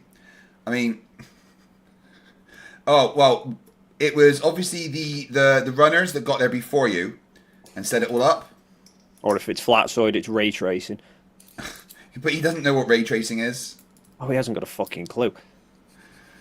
He thinks that just because Unreal Engine 5 exists, therefore everything is fake. Yeah, Unreal Engine 5 is alright, but it's not going to make everything look real instantly all the time. You seem to think it's some kind of magical software. Well, that's the thing. It's like you can make really photorealistic stuff with enough time. Yeah. But we were doing live streams. So it's like even if we took his idea and go to Antarctica beforehand to shoot the scenery and then like render up this stuff in Unreal Engine, that would only possibly work A, with enough time, but B, with just like publish that one video and that is it. Yeah. Whereas not only have you got the real-time 24-hour video that Will did where you can literally see us walking around and talking and everything as well, but we did the live streams that went out live at the same time that all match up perfectly, and all of our shadows are going around in circles. That's why I asked him when we had that discussion on here. And you know, he's like, oh, it could be done in Unreal Engine. Like, so you accept that we were actually there on the ice at the time, and the us on camera was actually us on camera. He's like, yeah. It's like, okay, because the fucking shadows do a full 360-degree loop around us. How does that work if the sun has set?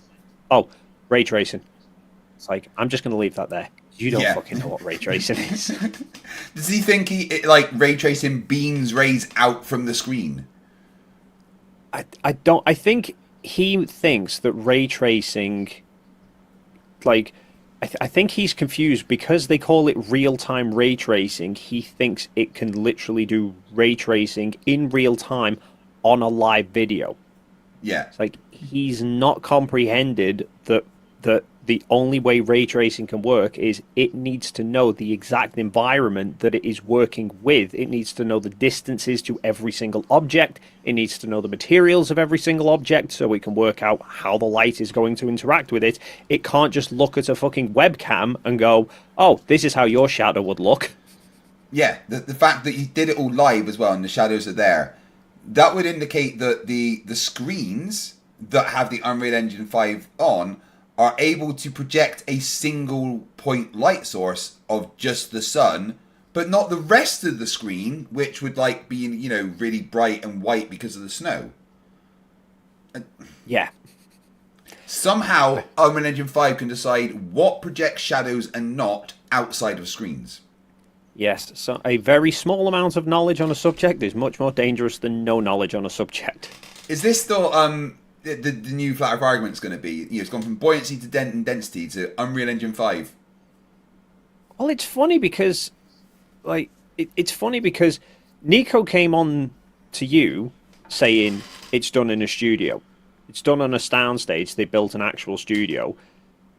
Flatasoid's gone with it's not a studio.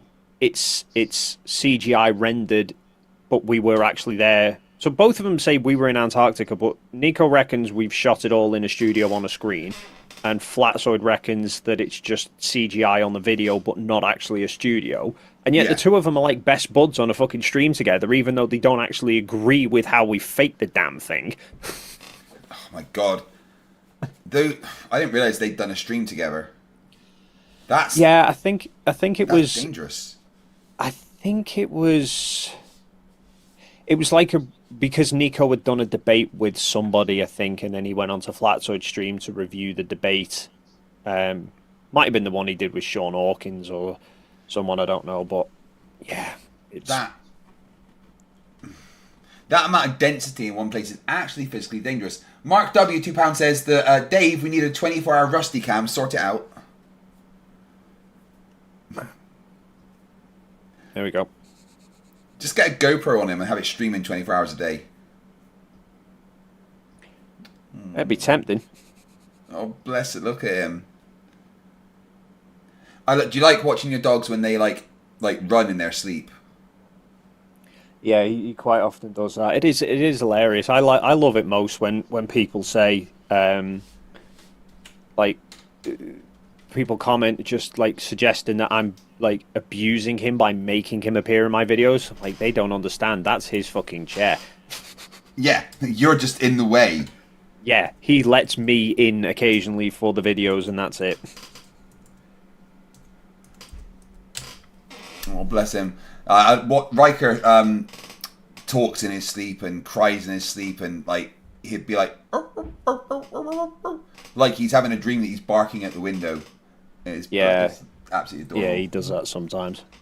Right. Postbite 799 SAR says, "What's your thoughts on Jaren live streaming SpaceX? Anything that helps Jarenism realize more and more that the Earth is a globe and space is real is good by me." I mean, yeah, I don't think a lot of you realize how big Jarenism, not being a flat earther, is. You know, he was, when I came into this, he was the big flat earther. You know, he was in the Netflix documentary. He was on Globebusters. Jarenism was the biggest flat earther in the world. And now he's not a flat earther. It's quite fucking insane. Bill Tetley, yeah, $2. quite agree. Unreal Engine 5 needs a container. Get out, Bill. Right. We've been going for, let me see, what time are we on? It's 11:15, so 8, 9, 10. I've been... my brain has stopped working, you know. I started at 8, yeah. 8:30. Yeah, so it's been 24. Take it from me, when you get... Yeah, I did it in Antarctica. I gave up fucking trying to count. 26. Right, I've been going for 26 hours and 15 minutes. And there is 6 hours and 59 left on the stream. I'd forgotten that it had gone up again from 3 hours. Well done, everyone. Although we're back below 7, we need some more memberships, please. Shut up, Dave. No. I can click exit anytime I fucking like, mate. I am going to keep pushing for it. Oh my god! I think we need to get you some more actual debates set up. I'm trying to think who would be like actually good debating you properly about flat Earth.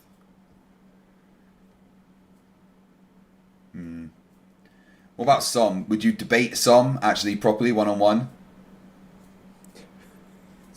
Does he have anything to actually debate about? Well, he is a Chong-looking motherfucker. I mean, I could debate him about that, but I don't think he denies it. Yeah, when I debated him about gravity and stuff, he just said, well, the Cavendish is a parlor trick. And kind of said that was it and he'd won. Bill Tetley gifted 5 memberships, taking it back above 7 hours. Thank you very much, Bill. You've no idea how much I appreciate it. Or hate you. One of the two. I'm not really sure, actually. Both. He loves to hate you and he hates that he loves you. So I've been up for, well, I was 8. I got up at 8 in the morning yesterday. So I've been up for, my brain has stopped. 8:24 and then add another 12. That would make it 36, 37, 38. About for like 38 and a quarter hours. 38 and a quarter. Well, I'll give it another 9 hours and then we'll talk, alright? I have done longer. Like there was a time in the Navy where we literally weren't allowed to sleep because we had stuff to do. And I think it's about 76, 78 hours that like none of us got to sleep for. I'm pretty sure I fell asleep in the wrong bunk. Excuse me. Do you have video evidence that you did that? No. Well, then someone just say it didn't fucking happen, so... That's why I get the firefighters. They were like, "Oh, well, where's the video of you doing your Cavendish and your Foucault's pendulum?" I'm like, I didn't have a camera phone when I was at college all those years ago because they didn't exist. Flat Earthers seem to think that science isn't science unless it's been recorded. Yeah, it is. It is quite hilarious. But then even when it is recorded, they then just ignore it because it doesn't fit for them. Mm-hmm. Oh my god. Right. Som is the best flat earther, apparently. No, Flatty's the best flat earther. Tiny Captain says, if Dave McKeegan would debate a sovereign citizen unchained mind, it would only be Dave McKeegan speaking. Because he's scared of you. It'll be quite funny. I want to debate Lord Jamar quite badly. Oh, fuck yeah. Yeah. I am... Absolutely, yeah. I sent an email to Lord Jamar, but I don't think he's going to respond. Brother Sanchez said he'd debate me again, but then blocked my email. Oh, I can't fucking stand him. He's annoying. Yeah. He's annoying as fuck. So hard to talk to. Let me finish, let me finish, let me finish. You had finished. I started trying to speak. Oh, yeah, I wouldn't give him the time of fucking day. Bad enough. It was bad enough trying to get a word in with Austin. Oh my god.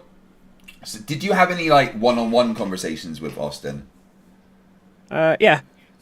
All right. How did it they went go? as well, as you'd expect. So we had the very first night. Me and him sort of, well, there was me, Toon, and Critical think we're all back and forth with Austin, but me and him had quite extensive conversations.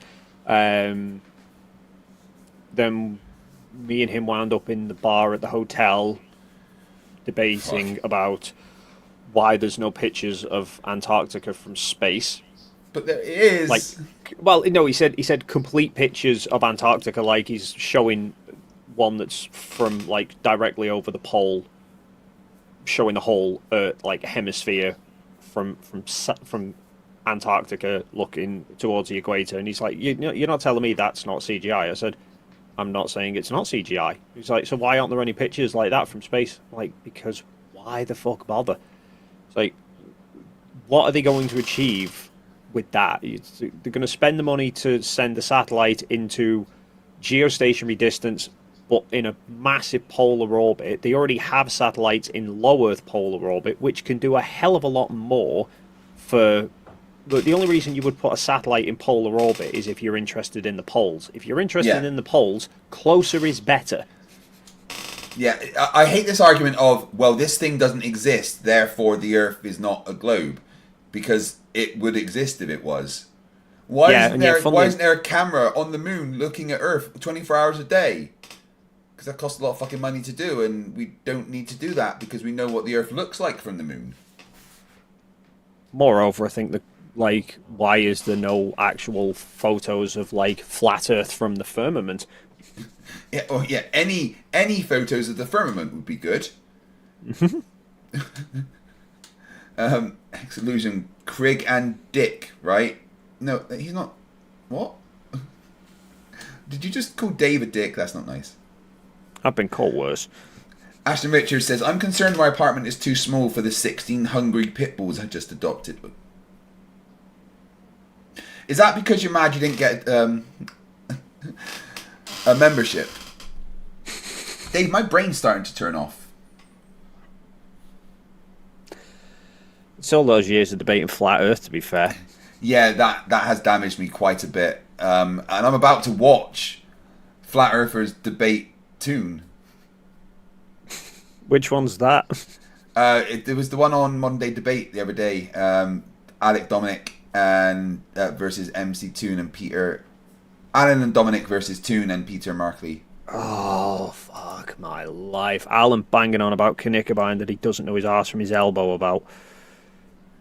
Oh, yeah, Toon's explained that so many times, and like, oh my god. The bit that I love about that whole argument, and I covered it in my video, and I don't recall Alan actually addressing it, is because Whitsitt tried bringing up Knickerbein at the dinner, but the problem is that all that Whitsitt doesn't know about Knickerbein is stuff that Alan's taught him. Yeah. So it's like you've got a shit copy of something in the first place, and then you put it in a photocopier, and out comes Whitsitt's knowledge of the subject. So he puts the same point forward that Alan puts forward, which is why did British intelligence say it wouldn't work because it's blocked by Earth curvature? Oh, but look, it worked anyway. It's like, why would British intelligence say that it wouldn't fucking work because of Earth curvature if the Earth's flat?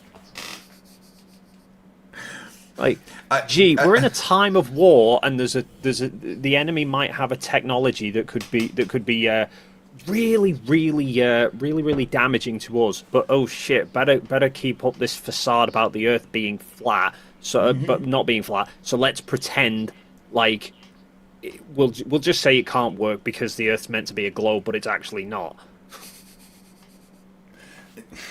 The stupid does really hurt. No. Oh, yeah. Sarah Jones has been a member for 29 months. She says, when NASA go back to the moon, they need some solar panels and a giant string of LEDs to make out that we are here, visible from Earth. Now, I'll be disappointed if next time they go back to the moon, they don't put some kind of like big Coca-Cola advertisement. Yeah, next time the Yanks go back, there will be a McDonald's opening up. Yeah, totally. F Grudge, 5 years. Old FTFE was so fat, he got up on both sides of the bed at the same time. I mean, I'm not going to deny it. I was a chunker. Right, I need to take a quick... Riley, will you entertain the crowd? I can try to. Back in 2 secs.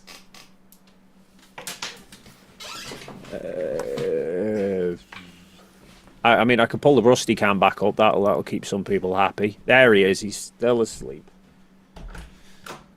He does that quite a lot. So yeah, everyone, I'm hopefully going to start live streaming soon. I've no bleeding idea what I'm really going to live stream about. Might be some reaction videos. Might be some. I don't know. Maybe I'll debate a bit more. We'll see how it goes. At the moment, I've got that much material still coming from Antarctica because, you know, flat earthers like to make stupid claims. So, yeah. But if anybody's got any suggestions, by all means, feel free to give them.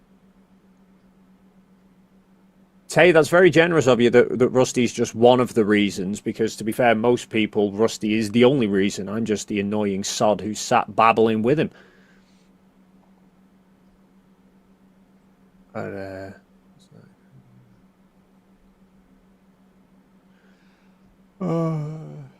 plan a walk.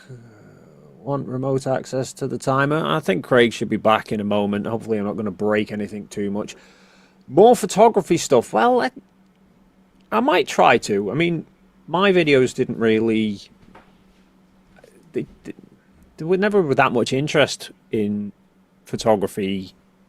Like, the audience didn't seem too bothered about photography when I was doing photography. And to be fair, looking at photography channels now, I think just photography in general, there doesn't seem to be as much interest. But if you guys want some photography, then who knows? I'd like to learn more about photography. I might try. Well, that's why I like to try and incorporate bits of it into debunking flat Earth, because then it's not as boring when you're just rambling on and on about how cameras work if you've got some context to put it with. But what was your biggest video before you kind of switched to debunking flat Earth and stuff? That's a good question, actually. I think I'm gonna have a look at that, actually. I'm curious. So I know one of the first photography videos that I did wound up with like 250,000 views. That was because it was a review of a lens that it wasn't a big name lens. It was like a budget one, but it came out just after I started making videos, and I thought, if I can maybe get hold of one of them, it was quite an unusual lens at the time, and I thought if I could buy one, make a review of it really quickly before the big named reviewers start jumping on it, maybe I get a bit of audience from that. And then, as it turned out, I was the only English-speaking YouTuber for about 12 months that bothered covering it at all. So loads of people wound up finding it. So it's always good when you find a niche that will, you know, everyone's looking for that one specific video within that niche, and you get it. It's brilliant. Oh yeah, in fact, I'll tell you what it was. It was a video I'd called "What Camera Should I Buy?" and it was basically just explaining the basic fundamental differences between a compact camera, a bridge camera like a P1000, DSLRs, which were what were really popular at the time, and then mirrorless, which is what everyone's now kind of moving to. And it's just kind of breaking down the fundamental basics of that,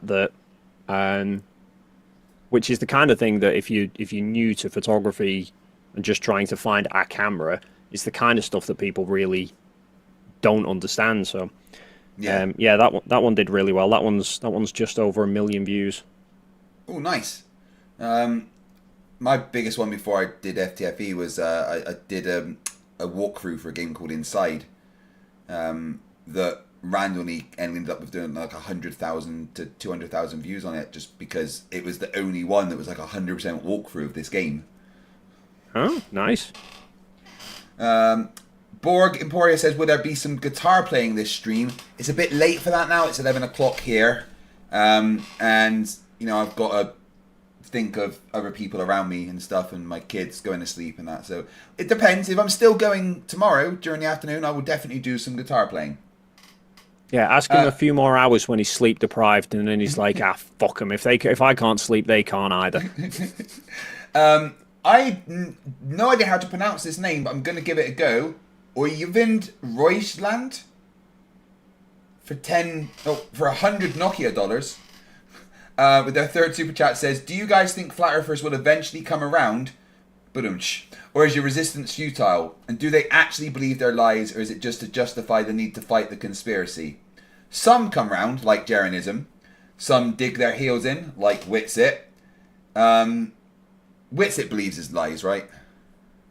Oh, all day fucking long. Even though he knows their lies, he still believes them, which is fucking crazy. Thanks for the super chat, dude. Frood, what is it with these names? How am I supposed to pronounce these? How do you pronounce an A and an E together like that? News? No idea, but I'll save you the time. Not a fucking chance. Saints will win the grand final this year. Is that a sports ball thing? I don't know. Yes, that would be St. Helens Rugby League, and I'll eat my own fucking shoes if we win the grand final, because yeah, we've been shit so far. Thank you very much for your 5th super chat on the channel. Tiny Captain says, will Sovereign Citizen Unchained Mind come around? No, they can actually keep him, because when he's on the screen, I can kind of smell him. I think it's that beard. I don't know. Right. Dave McKeegan, smart telescopes would be made easier when you were at Antarctica, but maybe not as good as you. Very real and provable shots that are immense. What? You can get smart telescopes that basically takes your GPS location so that it knows where it is, and then can point to anything you want it to and track anything you want it to, because it knows where everything is in relation to where you are, because it knows where you are. Probably would have been easier, and I think that's what Jeren was using. Jeren was using something like that. It was like a smart mount. He said he had to program his GPS position, and then it used the camera to be able to actually recognize when it was pointing at the sun and would follow the sun. He said it would lose it if the sunlight went behind a cloud or went behind a mountain or whatever. It would stop the tracking, and then he'd have to restart it. But while the sun was visible, it would actually automatically keep the sun perfectly aligned. Whereas the mount that I had didn't.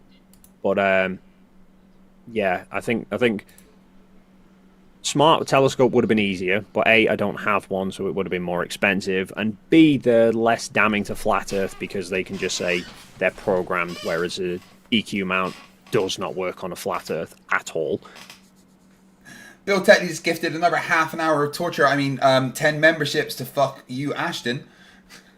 Thank you very much. I very much appreciate it. Apparently A&E together is like a noise. Just everyone speak English, you weirdos. Pardon me.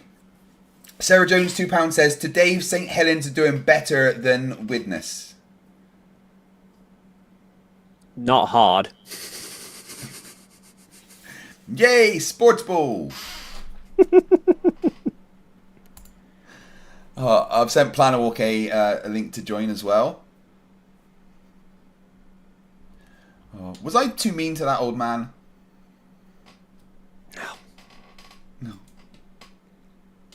It was the same conversation that we had last time with him just going, He's so I don't trust full of NASA. Shit.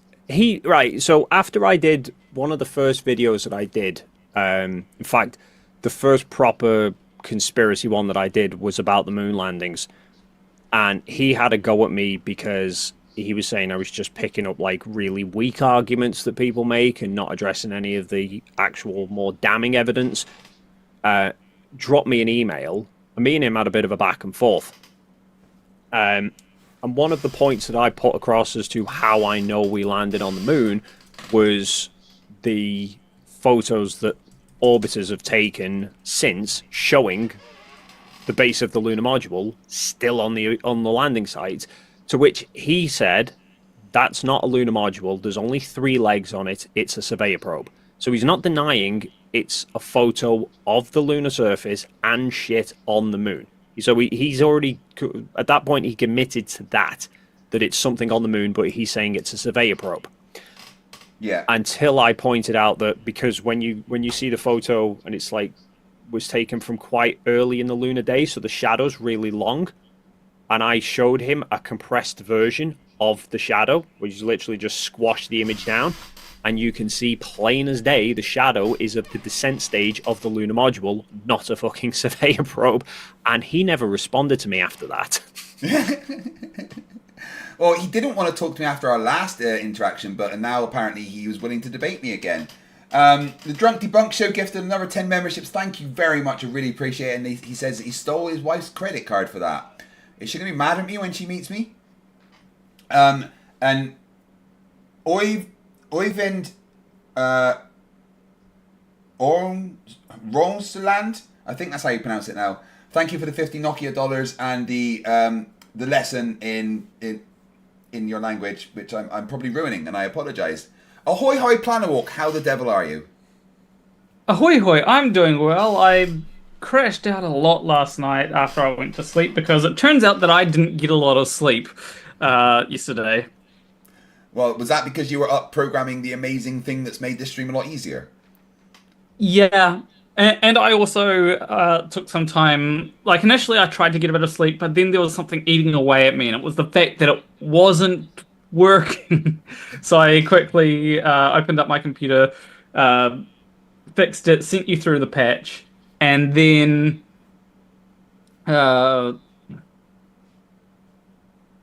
there's something else, but I forgot.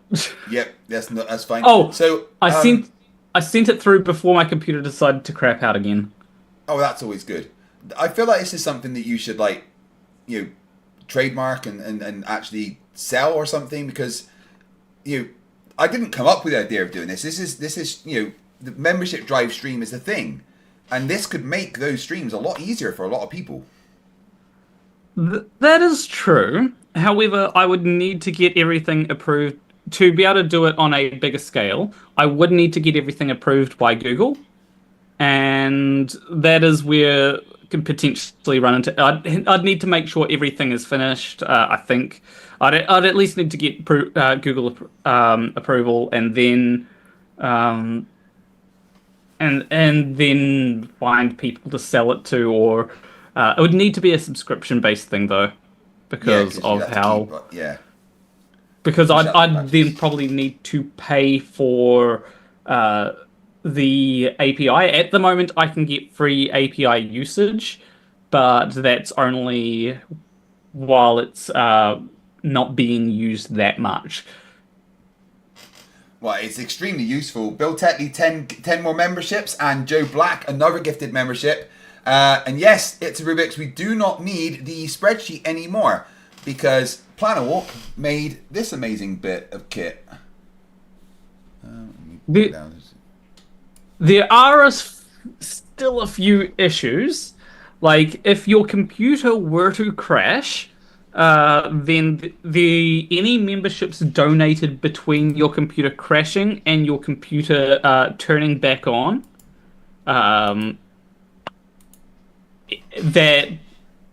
turning back on before it can get a few before then, but any memberships donated in that time will not be counted because of how because it can only grab things so far back. That is something that I am going to work on fixing. Yeah. So Craig, if your computer crashes, there'll be 400 new members while you're offline. Yeah. So yeah, Planawalk's pray on this. It links to my YouTube channel. And just kind of automatically updates with what I need. If it does miss anything, I just can add a quick 3 minutes or whatever to the timer. Yeah, it's been extremely helpful, and I very much appreciate it. It honestly has made this a lot easier. And it's taken the burden off of a bunch of the people that had to watch and monitor the Excel spreadsheet. I'm glad. So. Mark W, £2 says, I vote to make a TDDS a mod. Well, I thought the Drunk Debunk Show was a mod. Well, they certainly are now.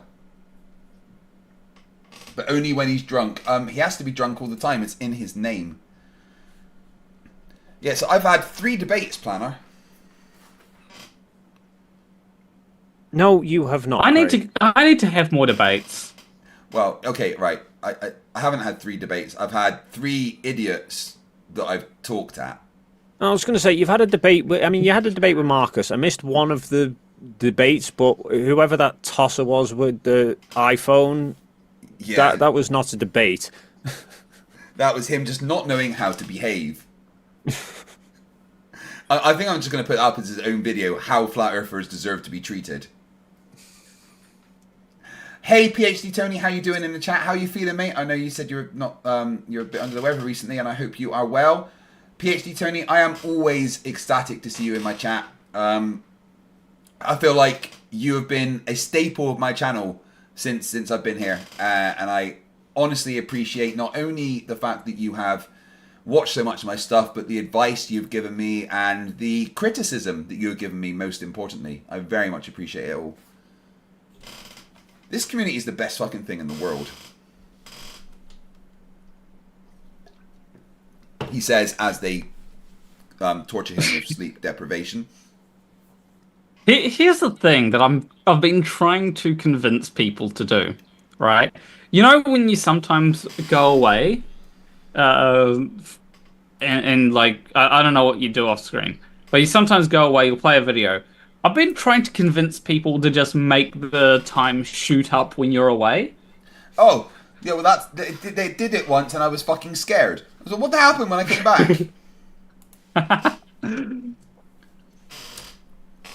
I must have missed that. I'll need to go back and watch that.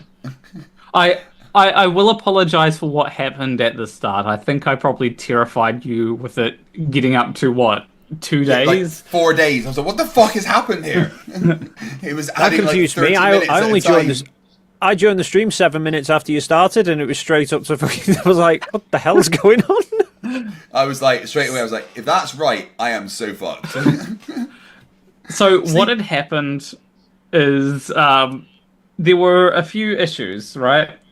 So basically, it would not. It has a thing which keeps track of all the members that have been added up to a certain point. I think it keeps a track up to like 500, right? But it forgot to both add them to the thing, and for gifting, it wasn't even looking at it. So it would just keep on adding a new member each time. I think it would have been funnier if you didn't point it out to him and just left it. I would have just started crying in the fetal position. I'm going to be streaming till June. James, I can't come to. I'm going to be streaming in 2 weeks. Mark W, £2 says I vote the Drunk Debunk Show randomly timed someone out, and Sleepy Emma says I vote they join the stream. I've sent them a link to the stream. Wonder if Toon's around as well, because he wanted to go through some of the nominations for top left. Have you given your nomination for top left yet, Plan and Walk? No, I'm trying to think of who.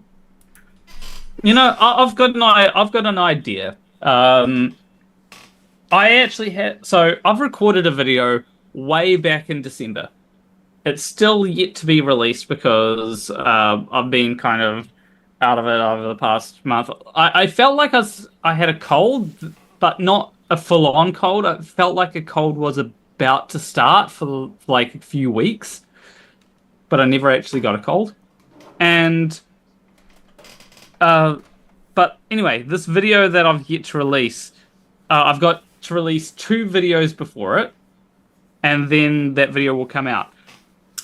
It's a person who actually used to watch my channel. Oh, really? Yeah. In fact, if you go back to the Counterspace video, do you remember that one? Possibly.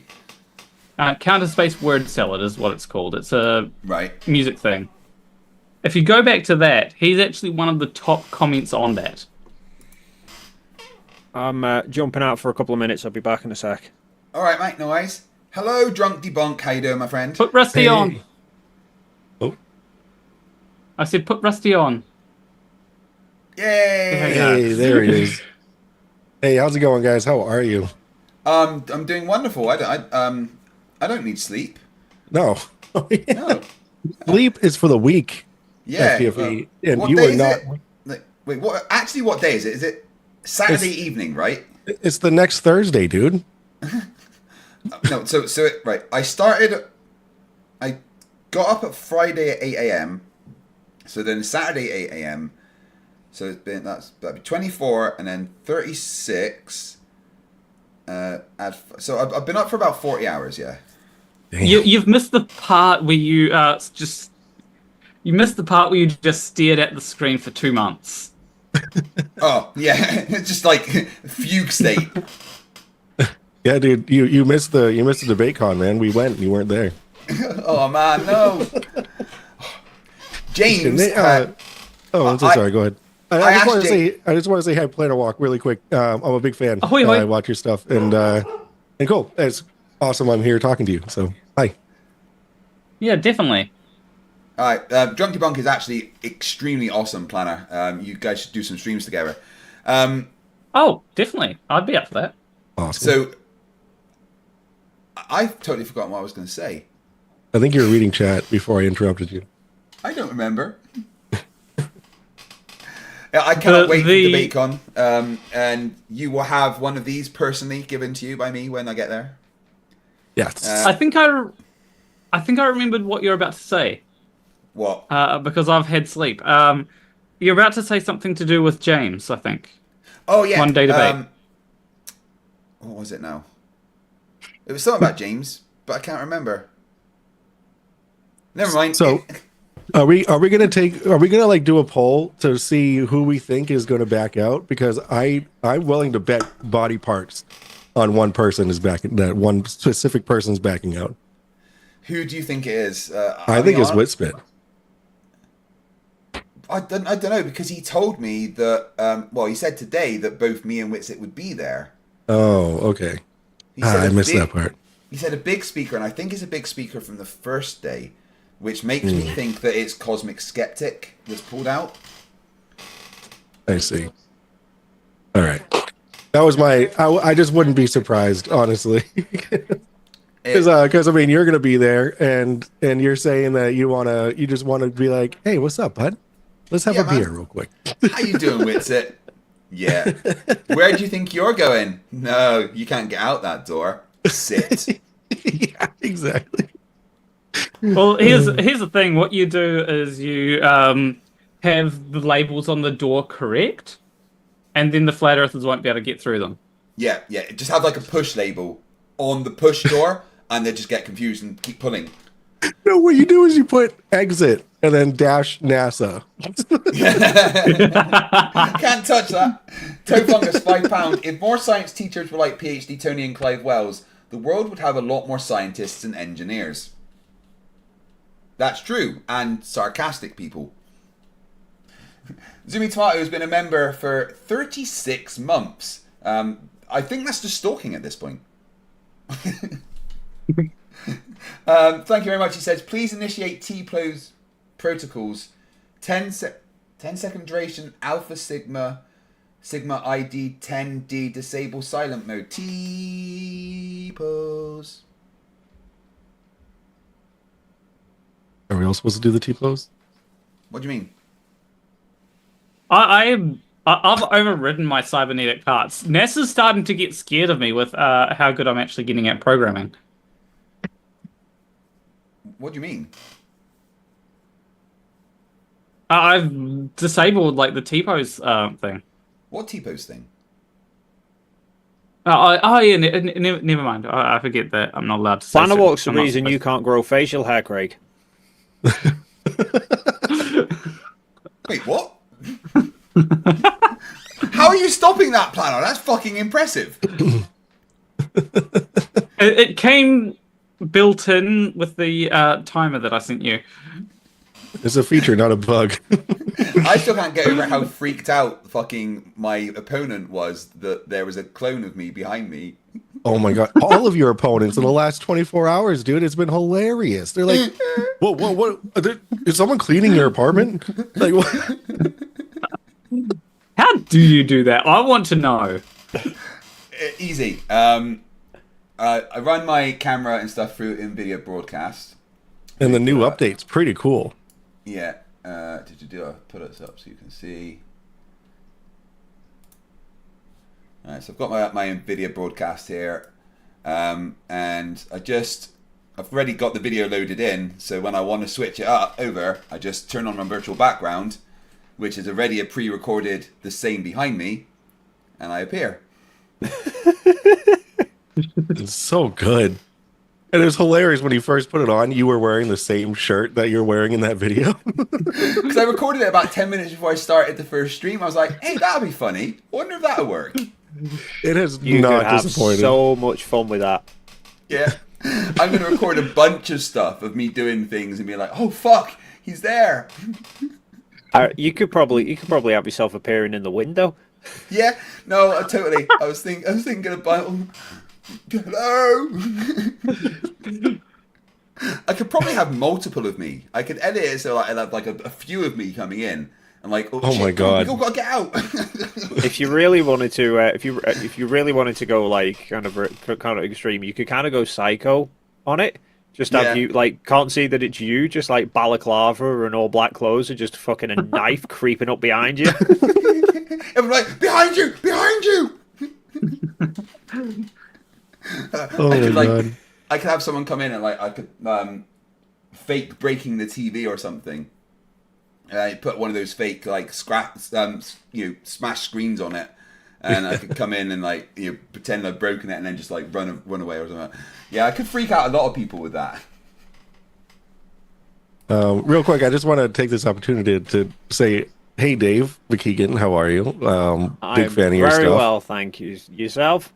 Good. I really enjoyed your video where I mean, not to brag or anything, but I was in it. So I was going to say that's why you liked it, isn't it? We'll put you in it. I liked the video where there was that handsome guy. Yeah. I like the bit where I was in it. The rest was shit, but I like the bit with me in it. No, actually, I've used a lot of your videos for a lot of my my educational purposes, especially for the photography stuff. I've actually used your photography stuff for some of the stuff I do on the side, so I'm a big fan. Excellent. I will. Go on, Planner. No, you can. I was just gonna say, I will admit there are some times when I'm debunking something, and I'm like, Dave has already addressed this before. Yeah, let's just see what Dave said. And so I feel bad if I were to just say what Dave said. So it's like, okay, I'll let Dave explain this. Well, do you know what? That's kind of how I ended up sort of getting into it. I mean, Craig's the twat that got me into the flat Earth side of it, but I was already doing the moon landings because I just got bored of constantly typing the same explanations. I thought, I'm just going to make it into a video.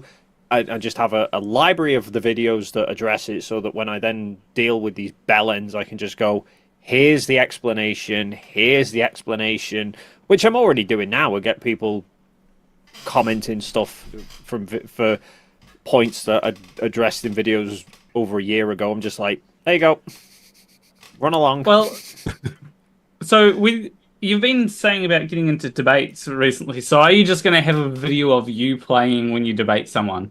Pretty much, just pull up the library, like, here I am. Yeah, just play that one. It's a Rubik's $5 says, should I put a bag of NASA freebies together for Witsit with a note saying NASA knows and is watching you? Yes, you absolutely fucking should. Like, just leave it. Like, when he's about to do his debate, leave it on his seat or something. So he picks it up just before his debate, and he's like, oh, what? First stream that Jaren did post Antarctica when he was kind of sort of acknowledging that the Earth's not flat anymore, and I just sent him a £10 super chat, just said, this is your paycheck from NASA. Yeah. Oh my god, my chat's fucking genius. I've got to have a clone come in behind me and have it speak and say stuff so I can turn around and interact with it, right? Oh, like scripted out? Yeah. I can speak from experience. It takes some practice to get with that. I've done that before. I've done that before in a video where I've had a conversation with myself, and it's fucking tricky to get. It's easier editing, than live, definitely. Yeah, well, because I wanted to do it in one take between the two, so I wound up having to script out both sides. I then put the script, like, sellotaped to a light stand, placed where I was going to be, so that I could look at the script like I was looking at me. Right. And then having to read my lines out, and then read the other me lines out in my head, so that I can kind of get the timings right. Because obviously you need to leave a gap while the you that's not there is talking. It was fucking a head wreck to try and work it out. I mean, it shouldn't be too hard for Craig because he's got a few clones. Yeah. So. What do you mean? You could. You gotta stop dropping that info to him. It confuses him. Yeah. I mean, Craig. Sorry, Plan. I've just had a great idea. Get Emma in on it. Yeah.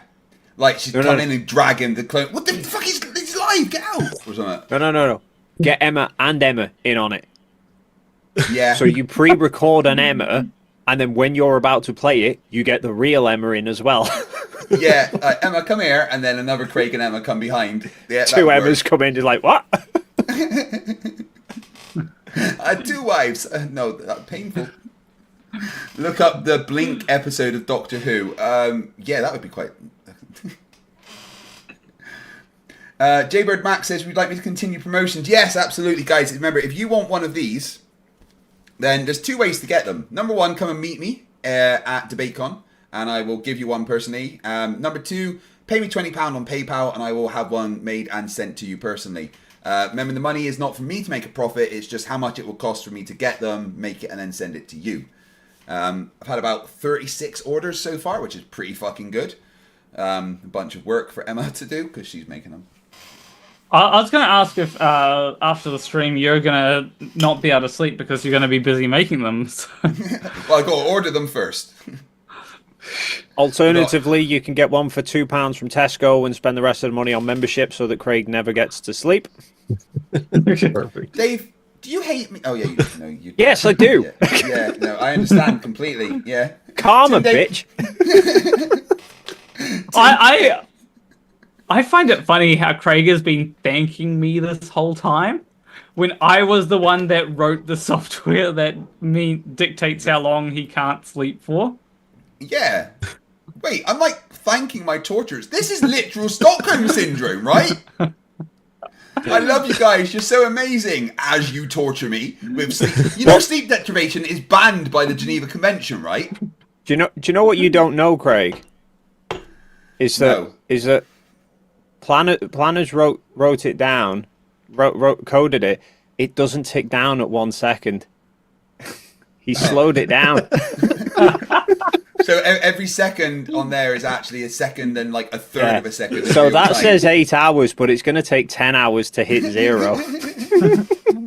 Here's a fun fact. Hold on. Katliana Varen comes back and gives 50 memberships and bumps it up double digits by 150 minutes back up to double figures. Thank you, Katliana. Honestly, the actual support is insane. Tim Davidson, $5. A video where a guy is talking to himself. Super easy. Barely an inconvenience. Sure you will get that reference, right? Yeah. Good. I'm looking for Ashton's name. Yeah, still none for Ashton. It's a fix. It's actually a fix, guys. So Chad has also made me aware that I'm the only one in this panel with an accent. So I was told accent. Because I'm the only one from America. You guys all have British accents, and they said you should fake it a British accent. And Americans don't have an accent. I was making a joke properly. I know, but the American accent is TV, right? I have a question for Michael. I want to test something out. Can you say FTFE's name? Craig. Okay, I can kind of hear it. So I say the word, like, I don't know how anyone can see the word Craig and be like Craig. I don't know how, because it's AI. AI is Craig, right? For a long time, I thought your name was spelled Kregg.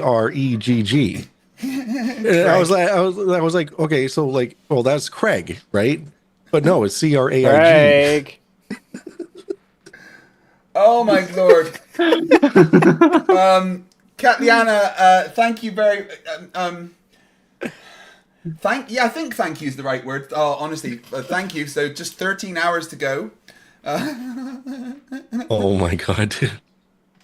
You see, there's a reason why I'm doing this with like when I do this, it's going to be super chats because you don't tend to get like $1,000 super chats, so I should be safe. Yeah. I've like said to the chat many times, oh guys, of course you're not going to do any more, are you? You know, it was like at 3 hours at one point. I'm like, yeah, thank this. It's going to be a nice cool one. I really appreciate it. And no, it's now at 13 hours. You do realize that part of this is on you, right? Yeah, a little bit, yeah. Like, I gave you the option in the program itself to, after you've gotten to, like 24 hours, though to be fair, there'd be problems because you had to restart the software. But after you get to 24 hours, it switches down to 2 minutes per membership rather than 3. You decided not to do that. Yeah, no, I was, everyone, I asked what people want. They said, no, just no cap, no changing. And I said, okay, if that's what you want, not thinking they would punish me this much, but I'm a fool. Design Song 1, $5 says, hey Craig, finally caught up to you answering my question about something or ever. New question, who are you and why do I smell pennies? Shit, have I used it too many times? Did you remember when they gave us the safety briefing on the flashy thing, how many times we're supposed to use it? Like on the same stream? Because I think I may have broken some people. Yeah, I think it was 2 less than you've done. Shit. Yeah, I fucked it. David 499 says, Planner, is it true that you used Durf's flat Earth clock to time Craig's stream and shared Craig's details with the app? Funnily enough, I was actually thinking, at one point I was thinking, okay, is this secure? Because it actually does run a web server on the app, right? Which Craig can connect to and is how you're seeing when the stream ends on screen. So if anybody can get the API, they can just go and change the code and... No, turns out that Windows actually has a feature which makes it very difficult to connect to someone else's computer, even if you know the IP address.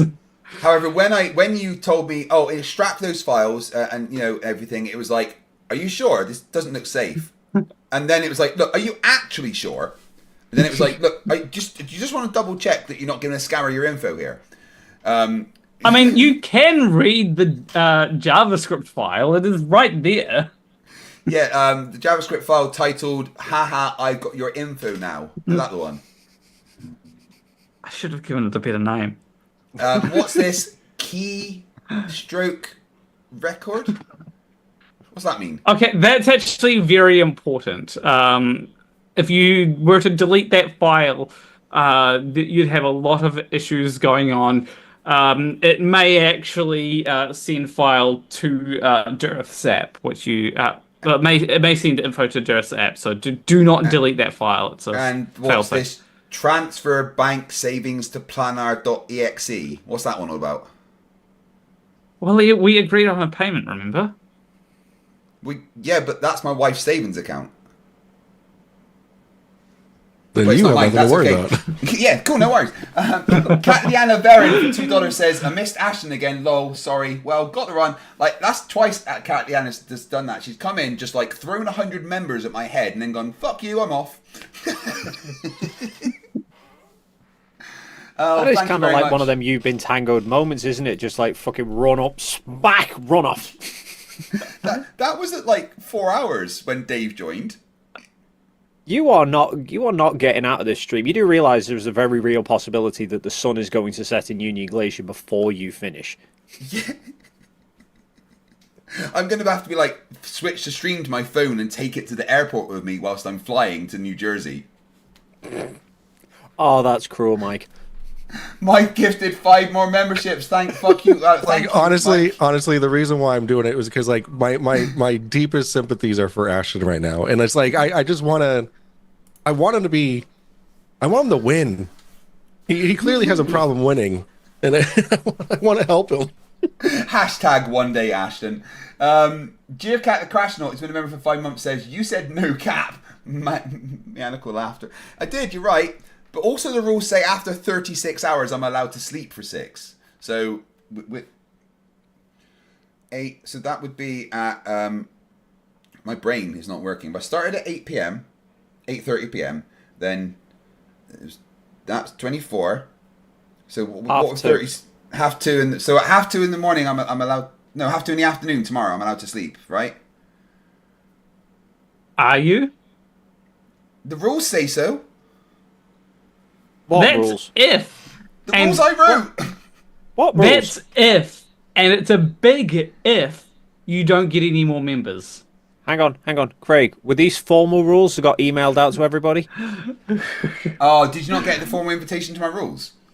No, nobody You didn't did. send any formal invitation to the rules, and the rules do not exist. Plus, I think you flashy-thinged it out of everybody, so... Yeah, I couldn't access Flatsoid's email address, so I had a problem. Well, yeah, you've got a problem now. You're not allowed to fucking sleep. You're just going to watch me disintegrate on stream. So you're going to pixelate. Craig, I've got a question. 42. You do remember you took a quick nap both of the last times you did this, right? Yeah, I haven't had any sleep yet this time.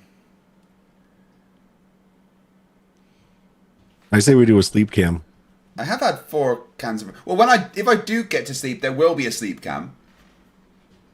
Keep your trousers on this time. Roby says, we "Pause the weren't plot going when to sleeping." mention that. David199 says, were the 6 hours of sleep placed in escrow? Gotta get on to MC Toon first. MC Toon's probably used them. What I would love to do is try and convince Nathan Oakley to do one of these membership drive streams, because it would last 45 minutes. Every new membership gift adds 3 minutes. Oh, I finished already. Somehow he would get negative time. Does he even still get super chats anymore? I was watching one of his videos the other day for a video that I'm doing, and throughout the entire 1 hour and 20-minute stream, he got 2 super chats, both for $1.99. Wouldn't surprise me if there was. It wouldn't surprise me if they were off his own sock accounts. I know. There was about 26 people watching, and then when Flatsoid went live about half an hour later, he had 108 people watching, which I find fucking hilarious. Do you guys know that it was me and Toon that convinced Flatsoid to stream every day just because we wanted to piss off Nathan Oakley? I remember hearing that. And he was like, yeah, that sounds like a good idea. And now his show is way more popular than Nathan Oakley's. And that's fucking hilarious. It's also, if you can believe this, even stupider than Nathan Oakley's. Yeah, no, it is true. Nathan Oakley is just like, some religious sermon, whereas this is just like clowns. Actual clowns. Yeah, like he'll say, Planet Walker's demon possessed. That's a thing that he said multiple times. And he thinks I'm demon possessed by this plushie. Flatsoid streams are much better than Oakley's because Flatsoid has the bollocks to actually make claims. They're always fucking wrong, but he's at least prepared to make claims, which unlike Oakley, who just goes, Earth's measured flat, and I don't make claims about anything else because it doesn't work.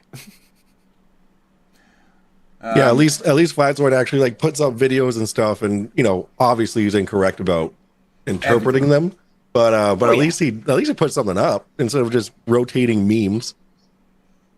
Yeah, listening to I've got the motto now for Oakley. Anyone who's not watched Oakley is if you've watched one Oakley, you've watched them all, because it's just the same shit on repeat.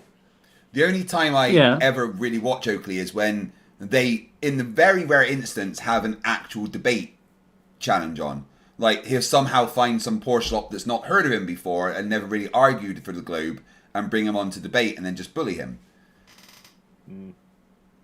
But, I like Flatsoid because Flatsoid says things like this. So FTFE. Well, everybody here on the panel, quickly. Even you, Luca. He's gone. This 45 degree that you look at the sun, is he gone? Okay. Yeah, he's gone.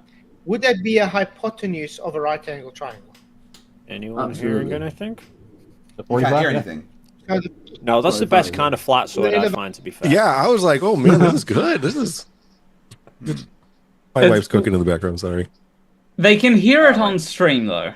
Yeah, it's Flatsoid saying that the 45-degree angle there, it's a hypotenuse.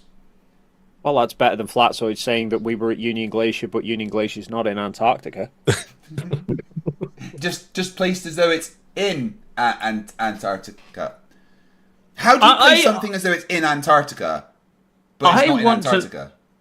What I want to know, right, is because he said about, I don't think they're at the real Union Glacier. I don't think they're there in Antarctica. And I'm like, okay, well, where on the flat Earth is there supposed to be a 24-hour sun at this time of year? Yeah. Somebody posed that to me, actually, because Flatsoid had started saying it before we'd finished at halfway point, because somebody actually commented, I think I'd heard Flatsoid making those claims, or heard about people talking about Flatsoid saying we weren't in Antarctica, but we were at Union Glacier.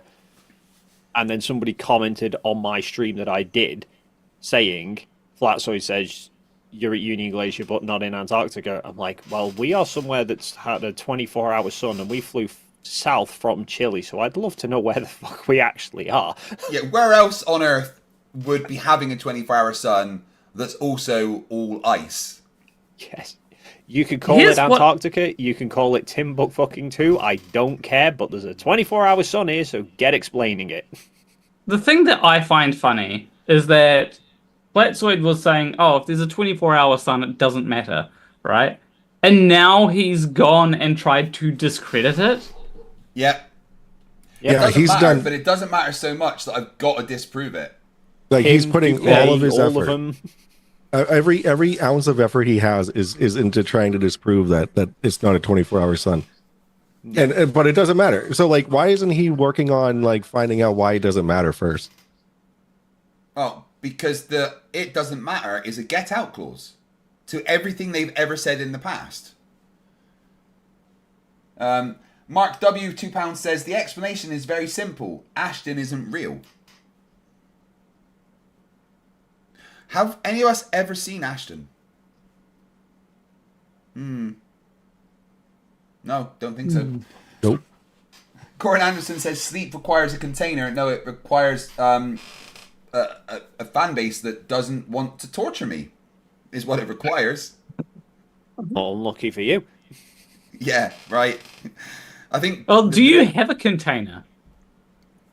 I mean, the roof of your house is gone, so do you have a container? Well, every morning I wake up in like a pod of goo. Does that count? Well, a container's a coffin, and the way that your fucking chat's going, Craig, you're going to be in one very soon.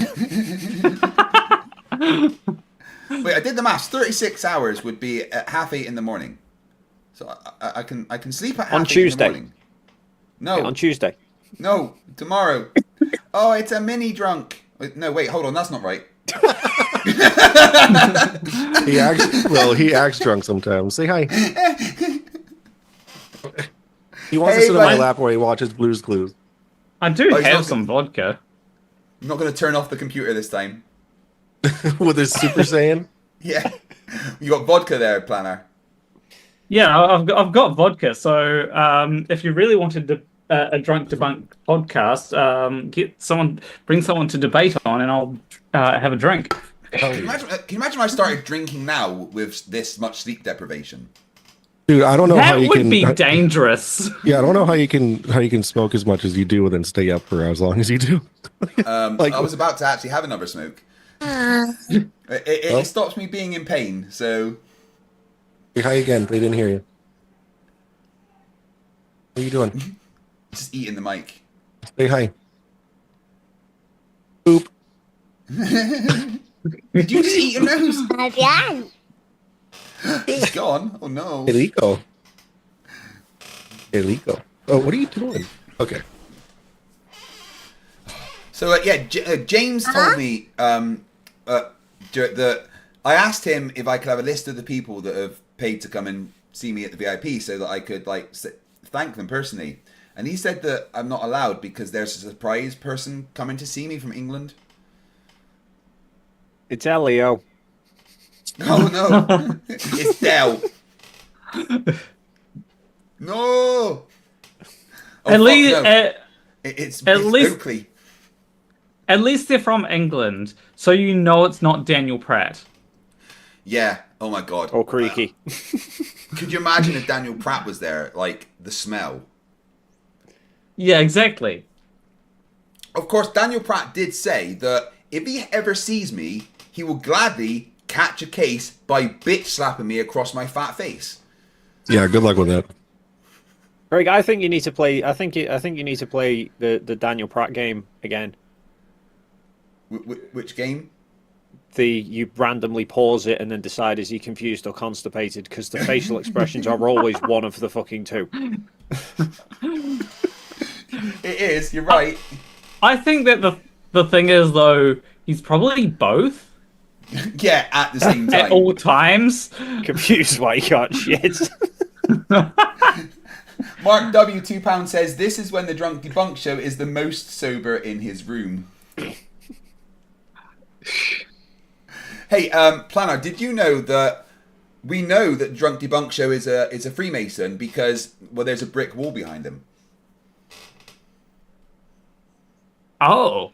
I can build it. I can tear it down whenever I want too, see? And also, I'm such a good mason, I can just build it right back up. Also, we know that Dave McKeegan is a Freemason because he put a left boot on display in Antarctica. Yeah. Or something. Wait. Also, someone said that they can't imagine me drunk. I have an entire 8 or 9 hour stream. I think it was 8 hours. Where I was drunk. It was during the US election. That the perfect was time. Hilarious, that one. Are you meaning the stream or the election? Well, both. I've done one drunk stream, and it was about 4 hours long. I remember the first hour. I remember the last hour. I don't remember the middle 2 hours where I got naked, apparently. Yeah, I actually you naked and flexing is actually one of my emotes. The Turtle Moves £2 says Planawalk is possessed by the Valhalla. So here's how it's pronounced, right? It's pronounced Blahai, but I also have a Blahai that I call Blahaj. Blowhigh, right. Oh, apparently I woke Emma up to tell her the earth is flat. I don't remember that. Like, I did wonder why I got the cold treatment in the morning. Were you possessed by the spirit of Nathan? Had you drunk some Nathan Oakley? I must have. I did drink a lot of tequila. I remember it was a fresh bottle of tequila, and by the end of the stream, there was 2/3 missing. At least you didn't have someone with one of these clicking it every so often. What is that? What's that going to do? Oh. Is that for like a... Why are you clicking me? Where's the other end of that? You can't see the person locked in his closet right now that like totally had the Pavlovian response. I'm hearing some faint screams in the background. Planner, who have you got back there? No, you know, Flat Earth Perth. There's a reason why you might not have seen them for a while. Mitchell from Australia did disappear a while ago, if we think about it. Well, Witsit has been very quiet. Oh, for the first time in his fucking life. Insula 20 Nokia says, petition to get Craig drunk and sleep deprived. I'll sign that one. We'll now, drink I am together. quite worried about New Jersey, right? Because both my debates are first thing in the morning. You guys aren't allowed to get me drunk, okay? I can't be fucking debating Andrew Wilson hungover. Dude, Saturday night, man. I'm not holding back, man. I just want to at least have a beer with me. Yeah. I think Saturday night's going to probably be the biggest one. I can be hungover for a moon landing debate. That's easy. Shut up, Alex. You're a dickhead. There we go. I win. You probably need it to do it with Alex. Yeah. Oh my god. He when he was pushing Flat Earth, he refused to speak to me about Flat Earth. He was like, "I'm never talking to that clown." So I'm gonna play that clip of him saying that to me when I meet him. What did you mean by I'm a clown? Bill $5 says, you were an annoying dick during your drinking stream. Please don't do it again. I don't want to have to miss your work. I don't remember it. Apparently most people liked it. You can't please everybody, FTFE. That's what I've learned being all famous and stuff now that I am. Children. Lots of children. Planner pulls out, not a child, but someone that is like chained up and just puts them on her lap. Hey, say hi. What's her name? Era. Say hi, Era. Hi, Era. Hiya. Hiya. Oh. Hiya. Okay. All right. She's shy. She's shy. Aww. Hi. Say hi, Craig. Hi, Craig. Okay. Say hi, Dude. Walk. Are you being shy? Close enough. Oh, she said hi, Planner Walk. Say hi, Dave. Okay. The incredible thing is you've both got people there on your laps that are smarter than Witsit. Can have more coherent conversations with her as well. Yeah. Yep. More than what's it? Probably less chance of them getting lost in a straight line. Okay, I have a question for Dave. Was there any point in time where you got like a message in Antarctica saying "Help! I've gotten lost" from like one of the flat earthers there? No, thankfully. Well, 3 of them actually kind of are grown-ass adults that can take care of themselves. Yeah, but it's still worrying. Like, can you imagine if one of them had gotten lost and it's like, okay, well, we're leaving? Can you imagine what the flat Earth community would say about that? Well, I did say that to Will. So there was a few points where, because those GPS tracker things that Will got were shite. They were, well, the trackers themselves weren't awful, I don't think. But it's whatever the company was, the setup that they had for updating the map that everyone else could see, it wasn't updating. So like we were all sat in a restaurant on an evening, and I pulled up the tracker, and it still had 3 of us at the hotel, and Witsit was still across town at a shopping centre that he'd been to that afternoon, even though we're all sat together at the same table. And then when we went to the airport, It was probably Witsit's fault. was sat in the airport lounge, and I had a look at it. I was like, because on the drive from the hotel, I was like, these still aren't updating, Will. But at that point, he'd set all of them up on his own profile. So he said to us, each of us download the app and register our own ones onto our own accounts to see if that updates it. When we got to the airport, we got through security, we're in the lounge, and I pulled it up just to see. I'm like, Will, I've got some good news and some bad news. I said, the good news is that it's updated half of us to say we're at the airport. I said, the bad news is that it's also saying that Jaren, Austin, and Whitsit are all still, Jaren, Austin, and Elizabeth are all still at the hotel. So to anyone now looking from outside, from anywhere else, it's going to look like we've left them behind. I think it would have been hilarious if you just like left and then like got to Antarctica and called them and goes, "Where are you guys?" What do you mean you slept in?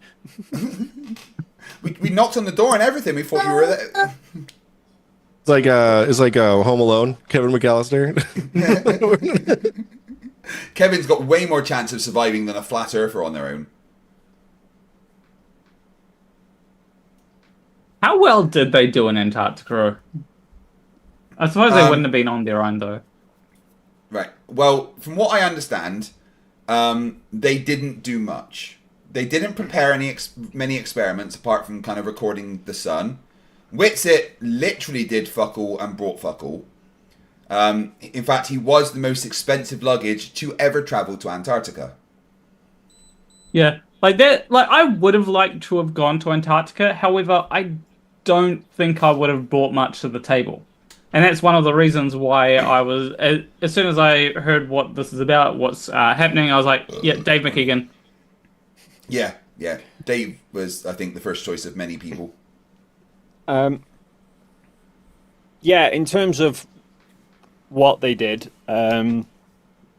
Jaren took his tracker mount with a camera to record. I don't actually know what he was recording, but the sun, but as in to what extent, I'm not entirely sure. Lisbeth had a GoPro that she was going to connect to that, I think, so that it record the sun probably with a wider view. She also had a Sony camera for, I think, with the solar filter for doing sunspots. Jaren and Austin also both had P1000s, also for doing sunspots. But yeah, I think other than a handful of times where Austin came out to take some sunspot photos with the P1000 and once measuring the sun elevation with his eyeballs, he didn't really do much other than talk complete bollocks on Discord and fall asleep under the table. That was pretty much the extent of it for him. Yeah. And lie about the Wi-Fi and vaping and stuff. That was kind of all he did, to be fair. Yeah, really, he caused more problems than he solved. There wasn't any problems he solved, from what I gather. I kind of think, with hindsight, that maybe if we were to go back and repeat it from the outset, I kind of suspect that Jaren would be happy not saying to Will, "You need to pay for somebody else." I mean, he did that because he didn't want to be alone with the Globers. And at that point, it was just going to be you and Will, right? So it was originally going to be Will, you, and Austin, and Jaren.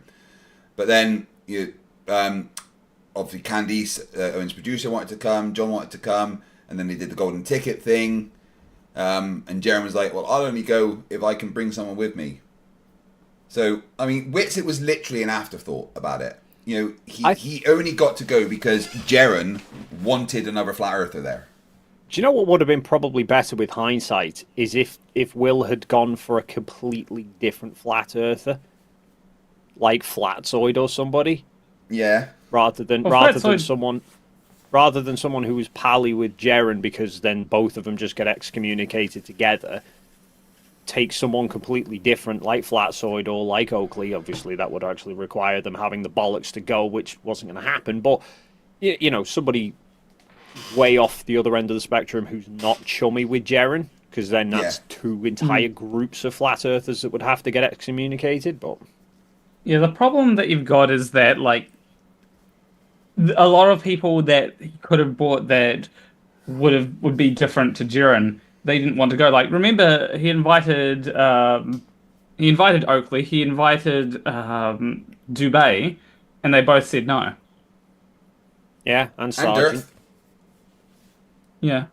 Yeah, and Flatsoy said if he did get the formal invitation delivered to his house by hand by Will Duffy himself, dressed in ironclad, that he still would have said no. Even if there was, an entire chorus of children singing, and an entire array of orchestral harps playing as he opened the door with the invitation presented on a pillow with a golden feather, he would have still said no. Dean Odell had the opportunity to go. He could have gone and seen Satan in the sky. Yeah. I think that anybody who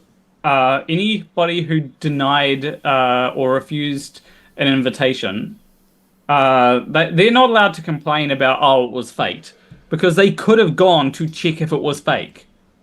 Mm-hmm.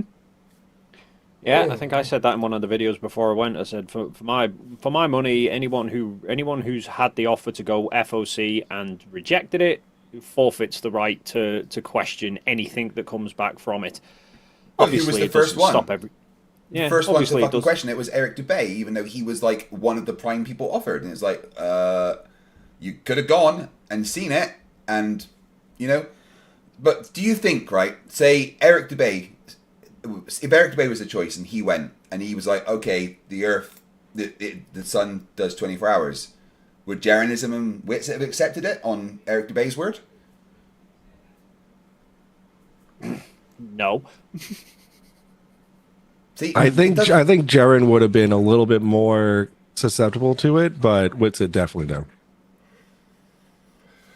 Brandon Contest for $5 says, question for Dave, aside from professional photo and video, did you take any measurements or conduct any experiments, or was that all tune? And thank you for your first super chat on the channel. Pop in your cherry.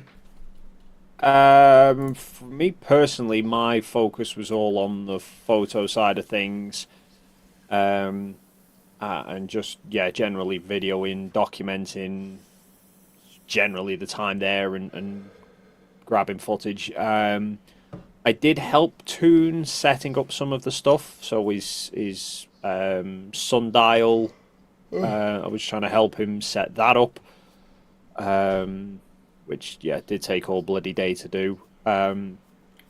We were doing the longitude, measuring the lines of longitude, so we measured him, Will, and Critical Think measured the gaps in lines of longitude in Punta Arenas and Union Glacier, and then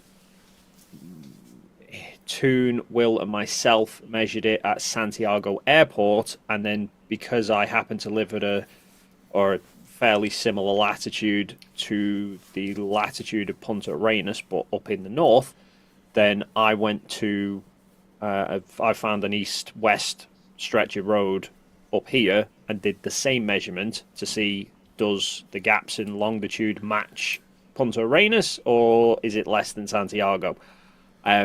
Spoiler alert. Earth's the globe? Well, it seems to be. You stupid! Might come as a shock to some people. It's one of those things where there are so many experiments that flat earthers could do, but they don't.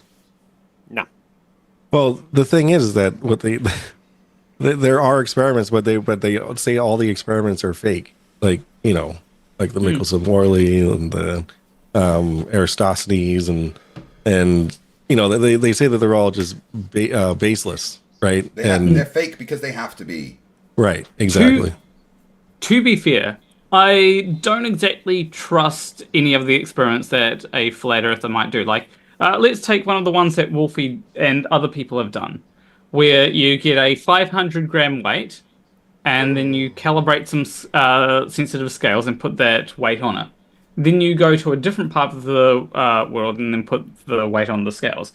What flat earthers would do is they'd probably get like a really bad pair of or set of scales, and then just like wait and go, oh, see, it's at both places it says 650 grams. And it's like, but the weight isn't that that you don't have a sensitive weight.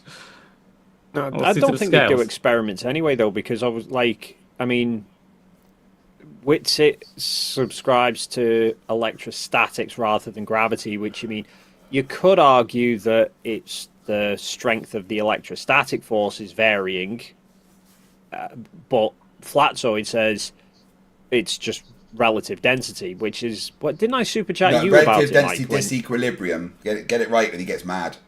Yeah, I think I super chatted you about it because he brought it up to you, and I was like, so why is it that then if you increase the density, like you can take two dumbbells that are the exact same size as each other, so they have the same air resistance, but one is twice the weight of the other one, which means it's twice the density, so why when you drop them do they accelerate at the same rate and not twice as fast? And he just went, what was it he said? Because one's heavier, it takes more energy to move it, or I don't know.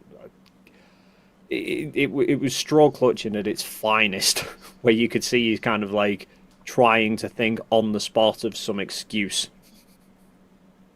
Do I need to drop this to prove a point? It I'm not Is dropping it. underneath it. I'm underneath it. I spent my first debate trying to explain to somebody how dropping things makes them accelerate. It was painful. See that actually, something clicked in my brain when I watched that, right? Because like you hear, oh, it accelerates as why it's 9.8 meters per second squared because it's accelerating, and I was like, okay, whatever. That's I just took that at face value. But then you explained that it's actually an acceleration. It starts at 0 and gradually gets faster as it falls. See that? I don't know why it took so long for it to click in my brain, but it did, and then it just made sense to me.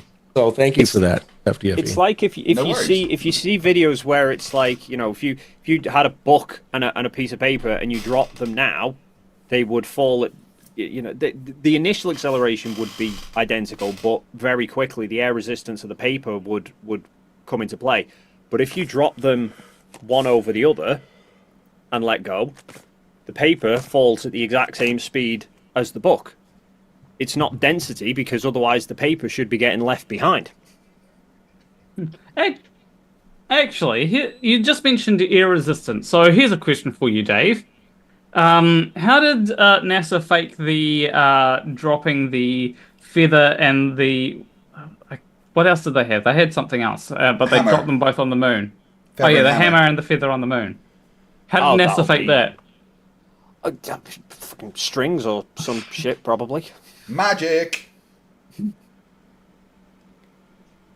It was a invisible. It was a green screen hydraulic system that was set specifically for them to fall at the 1/6 of Earth's gravity. Or it would be actually they were on strings and he pulled them up really quickly and then they just played it in reverse. That's it. And they did it perfectly to time for exactly 1/6 of Earth's gravity. Yeah. Did they use any hydrocoptic Mars Levains as well? Yeah. Or it could have been Unreal Engine. It's always Unreal Engine though. That can't just be the excuse every single time, you know. It was the alpha version of Unreal Engine. You don't know because we don't know the technology that they had back in the day because the stuff that consumers see nowadays, it could have been in production 50 years ago. We don't know. Of course, that's their argument. Dave Weiss said they're hiding technology and energy and child trafficking to outside of the ice. Well, hold on, wait, what? Yeah, they're delivering computer chips and children. It was computer chips. Hold on, there was 3 of them. It was computer chips, children, and tuna. I forget the third, but that was it. Was just those were the funniest. I remember seeing like a thing that did like how computer chips can't come from Taiwan, and this wasn't even like a flat earther saying it. Say that again. Sorry. There was like someone saying that all our computer chips can't just come from Taiwan. Oh, yeah. I feel like some people are so stupid that they underestimate what other humans can do. Yeah, I constantly underestimate the stupidity of humans. Like, you see that the map that they bring up, right? That's got all the stuff on the outside. That is literally from a story that was put into like this, not a real newspaper, but like a paper of short stories and stuff. And because someone found it and was like, oh, look, it's real. And then Dave went straight from, oh, we found this map to, well, it makes sense if they're going out here and delivering children and chips to it. Like, how did he all of a sudden make that connection? I'm sure. Talk that funky ass map, aren't you? The one with the lands beyond Antarctica. Yeah. Doesn't Dirth say in that Jim Brewer thing that the glitching, that all the boats that appear on that radar that turn up in the middle of Antarctica, that they've actually sailed beyond Antarctica? Yeah, that's what he's saying. And then he points to this island called Thuban or something where they are. That's where they're actually going. And yeah. But he says the whole point of the ice wall of Antarctica is to keep the oceans in. But for the boat to get beyond Antarctica, there has to be a fucking hole in the wall. They point to several holes in the wall. That's the thing. There's these passages, which would mean then that the walls of Antarctica serve no purpose. Absolutely, yeah. The problem you haven't here, Dave, is you're using logic and reason. I know, it's hilarious, isn't it? I know. It is funny how they initially come up with, oh, Antarctica's an ice wall to try and explain something, and then they're like, oh, let's add something else to it, but Antarctica is still an ice wall for some reason. I love the way they... I was going to say, I love the way they bring up a picture of the ice wall, and it's like the edge of an iceberg. I'm like, yeah, I could show you the pictures of the White Cliffs of Dover. The UK is not a fucking wall. You show them a beach in Antarctica, and it blows their fucking mind. There is several beaches in Antarctica, and if you were just to take a picture on that beach, you wouldn't know it's in Antarctica because it just looks like a beach. Well, then Flassoid would say, "Well, I believe you're at a beach, but it's not in Antarctica." Yeah, it was placed there to appear as though it's in Antarctica. I've got a question. Yes. Oh, sorry. Does anyone remember when flat earthers would make the argument that it's obvious that it's flat because of like all these things of ships don't disappear bottom first over the horizon and all that, and like since then they've completely backtracked on it, going, oh well, ships actually do disappear bottom first over the horizon, but we can zoom them back. Yeah. And if you can't, it's because of perspective. Yeah. Or when they said, oh, you can always zoom it back, so I showed him the Daz of the Cameraman video of it not being zoomed back, and he was like, well, that's not far enough away to zoom back. Well, Austin tried pulling that one with me because I wound up in a restaurant with me, Jaren, Jonathan, Lisbeth, Mark, and Austin, and pretty much all of them were pro conspiracies. Apart from Mark was globe, not flat Earth, but other than that, they're just harking on conspiracies. And then Austin starts banging on flat Earth and obviously draws it into me. So I started bringing up the Canigou Mountains because he loves bringing up the Canigou Mountain video. Yeah. But I'd done the comparison, taking the Canigou Mountains and taking a picture of Canigou Mountains and overlaying it, and 3/4 of Canigou Mountain is missing from that sunset video. He's like, but I didn't have the actual the image on my phone at the time to show it to him. So I just said, I've done it, and 3/4 of the mountain's obscured by the horizon. He's like, no, it's not. It's not that much. It's less than half. I'm like, that's more than zero, which is what flat Earth should be. But so why is it obscured? And he starts trying to hark on that it's because the sun's behind the mountain or something. He tries to say that the reason you can't see the Eiffel Tower from the east coast of the US is because it's not as bright as the sun. That you can see the sun that far away, but you can't see the buildings because the ambient light levels are less. I was like, so what you're saying is that the brighter something is, the further away we can see it. And he was like, yeah. I said, okay, do you agree that the moon isn't as bright as the sun? He said, of course. I was like, so why can we see the moon and the sun disappear at the same distance away from each other? And you could see instantly, he was like, oh, shit. Yeah. And he just went, Yeah. I see what you're talking about there. I'll tell you what. Let's put a pin in that. We'll come back to it at another point. Yeah, I always love saying to them, like, well, okay, so you can't see the Eiffel Tower because the atmosphere or something's in the way. But I can see a star on the horizon, and their brain short circuits. Yeah. There was, I will admit, there was one thing that did stump me at one point, and that was like some photography. I think it was done by Jay Tolan. It was like infrared photography, so there would be less refraction and all that. And like I was like, okay, well, what's going on here? Because I don't think it would be that the flat Earth was right. It took me a while, but eventually I worked out what was wrong. They messed up with the maths. Yeah, that's not surprising. Wow. Flat Earther. Yeah. What? Flat Earthers messed up math? Yeah, Flat Earthers mess up math quite a lot. The Morgile does it the most because he actually not only messes up the math, but he messes up the English and gets meth. Well, here's the thing, Craig. You just about said mething up the maths, which is probably what some flat earthers do too. Yeah. David499 says, would Witsit recognize a gyro compass or a sextant if they were carved into the side of Mount Rushmore? Flat Earthers meth up the math, which is why they can't do it. And if you math up the meth, you get Breaking Bad. So what you're saying is that Breaking Bad is the direct opposite of Flat Earthers. Yeah. Yes, yeah, that is it. The smart. globe is not the opposite of Flat Earth. Breaking Bad is. Perfect.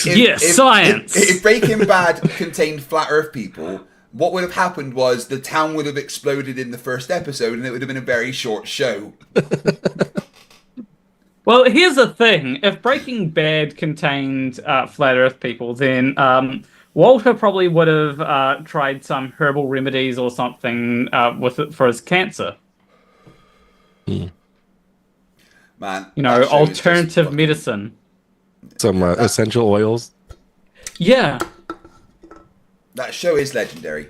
I think it's a show that once a year you can binge quite easily. Is it bad that I've never watched it? You what?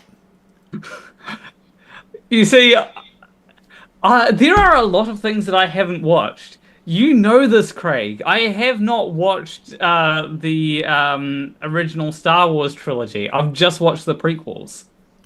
Oh.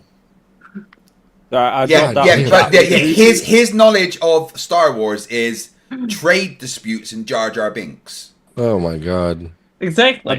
I dropped that on the chat. What's Planawalk not watched? Planawalk hasn't watched the original Star Wars, only the 3 prequels. Oh, what did you? Oh, right, okay. I thought there was another one you were talking about before. And Breaking Bad. Oh, yeah, you didn't watch Breaking Bad either. Well, to be fair, I only watched Breaking Bad fairly recently. I have not seen Breaking Bad. The one episode I did see was when they're trying to disintegrate the body in a bathtub. Yeah, that's a good actually, I recently revealed to someone. This was there's a fun story. It was my sister's ex. But I recently revealed to this person that I had never seen The Matrix, and this person was like, "Do you want to come to my place and watch The Matrix?" And so we did. Just the first one, not the sequels. Unpopular opinion: the best Matrix movie was the 3rd one. I have not seen the 3rd one, so I cannot agree nor disagree. Yeah, the second one is kind of trash, but the third one was pretty cool. But the first one, I gotta say, I mean, it is like, it is the it's basically like the first episode of Star Wars, right? Where Luke is he's he's a nobody, but then becomes the one, and then he has the Oracle who's Obi-Wan, right? And then he gets his training. And then from Yoda, but in the Matrix case, it's the computer program. It's basically that whole story just retold in a more futuristic. Isn't like every story basically the same? Yeah. Like the hero's journey. Yeah. So which movie am I describing? A young boy abandoned by his parents, taken in by relatives, Turns out he is the one with amazing powers and will, solve all of the problems. Which movie did I just describe? The Drug Harry Debunk Potter? Show. Superman? Me. Sorry, Planar, which movie? I said Harry Potter. What did you say, Dave? Superman? What? Superman? Yeah. It's not relatives, is it? No. What about you, Drunk? What did you say? I said me, my story, but that it wasn't funny. It's Star Wars or Harry Potter. It works for both of them. Mm. It's Luke Skywalker and it's Harry Potter. Mm. Luke Skywalker also being a radicalized terrorist that committed an act of treason against his government, killing millions of government workers and civilian contractors in the process. Well, since you put it that way, Jesus, dude. It's not as cool anymore. Killjoy. Luke was the bad guy, man. He was a terrorist that blew up a government installation. Has anyone here played Final Fantasy VII? Well, it's not as bad Except- what Anakin did. I mean, if you played the remake, it shows that there was probably a few people died in that Master from the terrorist Skywalker. activities. Oh my god. What shall we do? There's a mess on the chair. Oh, that's adorable. Yep. Mm. Look at that creature. It's at least 26 times smarter than Witsit. See, Witsit couldn't figure out to get comfy like that. He'd still be going around in circles. Tim Davidson, $5 says, Has someone Star- checked on Witsit to make sure that he's not just walking around in circles? No, he might actually be. Every time he tries to sit down, he just circles the chair for a while. Tim Davidson, $5. Star Wars is the story of a young man, I just said that, radicalized by a military operation into an ancient religion and goes on to commit terror attack, killing millions. Yep. Brandon Contress for $5. Question for all of you. What do you think of the new Flerf explanation of the dome of vision that rotates around you as you move south? Magic. Is that the new Steven Alonso thing? No, it's the firmament tracker's explanation of the 24-hour sun, which somehow allows you to see the sun, the other side of the Earth, even though the bits in between you and the sun are in darkness. I know where they got it from, though. Their ass? Yes. Deep inside. Yeah, fair assessment. There's the rabbit hole. Oh god damn. This rabbit doesn't smell right. Tim Davidson for $2 says Sarah Sephiroth Sephiroth. What? Sephiroth. Boom, boom, boom, boom. All right. Sephiroth. Okay. I had my call card and I didn't get the reference. It's does anyone know of One-Winged Angel? This one that goes Es Juan's interés ira vehementes Es Juan's interés. Yeah. And then it has the Sephiroth. Ba, ba, ba, ba, ba, ba, ba, ba. Sounds like you singing Bohemian Rhapsody. I just know I am a huge Final Fantasy nerd, so I know some of the lyrics. I have played one Final Fantasy game in my life, and that was Final Fantasy 14, the road trip one. That was 15, the road trip one. 15, then, yes. I played 2 hours of that one and then put it down. That's one more than I played. I still need to get into 14, but it's an MMO, so I need friends. Yeah, I've already got my nerd thing that I do once a week on a Friday where I role play as a Star Trek commander.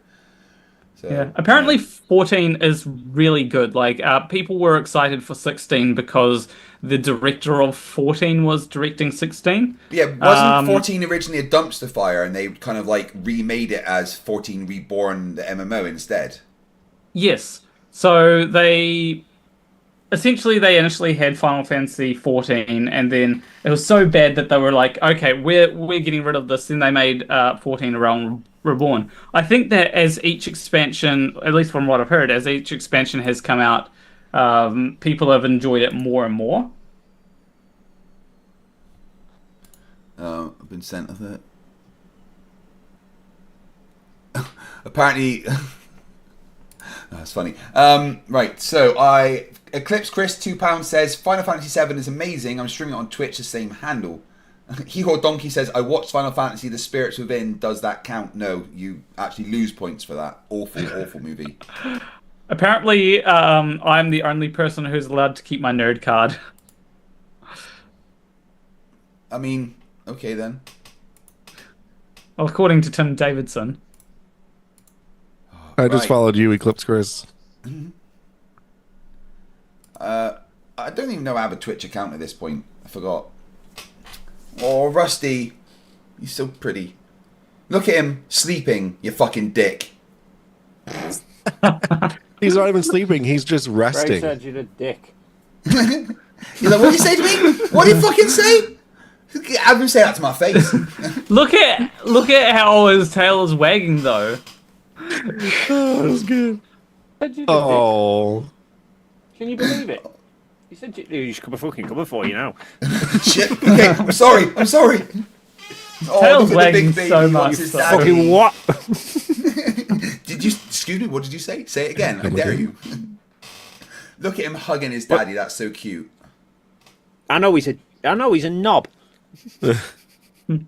I mean, to be fair, at least the timer is not at the most it's ever been. Yeah, there was one point. Well, I remember last stream that I did. There was one point where the timer said 21 hours. I mean, to be fair, there was one point even in. Rusty, you want people to give more memberships to Craig after what he said to you. I completely agree. No, no, they don't want to do that, do they? Yeah. Luckily, Rusty can't buy any memberships himself, so I guess I'm okay. I mean, it's even been higher in this stream, like back when it was at like what 2 days. Yeah, but that was because it was broken. My dodgy developer didn't do their job properly. Was it the same dev as the Dearth app? I mean, at least I fixed it. Yeah. You applied a patch way quicker than Durf's developers did for his app.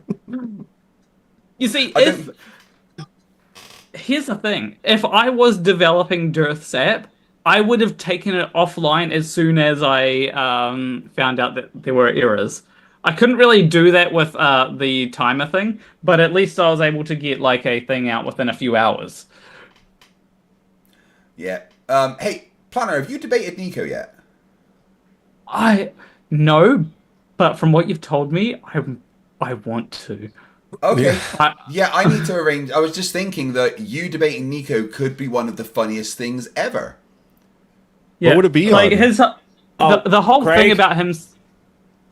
Craig, Rusty says, "Fuck you." How did Rusty get his own money? Here's the thing, Rusty doesn't need his own money because it clearly is coming through on Dave McKeegan's account. So clearly Rusty is using Dave's money. Yeah, that's what the dogs do. They use us. Yeah, I believe Nico referred to LGBTQIA as the alphabet people. That was fun. I actually had a good laugh with your response to that. Saying that's mean to Google. What the fuck did Google do? Yeah.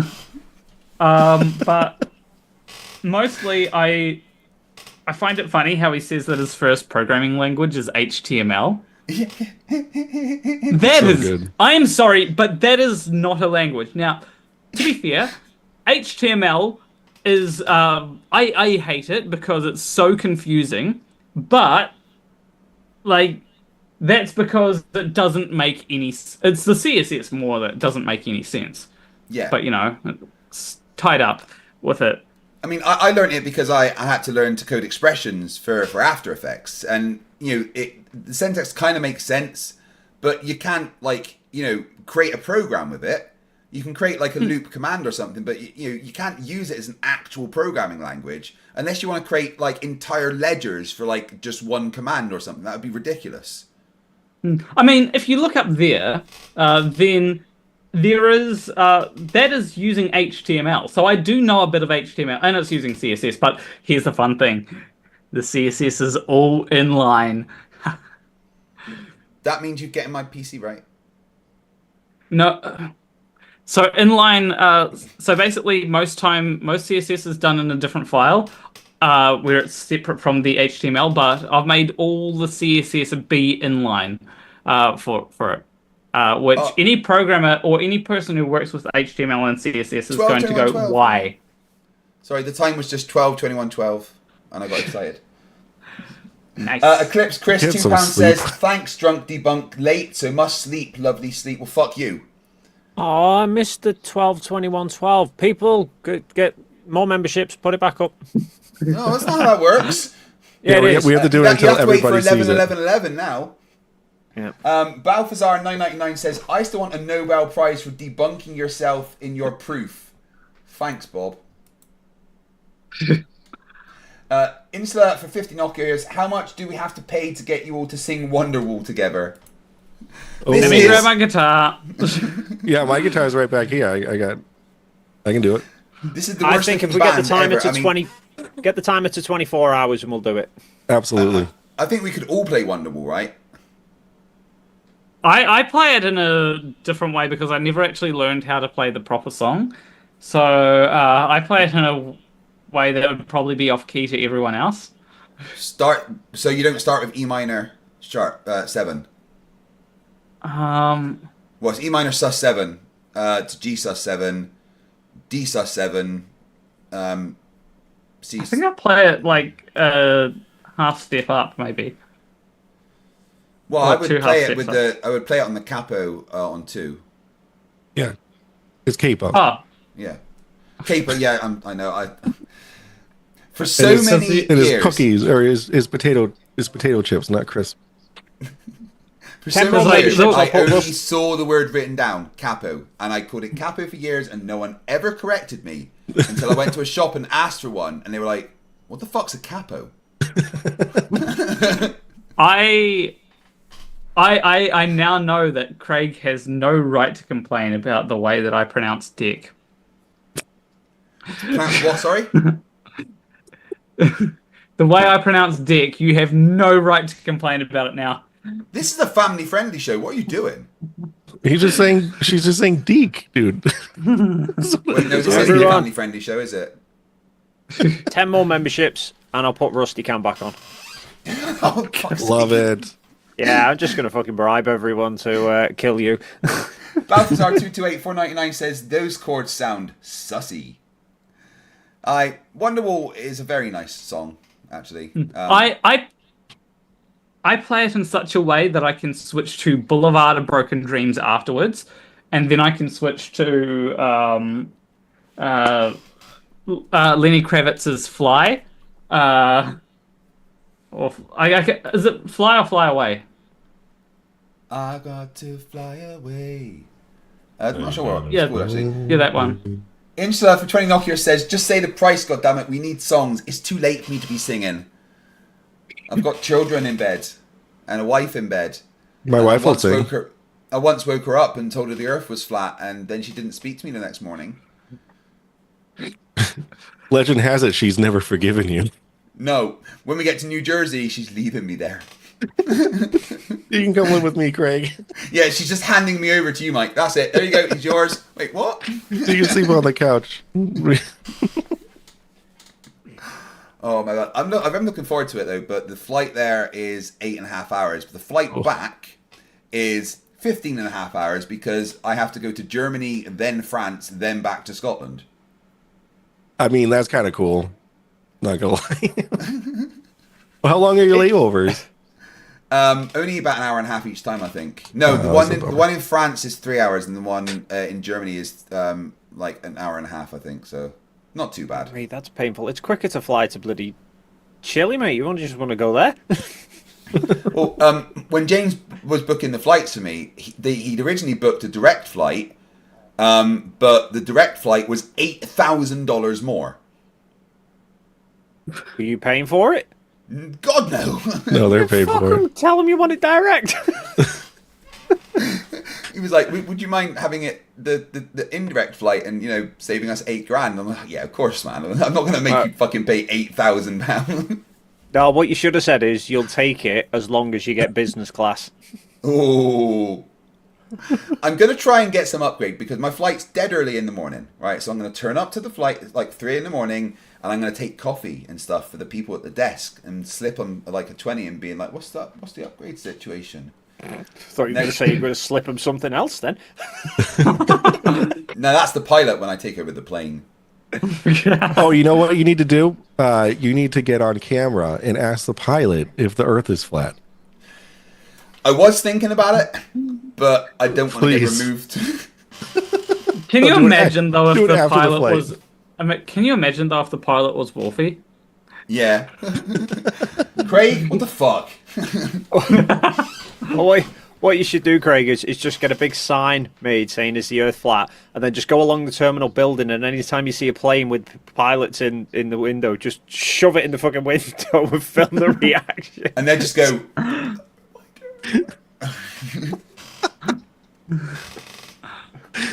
That was so good. I think Otto's lying to me because he's saying that Newark is considered the most beautiful city in America. Oh my god. I was told that Newark is the industrial dump pit of New Jersey. I mean,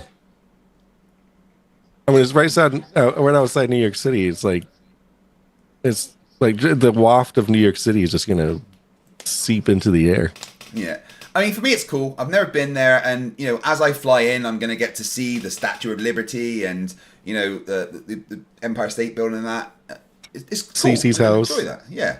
I'm going to see the place that gets destroyed in all the alien invasion movies. Yeah. Frankly, though, I do think America should stay in the movies where it belongs. I agree. Here's the thing. I don't even think America is real. I think it's conspiracy invented to sell more flags. I mean, have you seen how many flags they use and make? Yeah. How do I know I'm going to America? I think they might fly me to New Zealand and tell me it's America. I think Al Murray has the best description of America. America is a good idea that's got out of hand. Can you imagine the founding fathers coming forward in time now and being like, "Oh shit, what did we do? He's in charge. Oh fuck, my bad, guys."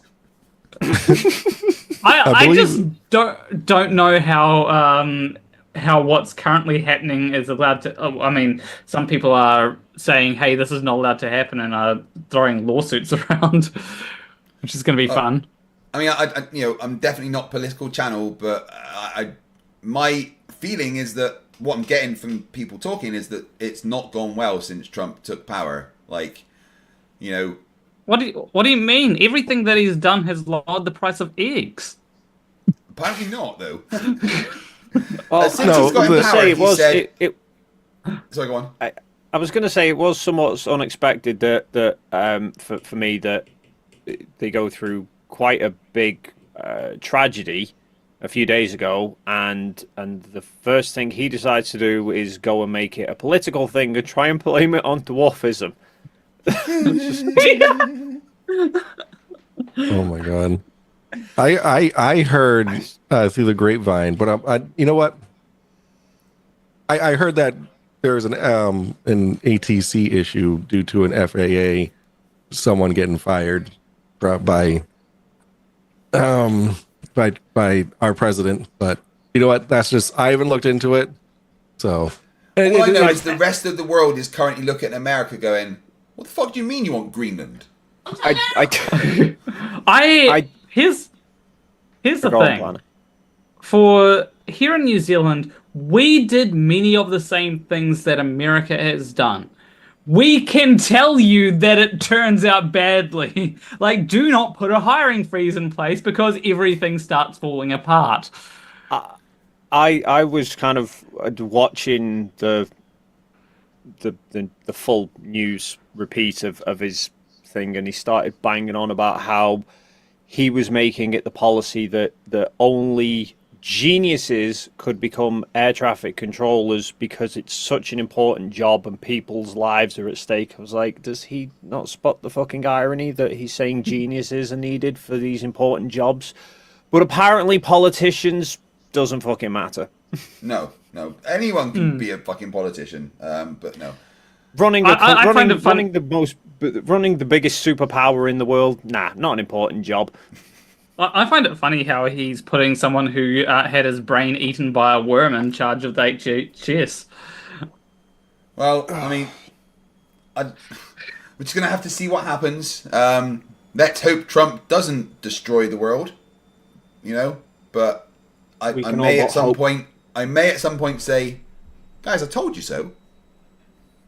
Yeah, I'm just going to put this out there, and then I'm going to shut my mouth about politics because I know that Craig doesn't want too much politics on the channel. Subscribers. Everyone's focused on Trump, but has anyone seen what Tennessee is trying to do? They are literally trying to pass a law that if an official has the wrong immigration policy, I say wrong in quotes, then they can be charged and kicked from office. Yeah, I don't understand politics, man. Like, yeah, I don't really follow it. Honestly. I don't know what's going on. Why is this all so fucking crazy? I just want to talk to flat earthers. Why does this have an effect on people's lives? Why are flat earthers less confusing than politicians? What I find funny about politics is flat earthers can talk about politics all day, right? And then people are like, oh yeah, cool, I agree with you. Or their audience does at least. But if I talk about politics, all of a sudden people are like, oh, you're too political. Yeah. Like I literally mentioned Trump's name and said I don't like him.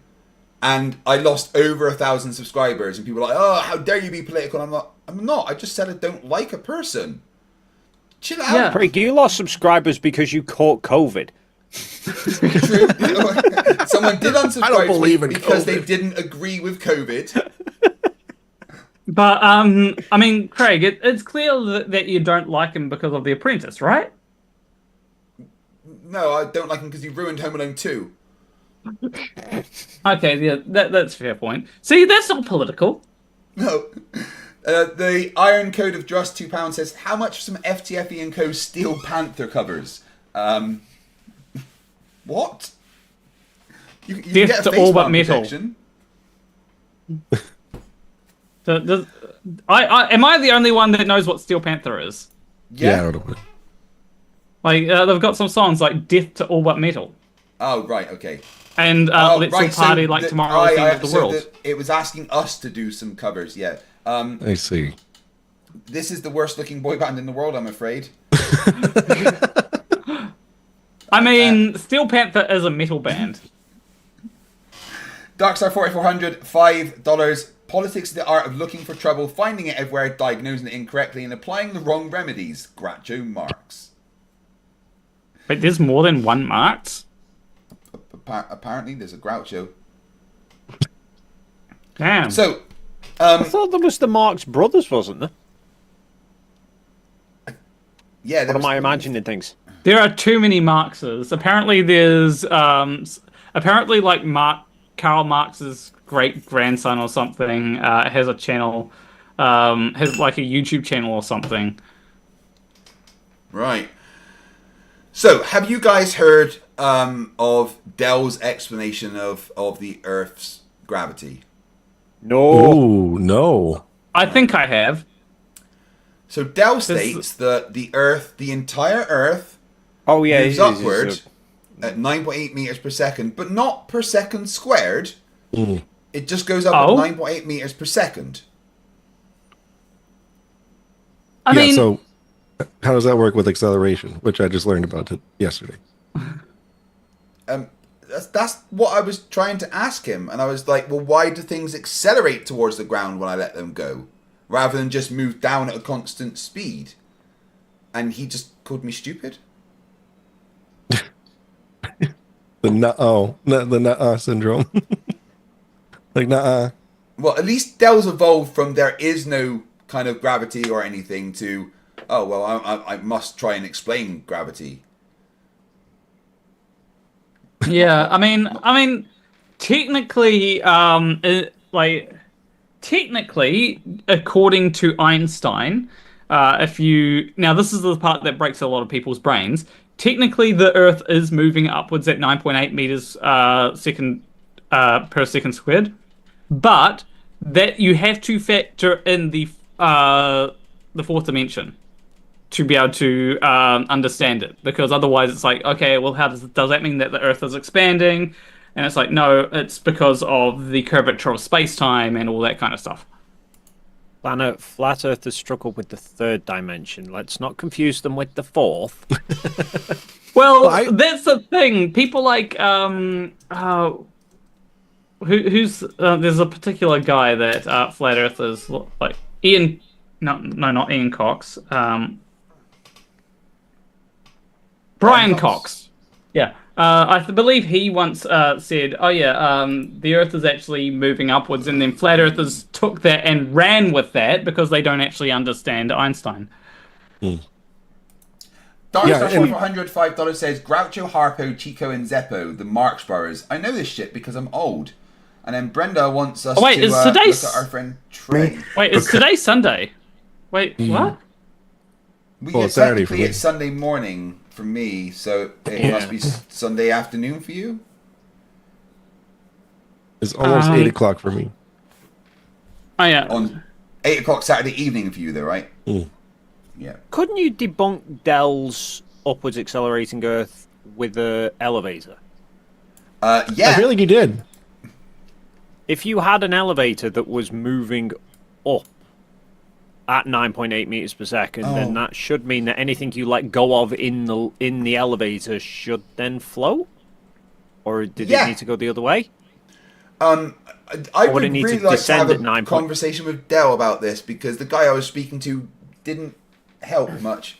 Do you remember old Cat Ion friend Trey? He's been saying stuff on TikTok. Because is that clockwise? Just really quick, I feel like the Earth moving upwards thing is a very like 2012 kind of flat Earth society thing that was like the initial explanation. I feel like that's just a super outdated explanation that they're just trying to bring back into it.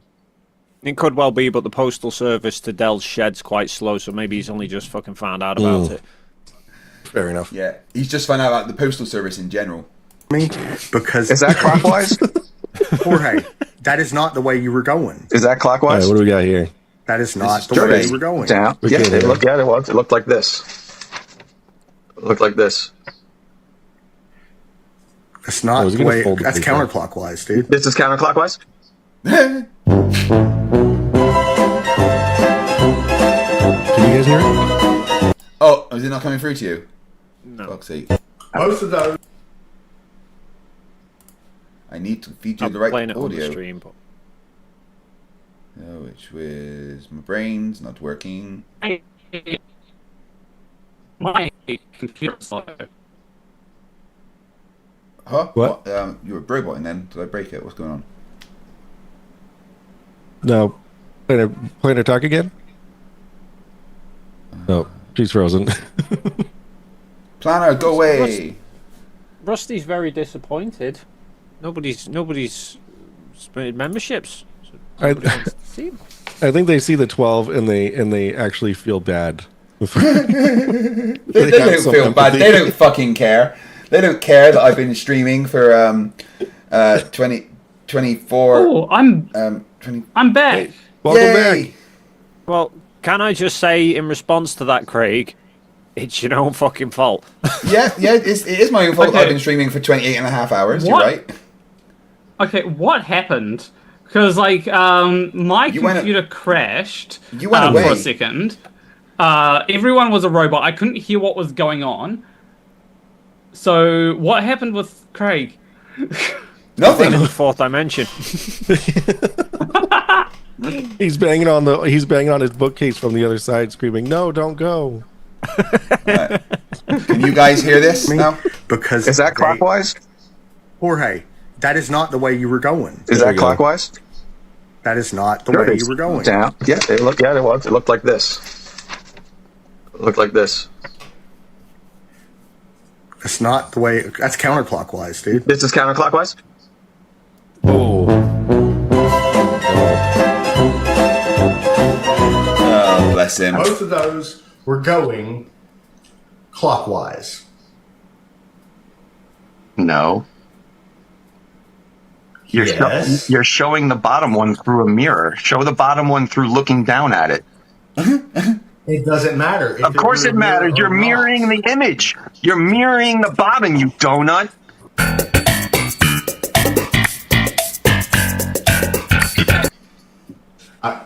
How come?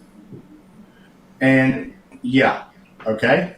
Does it matter if they're mirrored? Not at all. Does mirroring flip an image? The answer is yes. Mirroring flips an image, so of course it fucking matters if it's mirrored. But what if the image is flipped back anyway? Because my front screen is mirrored. Bro, shut up.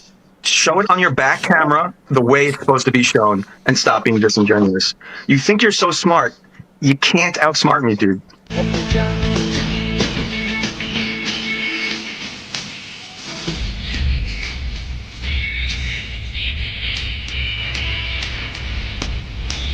This dude's lost it, man. But he's just changed the direction that it's spinning. Why is he spinning too? I don't. Me, because Oh, he once called cations cations. Sorry, called cations cations. I got it the wrong way around. Craig, can I just say I think you should have sent us some of those oven mitts for free before playing that shit, because I'm about to sue you. Brenda Create sent it, so sue her. You played it. Yeah, you're right. You're right. I did. It's totally my fault. Oh my goodness me. So what is the dumbest thing you've heard for the final experiment since you got back, Dave? I'm a mason because I put a boot under a fucking table. No, I think the fact that you had your shirt off makes you a mason was the dumber one. Dude, that was so stupid. Like the whole I feel like that really kicked off like the whole everybody's a mason thing that would ever defend the final experiment. I mean, come on. Like, I was told I'm a mason because I have a brick wall in the background. Like, I thought it was cool. Like, that's why I have it here. Not because I'm a mason.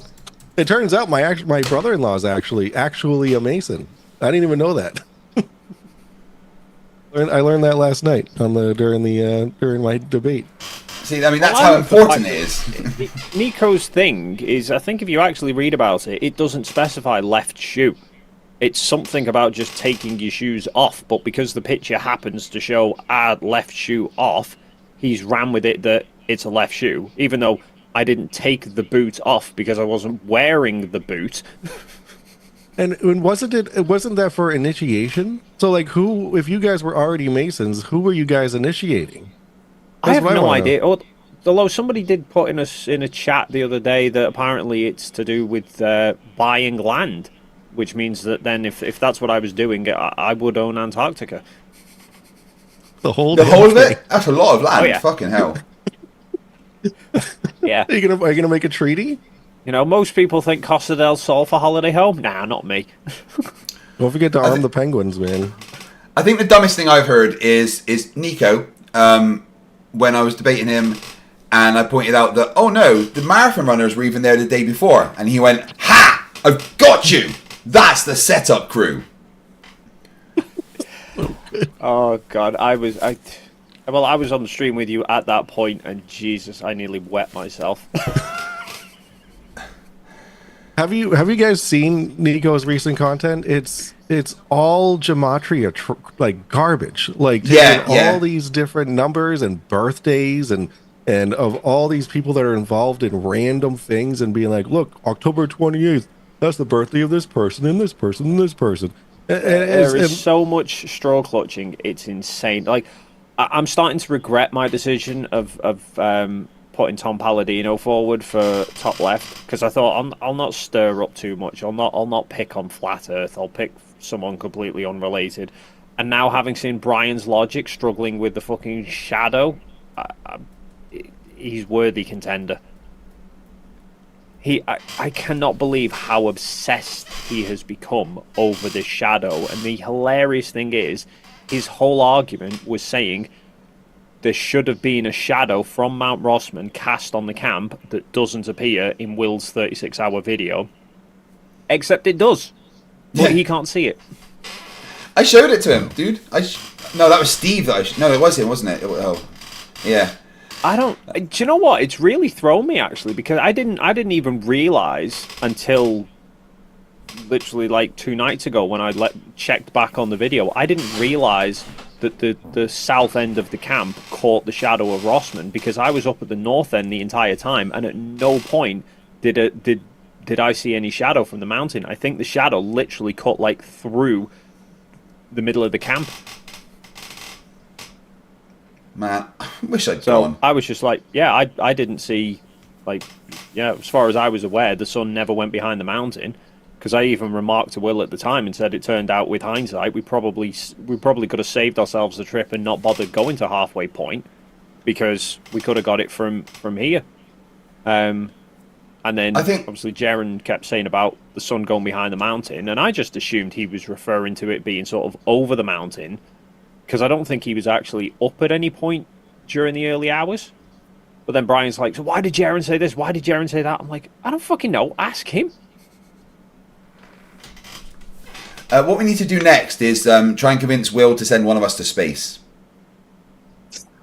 I would definitely be wanting to go to that, I think. Dude, I can't even get into a freaking airplane without freaking out. God forbid a rocket. Which flat earther, though, which flat earther would you take on a trip to space? Earth, 100%. The thing is, here's the thing about going to space, though. You need to be in good health. Which flat earther is in good health? Flatzoid. Flatzoid. He works out 5 days a week.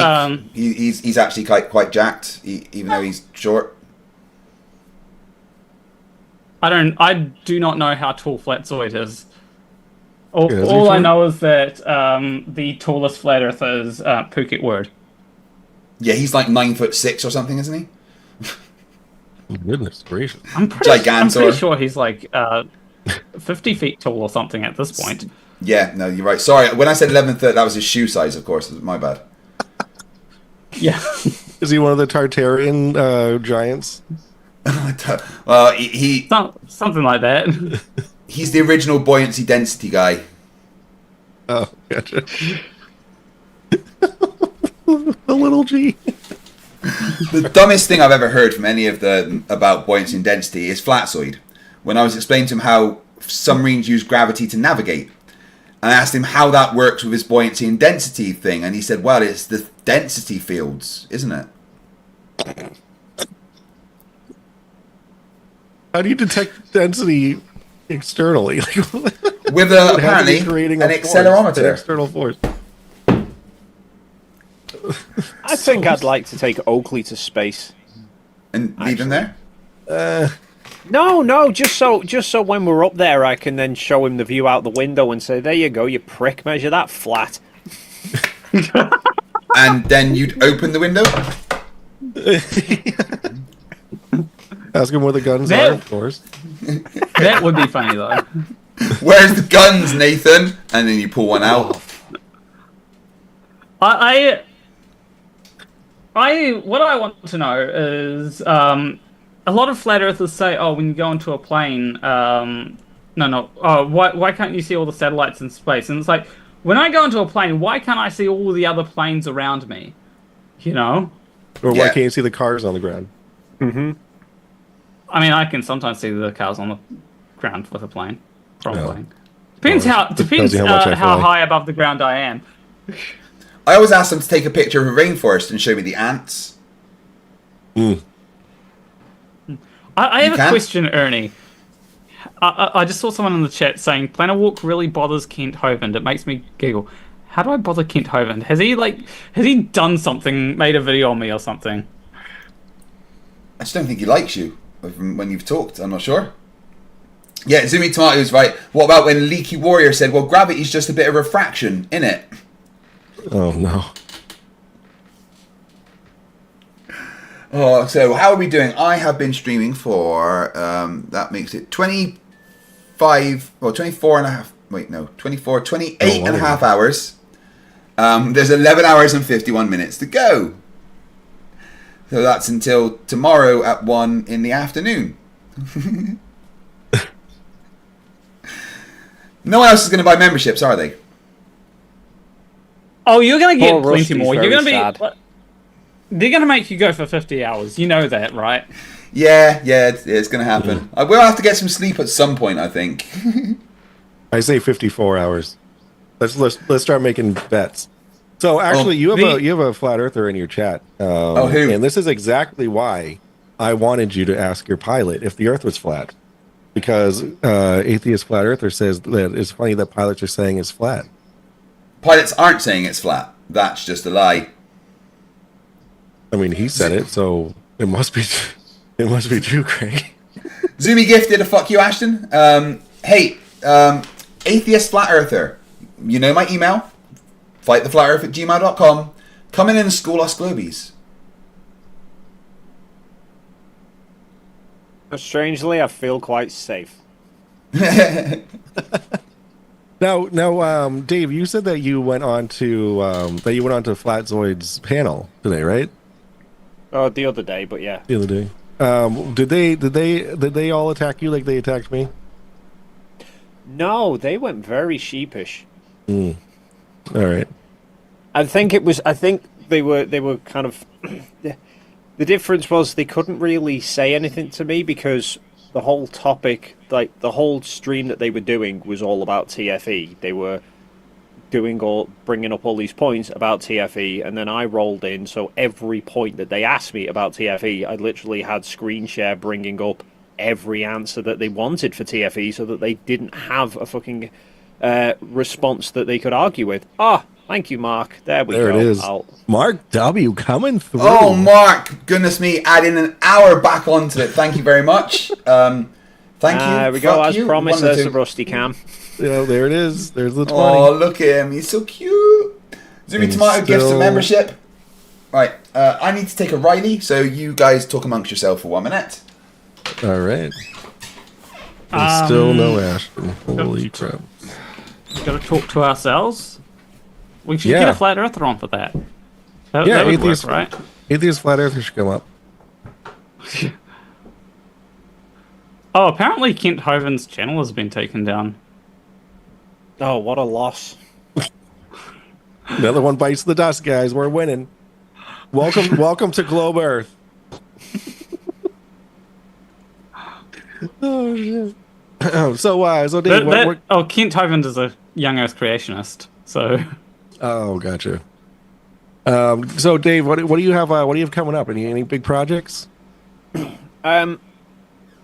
There's seemingly an endless supply of bloody projects going these days. So I'm finishing putting together a little challenge video that's showing how giving a scenario for an equatorial mount on a particular day on the equinox on the equator, and seeing if any flat earthers can explain why in the middle of the night the camera is pointing straight down at the ground. Awesome. As in, how is the sun all the way over there? Because I've not had a flat earther yet be able to explain it, so I'm going to put it out as an open challenge to them. Awesome. And then I think it's pretty much trying to deal with responses to people. So Brian's logic seems to be struggling with the logic of the Shadow Mountains. I've got Flatzoid who is claiming that it's all Unreal Engine and ray tracing that I need to address. And then I want to start hopefully live streaming soon as well. So I caught that. Yeah. Yeah, that should be fun. Yeah. Well, if you want to lower your channel standards enough, I'm happy to come on any live stream if you're willing to, I'll see. Well, I don't know, Craig. I mean, it's going to be probably. Well, I'm not doing the work in this room to get it ready for starting live streaming until next weekend. So it's probably going to be, I don't know, a week or two after that. This stream's going to still be fucking going. It's all right. Only 12 hours and 49 minutes to go. But now. For now. Mark W says for £2 sleep when, Craig? Hey, Mark. Fuck you. No, seriously, Mark. Thank you. You have dropped quite a lot this stream, and I very much appreciate it. Every single one of you. Not you, Gary. What you don't realise, Craig, is they're just teasing you, right? You think they're dumping super chats now to keep you going? Nah, these are just making sure that you know they're still there. They're gonna wait until there's 20 minutes left on the stream and then drop a bomb. Dude, that was just like last time. I remember driving home from Pennsylvania, and like there was like 10 minutes left, and then you're like, oh, thank God. Yeah, got a whole bunch more dropped on you. It's like, oh, I guess, hey, Emma, I'll be having dinner with you soon. Never mind. Oh my God. Jesse Torres says membership for the poor. Well, Jesse, that's up to the rest of the people in the chat if they want to donate a membership to you. Yeah, I saw someone offer Ashton $5 on Venmo just so he could buy his own membership. Oh my God, I honestly have no idea why it hates him so much. It just makes absolutely no sense. Oh, awesome, I'm past 2,000 members. That's just ridiculous. Wow. Dave McKeegan says he'll wait for it to go to 3 minutes. Just remember that it takes 10 seconds for the timer to update. So make sure that you don't let the timer get down to 10 seconds. Because otherwise Craig might go... too late. Oh no. It says 0 end. Bye. Before I say the word end. Craig's going to put some duct tape over the timer so we can't see it. Just be like, oh, well, that's it. Yeah, it's done. Bye, guys. Out of sight, out of mind. I'm trying to work out how the duct tape goes over the timer. On my screen, so I can't see it. But that won't show it for everyone. No, wait. Yeah, but then you can just say it's a CGI glitch. I am a CGI glips. Glips? A what? I'm a glips. Uh-oh. He needs to be rebooted. Maybe I've had too much Red Bull at this point. Who knows? Is there such thing? I don't know. I don't normally drink energy juice, so... F-Grudge says it makes absolute sense. You sense people with nefarious intentions. It's subconscious, but you can... Oh, I think he's talking about... You might be watching a bit earlier when I was watching Sean Hibbler and he gave me the fucking creeps. Has anyone else seen Sean Hibbler and watched him talk? I haven't seen him alone. I've only seen him in like debates, I feel like, and then that video with Dave and Jamar. Honestly, that video with him, with Jamar and Dave, he triggered me. Just being there. I've never disliked a person like that just for them being there. I have only seen like the movies, the Beyond the Curve. They call themselves documentaries, but like level with me and the Level series, yeah. Yeah. I just hate how those movies are just so echo chambery. It's like, why don't you if it were a real documentary, why wouldn't you like get someone from the opposing view to say some words on it, or a scientist instead of fucking a failed rapper, trying to teach you science. I love the fact that he's called them level even though they're about flat earth, and fucking level don't mean flat. Yeah, that's the best. That argument is always fun with flat earthers because you can tell them, well, level doesn't mean flat, and they're like, oh, you're so stupid. but then you show evidence, and they just have to go, well, that was just made up to back up your claim.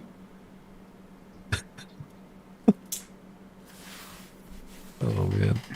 All right. Well, everybody, I gotta hop off right now. I gotta put my kid to bed. Well, thanks for calling on, mate. I appreciate it. Yeah, if you're still on and you want me to hop on later tonight, I'd be more than happy to. But for right now, I gotta hop off. See that, I don't know when I'm gonna hop off, but I will be hopping off at some time because I forgot that today was. I literally thought that today was Saturday, not Sunday. Have you forgot to do something? What's that? Well, do you know, Craig, I need to hop off because I'm a little bit tired and I might just go to bed. Yeah, actually, a nap sounds like a really good idea, Dave. You're right. Yeah, a nice big long sleep. Yeah, bundle up. Oh, Toad to my eyes gifts another half an hour. Thank you very much. You can't. Oh well, in that case, if it's another 10 before I go, I'll throw the rusty can back. Oh my god, he's just fucking gorgeous. Honestly, I love dogs. I love dads. Well, Dave, it was awesome talking to you, playing walk you as well, and FTFE. Likewise. I will see you in New Jersey. Cannot wait, mate. Absolutely ecstatic. All right, have a good night, guys. See you later, buddy. Mark W says, can we discuss Nico's slimy grin? It is quite slimy, isn't it? He just kind of sits there, like with it on whilst he's being demolished. Like when I was debating him, he sat there with his just smiling at his phone, like he was texting somebody.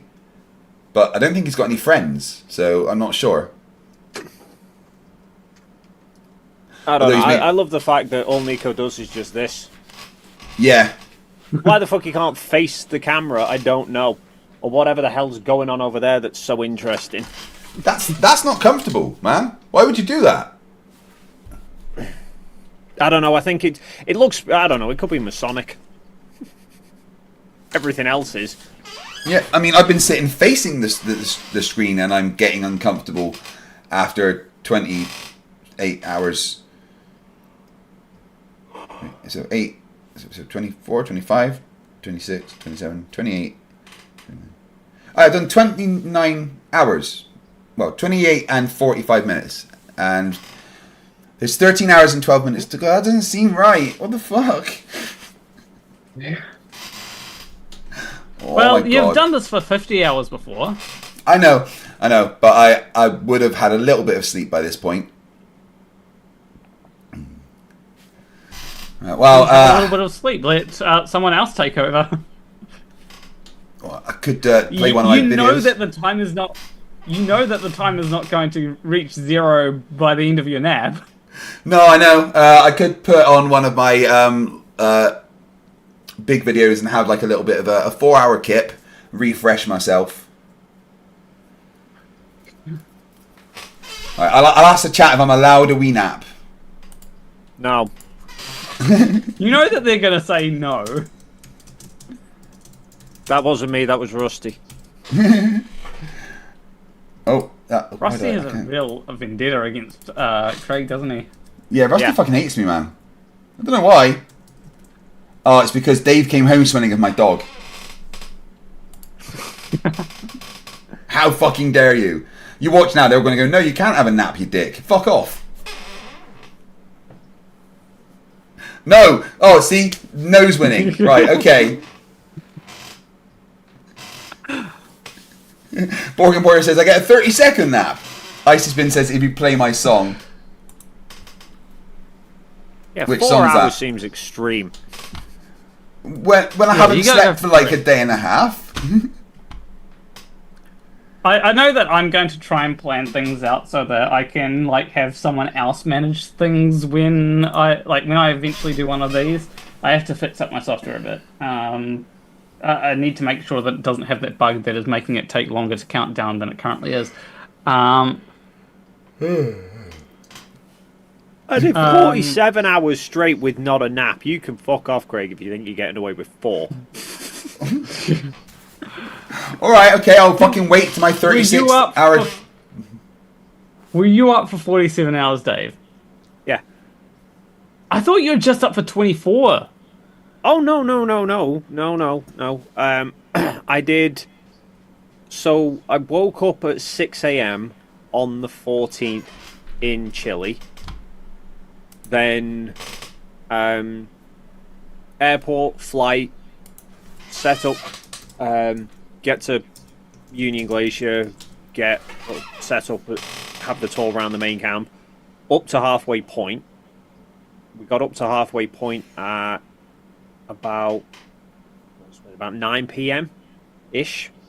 Then did 24 hours of recording and then packing everything down. So we didn't get back to the main camp until about, must have been gone midnight. So it was into the 16th, I think, by that point. And then once we got back to the camp, I was too sort of pumped up to go to bed anyway. So I wound up staying up until 5 a.m. backing up all the stuff that I'd captured, backing all that up onto hard drives and rendering up the first time lapse that I'd published. So yeah, I ended up going from 6 a.m. on the 14th until 5 a.m. on the 17th. So 47 straight hours, apart from apparently about a 5-minute nap I had in the Tucker truck driving back to camp, where I fell asleep on Jaren's shoulder. Oh, bless. Is there a picture of that? Mark Herman took one. Stuck his phone apparently in front of me and took a picture of it to prove to me that I did. But yeah, that was just in the drive between the camps. I think I fucking nodded off for a couple of minutes, but and then I did 6 hours of sleep until woke up at about noon on the 17th, on the 16th. Then woke up to be told that the weather was turning bad, or the forecast was looking bad, so they were flying us out on the 17th, and we'd have to be out of the tents at 9 a.m. on the 17th. And Jonathan wanted to do closing interviews with everybody, so I didn't finish all of that stuff up until about 2 in the morning. I was finishing dicking around, and then I was like, oh, I've got to be out of the tent in like 7 hours. I've not packed all my stuff up or anything. So I ended up not sleeping then either.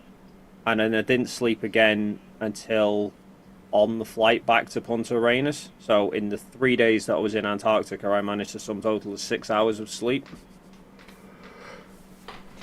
That's how you do it. Whereas Austin just kind of slept most of the time. I do have to say the 24-hour sun definitely helps. Yeah, it must fuck with your circadian rhythm. Like, you want to go to sleep? No, you don't. It's light. Okay. It did well. I mean, one, like your natural sleep cycle is built on melatonin, which relies on it going dark to tell your body it's time to go to bed. So obviously that doesn't happen, which I think is why most people struggle to sleep. And then just even like the head screw of the times, because like all my clocks on like my watch and everything are on 12 hours. So I'm looking at my watch and I'm going, it's 10 o'clock.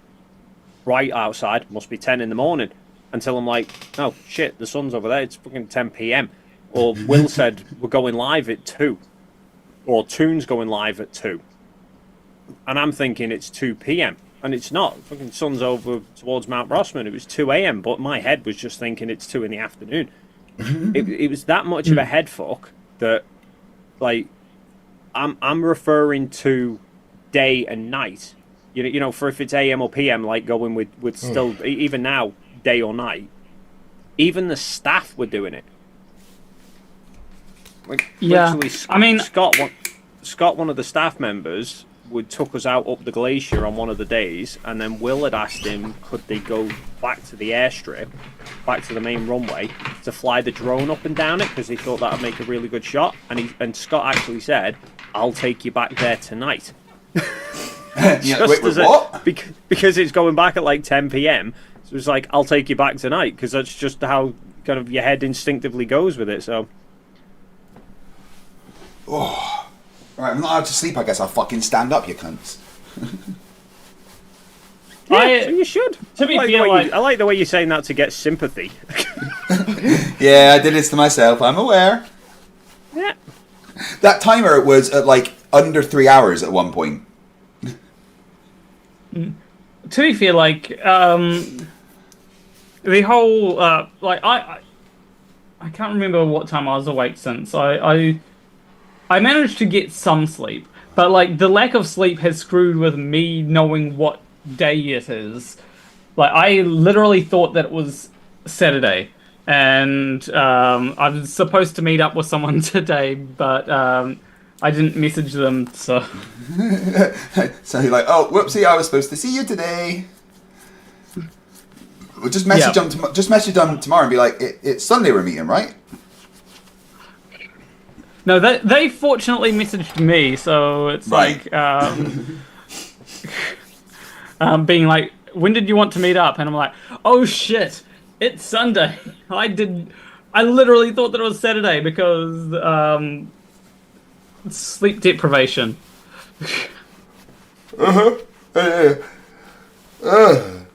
Mark W's like, everyone started yawning.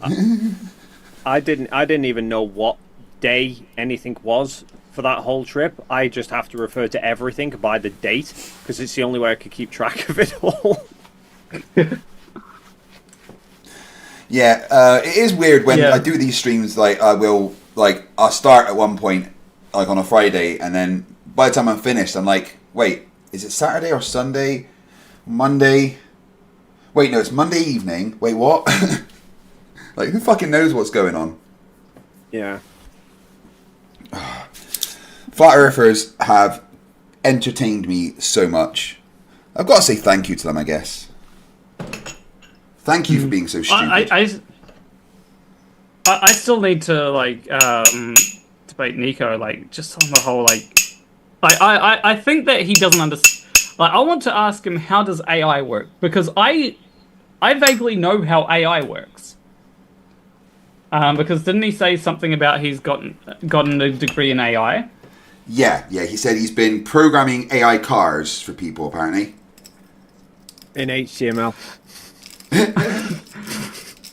Because here's the thing, like, AI, you don't really program it. You more give it a bunch of data to learn off, and then, unless he's talking about, like, programming things so that it goes left or right, and no, I think he's talking about filling out captures and, I don't know, like training robot data that way. I'm a programmer!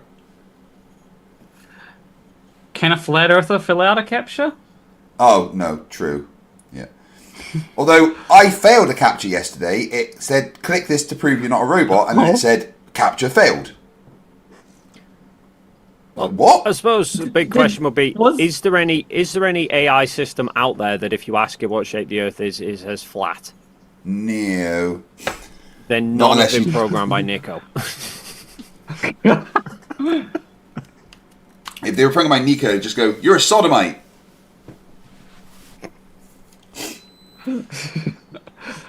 I just find it funny how like Max was it was Max, right? Yeah. Yeah, how he was like listing off a to-do list when he was like saying what's considered sodomy. A to-do list. Blowjob. Okay. It's like Pokemon, got to catch them all. Right. Steal your wife. I'm gonna call it. Well, thank you, Dave, for coming on and bullying me. I mean, keeping me company. Good night, Rusty. Absolute pleasure. Oh man, I have so much to. I was going to look at Toon's debate with Alan. What did the poll come back as? It came back No, as you're not allowed to it came sleep, as right? no, I'm not allowed to sleep. Off. Yeah. So I think what I may do is just have like a 20-minute break and have a cup of tea instead and try and refresh myself. Yeah, I'm terrified for when I do one of these because I'm planning on like trying to make a game in that time. However, I've realized that people don't hate me, so I'm probably gonna get like a few super chats, and that will be it. They'll be like, "Oh, we don't want to bully Planner Walk. She's too lovely." But no, with me, it's like, fuck that Craig. Screw him. He's not allowed to sleep ever again. I do really appreciate that. I mean, like, it's insane the support that I get. I start these thinking, I might go for like... The first time I genuinely was like, I'll go for 6 hours. I'll have a nice fun stream, 6-8 hours. 40 hours later, I'm like, fuck, what have I done? Right. Yeah. Good night, Craig. Good night. Enjoy your sleep, you dickhead. Good afternoon, Dave. See you, Planet. Unless you bring your friends plan a walk, the two of you are comedy. I do not know what that means. Where's it? Who said it? Elderbrand 4 says, unless you bring your friends plan a walk, the two of you are comedy gold. I don't know. I'm confused. Unless you bring your friends plan a walk, the two of you are... No, I know what that means either. Josh B became a new member. Welcome to Scrappers. Thank you very much. It's working. Maybe they're talking about Planner Walk, not Planar, because of put an E instead of an A there. So might be a different person. Who the fuck is Planner Walk? I don't know. Avalanche's good, eh, mate? I do like good, eh? I do like how like the way that, because like me being called Planar Walk, like a lot of people are like, oh, you're Planar Walk, right? And it's like, no, I'm Planar Walk, because I just made up the name, and it's like, oh, Planar Walk sounds like how it would be pronounced, and then people are like, oh, it's pronounced differently. Yeah, I remember Cats had a hard time. Planar Walk.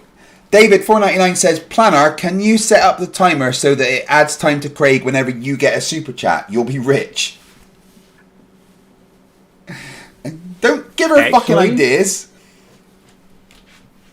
I could actually do that. I will not install the next patch.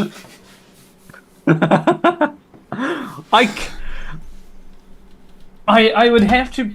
Here's the thing, though. I'd have to plan to. I'd have to plan to go live when Craig does, and send him a patch when after I've set the live stream up, so that it has the data for.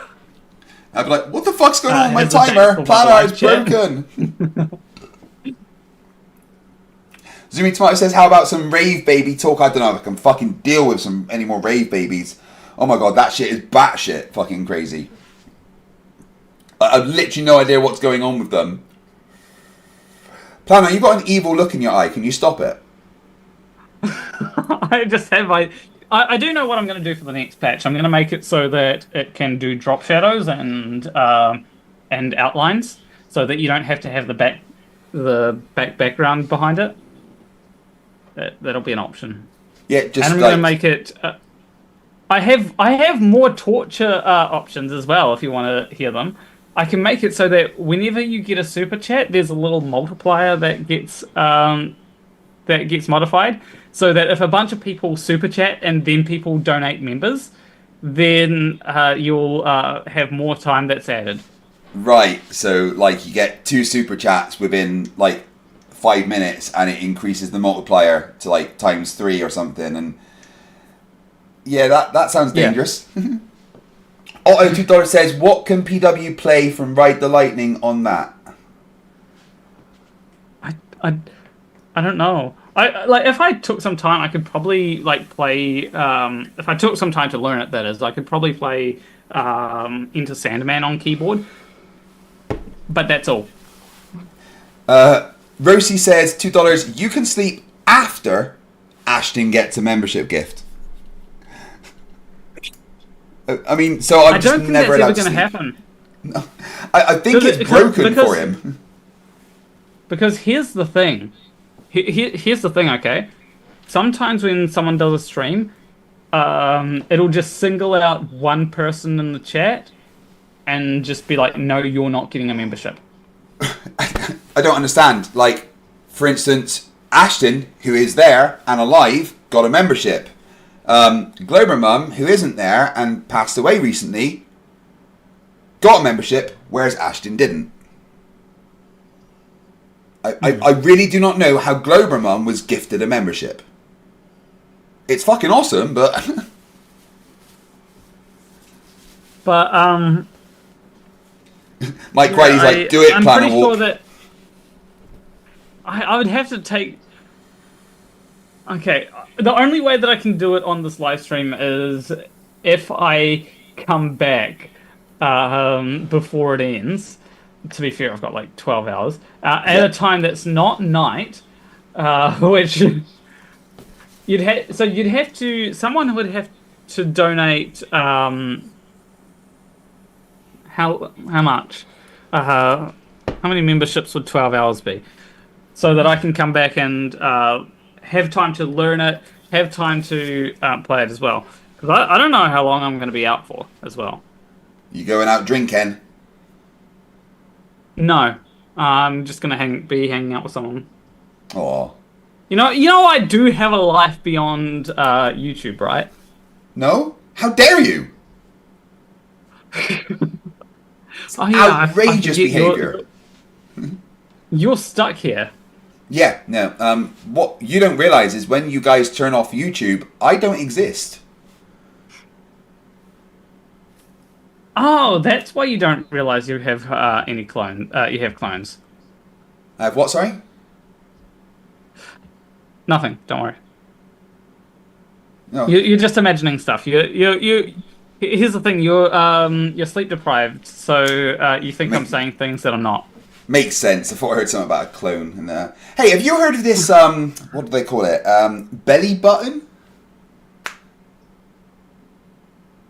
No, not at all. Why would you have like a hole in your stomach? That just seems weird. Yeah, I mean, I've seen photos, right? And I've seen people that seem to have them, but like, yeah, I don't know why I don't have one. Yeah. Just seems like a weird fucking hole in your stomach. That's not right. Right. Yeah. It's just weird because like I don't know, like Heath seems to have one. Whatever happened to Heath? So they quit YouTube for a while, then came back, and their hair was, I believe their hair was shaved, and then when they came back, they also came out as non-binary, which was shortly after I came out as trans. So interesting. So, funnily enough, I had a funny idea when they came back, but I haven't heard from Heath that much, and that was to do a live stream with myself, Alice, and Heath, because, like, here's the thing, I was always called Heath's clone, right? Yeah. Alice, or people think Alice looks very similar to myself. So Alice is clearly a clone of me. I'm clearly a clone of Heath. So clones of clones everywhere. Yeah. Come on. Wondering who's going to be the Alice clone. Goodness me. That's not quite right. There we go.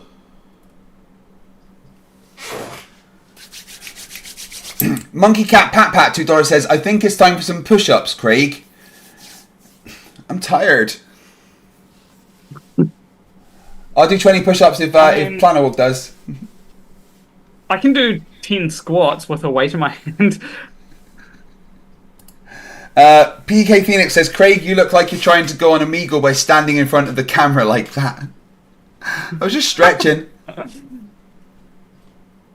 Tuned, yeah, I'm going to watch the Toon debate. but I do need to have a little bit of a break first. All right. So I have a question. Yes. For you. When? Not when. Will you be having another debate with anyone? Possibly Plano Walk tomorrow. Flatsoid tomorrow evening. But we'll see how it goes. I'm just wondering, like, how your debate performance is going to be when you're sleep. Yeah, it's going to get worse and worse. Because, like, I'm thinking, like, if I do one of these, that I might have some debates with people, like, just be like, hey, you can call up, have a debate. That would be fun. Just remember that I want to do more debates because, like, the problem is that I am not a great debater, but that's because I don't debate that often. Yeah, the practice is the best thing, obviously. But if you ever have anyone you want to debate, or any someone that says they want to debate you, I will gladly host it or moderate or whatever. I want to debate King Nico. I can arrange that. He is always up for being for debating. Right. I'm going to take a 30-minute break because I'm not allowed to sleep for 4 hours. So I'm going to take a 30-minute break. I'm going to jump in the shower, refresh myself, and be back very soon. Plan, are you going to hang around, or are you going to go and do some stuff as well? I should probably try to hang out with this person that I said I was going to hang out with today. Yeah, you go and do that then. Looking wonderful, by the way. Thank you. Once I realised it was Sunday, I got changed into what I was going to wear today. All right, guys. Well, I'm going to play a video about Daniel Pratt, because if you're punishing me, I'm punishing you. Debate. Because you have... And the great thing is that you don't have to watch it. Because you get to go take a break. I get to go and have a shower. Everyone, whilst Traeger's away, donate so that he gets scared when he gets back. Do not do that. Planner, nice to see you, and I will let you know if I'm still... well, let me know when you're back, and I'll let you know if I'm still live, alright? Have fun hanging out with... I mean, I can check YouTube to see if you're still live. Yeah, you can do that. I forget these things because my brain has stopped functioning. Alright, I'll catch you later, bud. Have a good time. Alright, take care. Bye. Hi guys, this has been insane so far. I honestly can't believe that I've still got 13 hours on the timer. I'm gonna go have a shower, refresh myself, grab a cup of tea, and I'll be back very, very soon.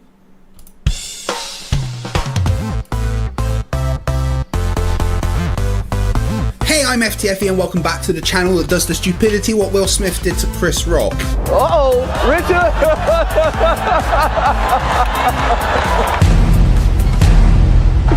Oh, wow! Wow! I live in the heads of most flat earthers, completely rent-free. I mean, it's not a very pleasant place to be. Hello? Anyone here? Hello? Today we are looking at one particularly unpleasant talking monkey called Daniel Pratt. Danny is a big fan of mine. No, fight the flat earth. I won't debate you, because that's all you can do is debate, because you have zero scientific factual evidence. What I'd like is for once, for your bald-ass, cross-eyed, mongoloid-looking ass to provide actual scientific method-based proof of your bullshit globe, which you can't, so you keep trying to bait people into master debating you. You're a fucking clown. No, I won't debate you. There is no debate. How about you just provide proof of water at rest displaying convexity for once, you fucking mongoloid. You're the guy that wants to fight the flat earth. Because we're all a bunch of fucking retards, right? You are the clown that thinks you are noble for running around fighting people you call retards. If I ever see you, I will gladly catch a case bitch slapping you across that ugly ass face of yours. That's what I'll gladly do. How the fuck you like me now? He's such a big fan of mine that he watches all of my videos and debates and then completely misunderstands anything that I say. So let's all laugh at him doing just that for episode 67 of Flerfs Are Idiots.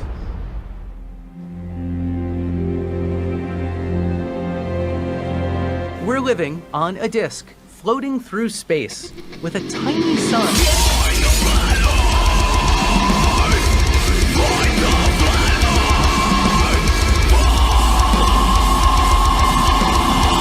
Thanks for joining once again as we delve into the world of dumb. Daniel Pratt is a good example of the thing we see more and more. Flat earthers, as well as being dumb, being generally horrific people as well, whilst also claiming to be men of God. If I ever see you, I will gladly catch a case bitch slapping you across that ugly ass face of yours. Well, actually, I suppose that is very Christian. Anyway, for this video, I'm going to ignore the being horrific person part and just look at the scientifically illiterate part of Pratt.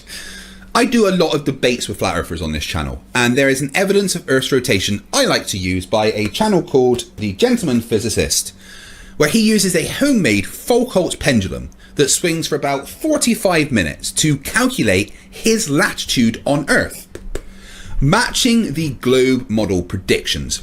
An example of Coriolis forces imparted due to Earth's rotation, a method of experimentally demonstrating the rotation of Earth first shown in 1851 by French physicist Léon Foucault. You guys know I've got to show the Sleeping Warrior clip, right? Paul Michel Foucault, the guy we all know for the pendulum effect.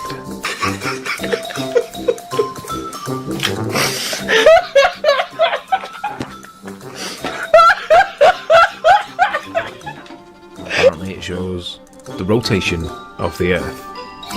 What do we know about Foucault? Not that much really. French, pendulums, that's about it. That's all we know about him. This is the guy. He died in 1988, 1984, aged 57. Does anybody know what he died of? I didn't know what he died of. Presumably old age. There's not that much in it, but for the fact that he was gay, openly gay, he died of HIV, and that's about as much as you can tell.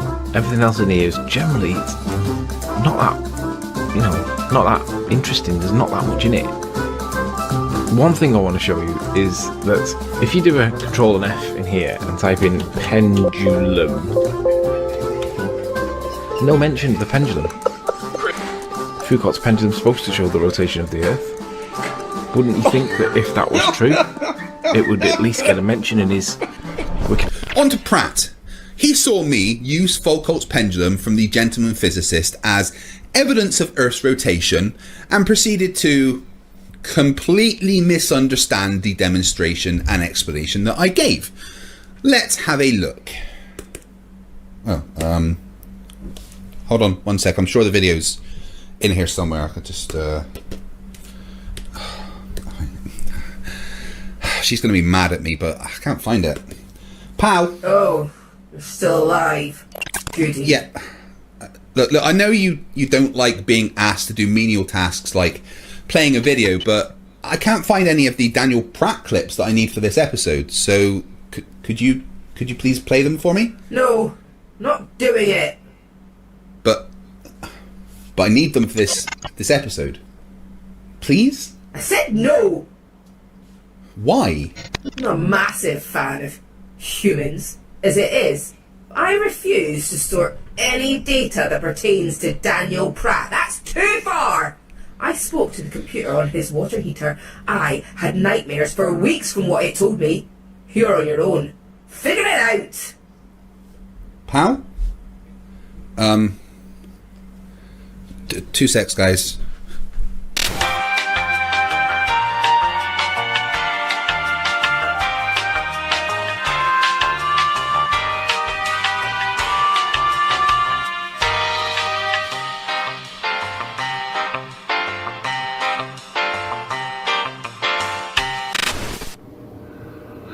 All right, we're here at everybody's favorite Flat Earth debate channel. That's right, it is Danny Boy. With literally hundreds of flatty destroying debates done on this channel, this is everybody's favourite place to come when they want to see the hopes and dreams of morons get crushed.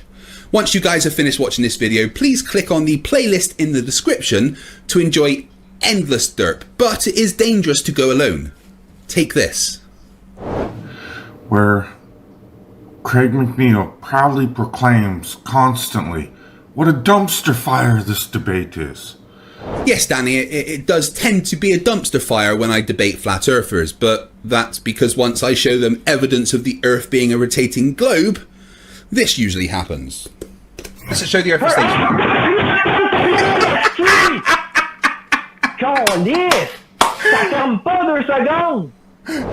Well, of course it is, because you turn every debate into one with your 11-year-old prepubescent behavior. Yeah, it's not me, well, most of the time, it's not me that turns them into dumpster fires. Yeah, cool. Look, So Greg, it's okay. wait, If does it also say that there's a ready light though? So there's apparently two suns. I don't want to talk to your devil worshipping butt no more. It's okay. I'm done. I don't worship the devil because I do not believe in the devil. So there's no way that I would worship the devil. Yeah, you do. Don't lie. I know who you are. I do not believe in the devil. Who you are. I have no idea what you're talking about. Sorry. You can't do that, okay? You have to accept the logical steps that you've created for yourself. I get it. I fucking get what the fuck you're trying to say. It doesn't fucking matter. It doesn't prove the Earth is a spinning ball. Nothing fucking you do. Your technical ineptitude is your problem. Anyway, dickhead, here's the point. This is proof. This is evidence, which is what you do. Oh, I've got evidence that I'm upside down spinning and ejaculating. Oh, I've got evidence. This is proof. Yeah, so you're completely strawmanning my position right now, and... But today we're going to destroy one of Craig's favorite quote-unquote rotation proofs of the Earth rotating, which is, of course, anything but, and I'm going to explain why. You say destroy, but what you're probably going to do is just hilariously misunderstand what I say and make yourself look stupid. It constantly amazes me that you dipshits with a phobia of education think you are smart. If I ever felt like hurting myself, Pratt, I'd climb your ego and jump to your IQ. Let's first listen to Craig explain his anything but a proof of rotation. He built his own Foucault's pendulum. Here he is releasing it. And the Foucault's pendulum, it was a concrete ball with a plastic wire attached with a fishing line. And he let it swing for as long as it could. No magnets, no extra help of inertia or anything. Just let it swing on its own for as long as it could. As you can see, it's going backwards and forwards in a straight line, and there's that ink pad in the middle that a little brush goes over to show the path of the pendulum. Now, due to obviously gravity and inertia being a thing, it can't swing forever. So what we have to do is figure out the period of rotation, how long it will take to do a full rotation. And to do that, you wait until it stops swinging, which took about 41 minutes in this case, and then you see how it's no longer a straight line path. It's drifted clockwise, which is also something we would expect in the northern hemisphere.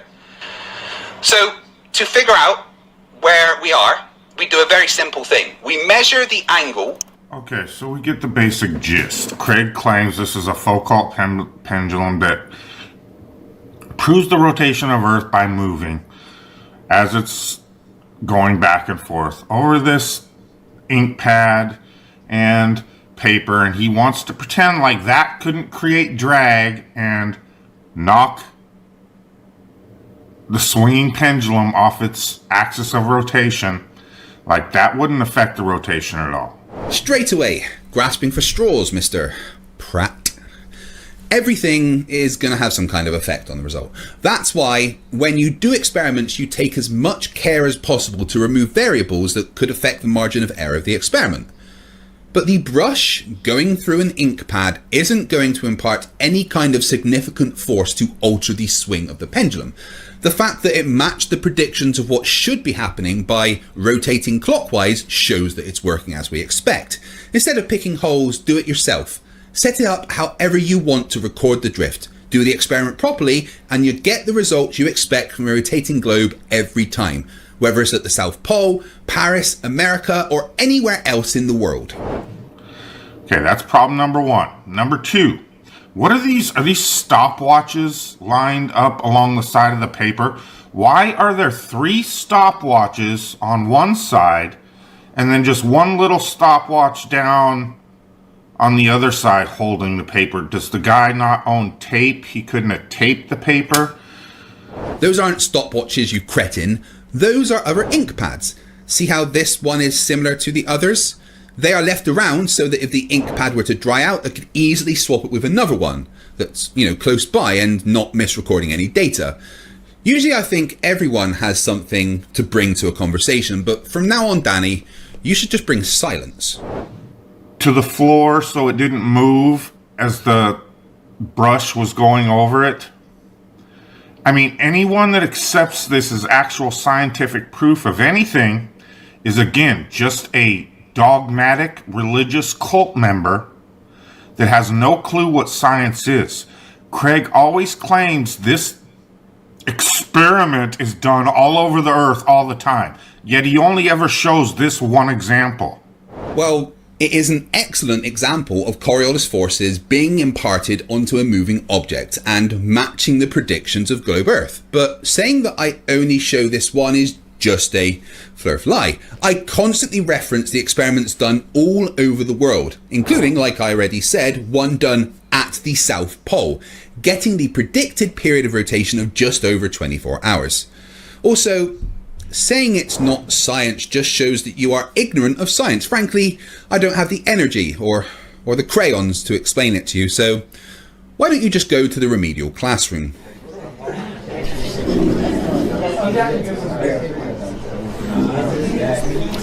Okay everyone, I hope you are refreshed from your time off.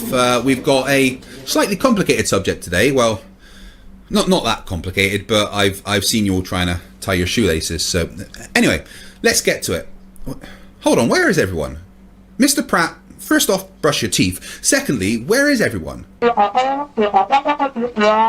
got lost? How did they get lost? They were using celestial navigation as explained to them by Nathan Oakley. Yeah, they're gone. Anyway, right, so I guess you need this more than most, so that's fine. Now, science is a big and complicated thing, but flat earthers like you, Danny, like to pretend it finishes with the basic version of the scientific method that we learn in high school. It doesn't. There is multiple versions of the scientific method, as you need something specific to an industry or particular subject of science.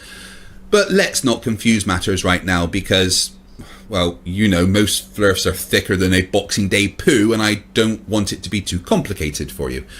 So for now, let's just stick with that basic version, which goes like this. 1. Observe something and ask questions. I made an observation that storms on Earth, in most occasions, rotate counterclockwise north of the equator and clockwise south of the equator, and in most cases a storm will die if it crosses the equator. Why does this happen? What's the force that makes this the case? Is there a physical mechanism that would cause this? 2. Form a hypothesis that can explain your observation. My hypothesis for why that is happening is that the Earth is a rotating sphere. If the Earth is a rotating sphere, then there will be a calculable force imparted to all freely moving objects on Earth. This is known as the Coriolis force and is a result of the conservation of momentum. Cyclones are large air masses that rotate around a center. As they rotate, cyclones pull air into the center, or I. These air currents are pulled in from all directions. In the north, they deflect to the right, and this makes the cyclone rotate counterclockwise.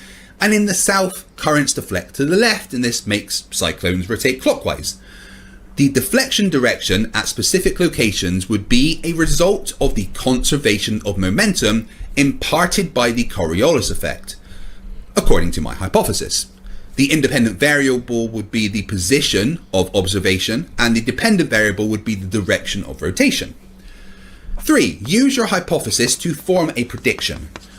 To attempt to falsify my hypothesis, I must make a prediction that would stand if my hypothesis is correct, and design a way to test that prediction.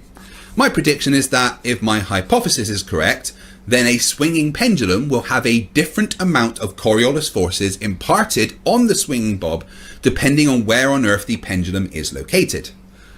A swinging pendulum will maintain the direction of its swing relative to the centre of Earth and the distance away from the centre of Earth, and that the amount of drift of the pendulum relative to the observer's position will correlate to the latitude of the observer, according to Foucault's sine law, which is T equals 24 divided by sine Q, where T is the time in hours necessary for the pendulum to return to its original position after completing one full circle, and Q represents the degrees of latitude of the location.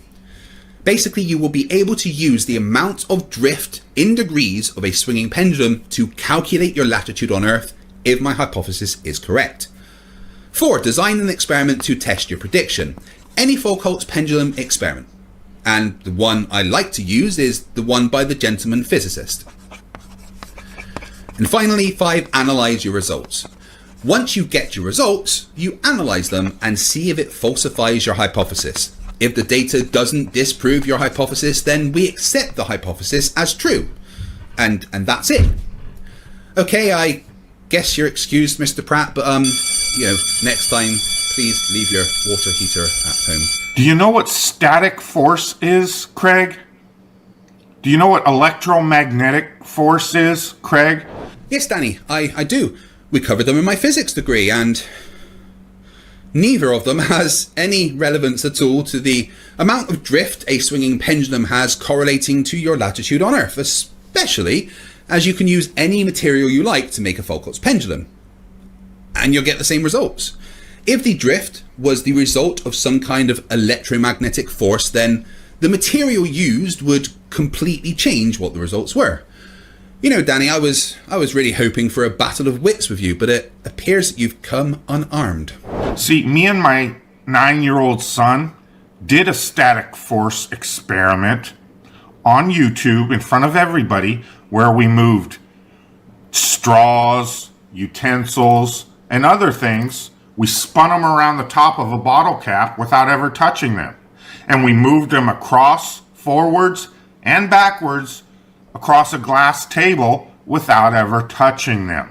That's awesome, although I'm not sure you're the kind of person that should be homeschooling, but that is a cool experiment to do with kids. Also, absolutely nothing to do with a pendulum's drift helping you find your location on Earth. Nobody is denying that static and electromagnetic forces exist. So Danny, here is a challenge for you. Using science, make a prediction from your hypothesis of static forces and or electromagnetic forces being the cause of the predictable drift of a swinging pendulum, and then create an experiment to test that prediction. You won't. You can't. Because you're a fucking idiot. Oh, and before you get mad, that's not an insult, it's a description. So, could you explain to us, Craig? Of course you could, but you cannot physically prove there is no electromagnetic or static force influencing your little demonstration you'd like to call an experiment here. Yes, I can. The fact that the material makes no difference to the results debunks your dumbass. If you were any thicker, you'd set. And if it were truly done all over the world all the time, thus it must be proof, you'd have a new example every time you show this ridiculous proof of Earth's rotation. I have multiple examples that I can reference, including these videos of kids doing it at school, but the video from the gentleman physicist is simple enough that even flat earthers can understand. No, I'm sorry. I realized that was a dumb thing to say as I was saying it. Flat earthers understanding. Could you imagine? Not to mention, there is still to this day not one single pilot that has proven that either they or an autopilot makes adjustments when going from the equator north or south to adjust for the decreasing supposed purported rotational speed of the Earth when going towards the poles, or vice versa. They've never proven planes adjust for the increasing rotational speed from the poles to the equator. That's not how it works. That's not how any of this works. A pilot, or an autopilot, is constantly making tiny corrections to keep the plane going in a specific direction at a specific height. It's just about balancing the forces of lift, drag, weight and thrust to maintain your course. The forces imparted by Coriolis on a plane are so small compared to the forces created by the plane's engines that you can just basically ignore them. This is fact. This is actual science. You keep using the word. I don't think it means what you think it means. For these planes to be flying around the rotating globe as you claim they do, there would have to be adjustments made. And there are none. Ever. We've got pilots that are so triggered by the truth of flat Earth, they'll lie their asses off in order to keep their fantasy ball alive, but they have zero proof. This is the Haversine formula. It's what pilots use to calculate the best route from A to B on Earth. The formula is entirely dependent on the Earth being a globe, and it works every time. Therefore, the Earth's a fucking globe, you talking monkey. So I've received some angry letters and emails because I made a bit of a mistake, and my legal team has asked me to read this prepared statement. If I could, thank you. I compared Daniel Pratt to a monkey. This, of course, was unfair, untrue, and frankly, extremely offensive. So I have to offer my completely unreserved apology to all monkeys, apes, and great apes for ever comparing you to Daniel Pratt. It's this kind of behaviour that would lead to a Planet of the Apes type situation, so from the bottom of my heart, I am sorry. So this is just, yet again, another example of disingenuous, quote-unquote, science being presented as a rotating globe proof. Danny Boy calling me disingenuous is very funny, and here's why. Recently, a fellow ex-Navy debunker called Mike Bertelson presented a proof of the Earth's curve by going over the engineering specifications of how the water-filled basins at hydrodynamic test facilities can be so long that the engineers have to account for the curvature of the surface of the water in designing the rails that the tow carriages ride on. Those rails have to be curved to maintain a constant distance from the surface of the water. This curve matches the curve of the Earth. It's an amazing globe proof, and Danny Boy did a video response trying to debunk it, and I just want to play you a little clip from that video. With a measurement device in your hand, proving that large bodies of water at rest, display curvature upon their surface. For 7 years we've been begging for this, and for 7 years we've got nothing but excuses, dismissals, and ad hominem attacks. So Mike has given you a video showing exactly what you've been asking for. I imagine you tried really hard to debunk it. How did you do that, Danny Boy? This particular video, I didn't even watch the video as usual. No need. Ah, I see. No need to debunk the evidence if you just, pretend it's not there, right? It's incredible. I mean, you were the fastest swimmer? Thanks, Craig. You are a most useful charlatan that produces anything but actual science. I mean, apart from, all the actual science, of course, but apart from that, I guess you're right. To prove his imaginary, non-existent globe. And for that, we truly thank you. God bless you. If it weren't for misrepresenting lying charlatans like you, disproving the globe wouldn't be so easy. That was an interesting attempt at debunking me, I guess. We knew you could do it!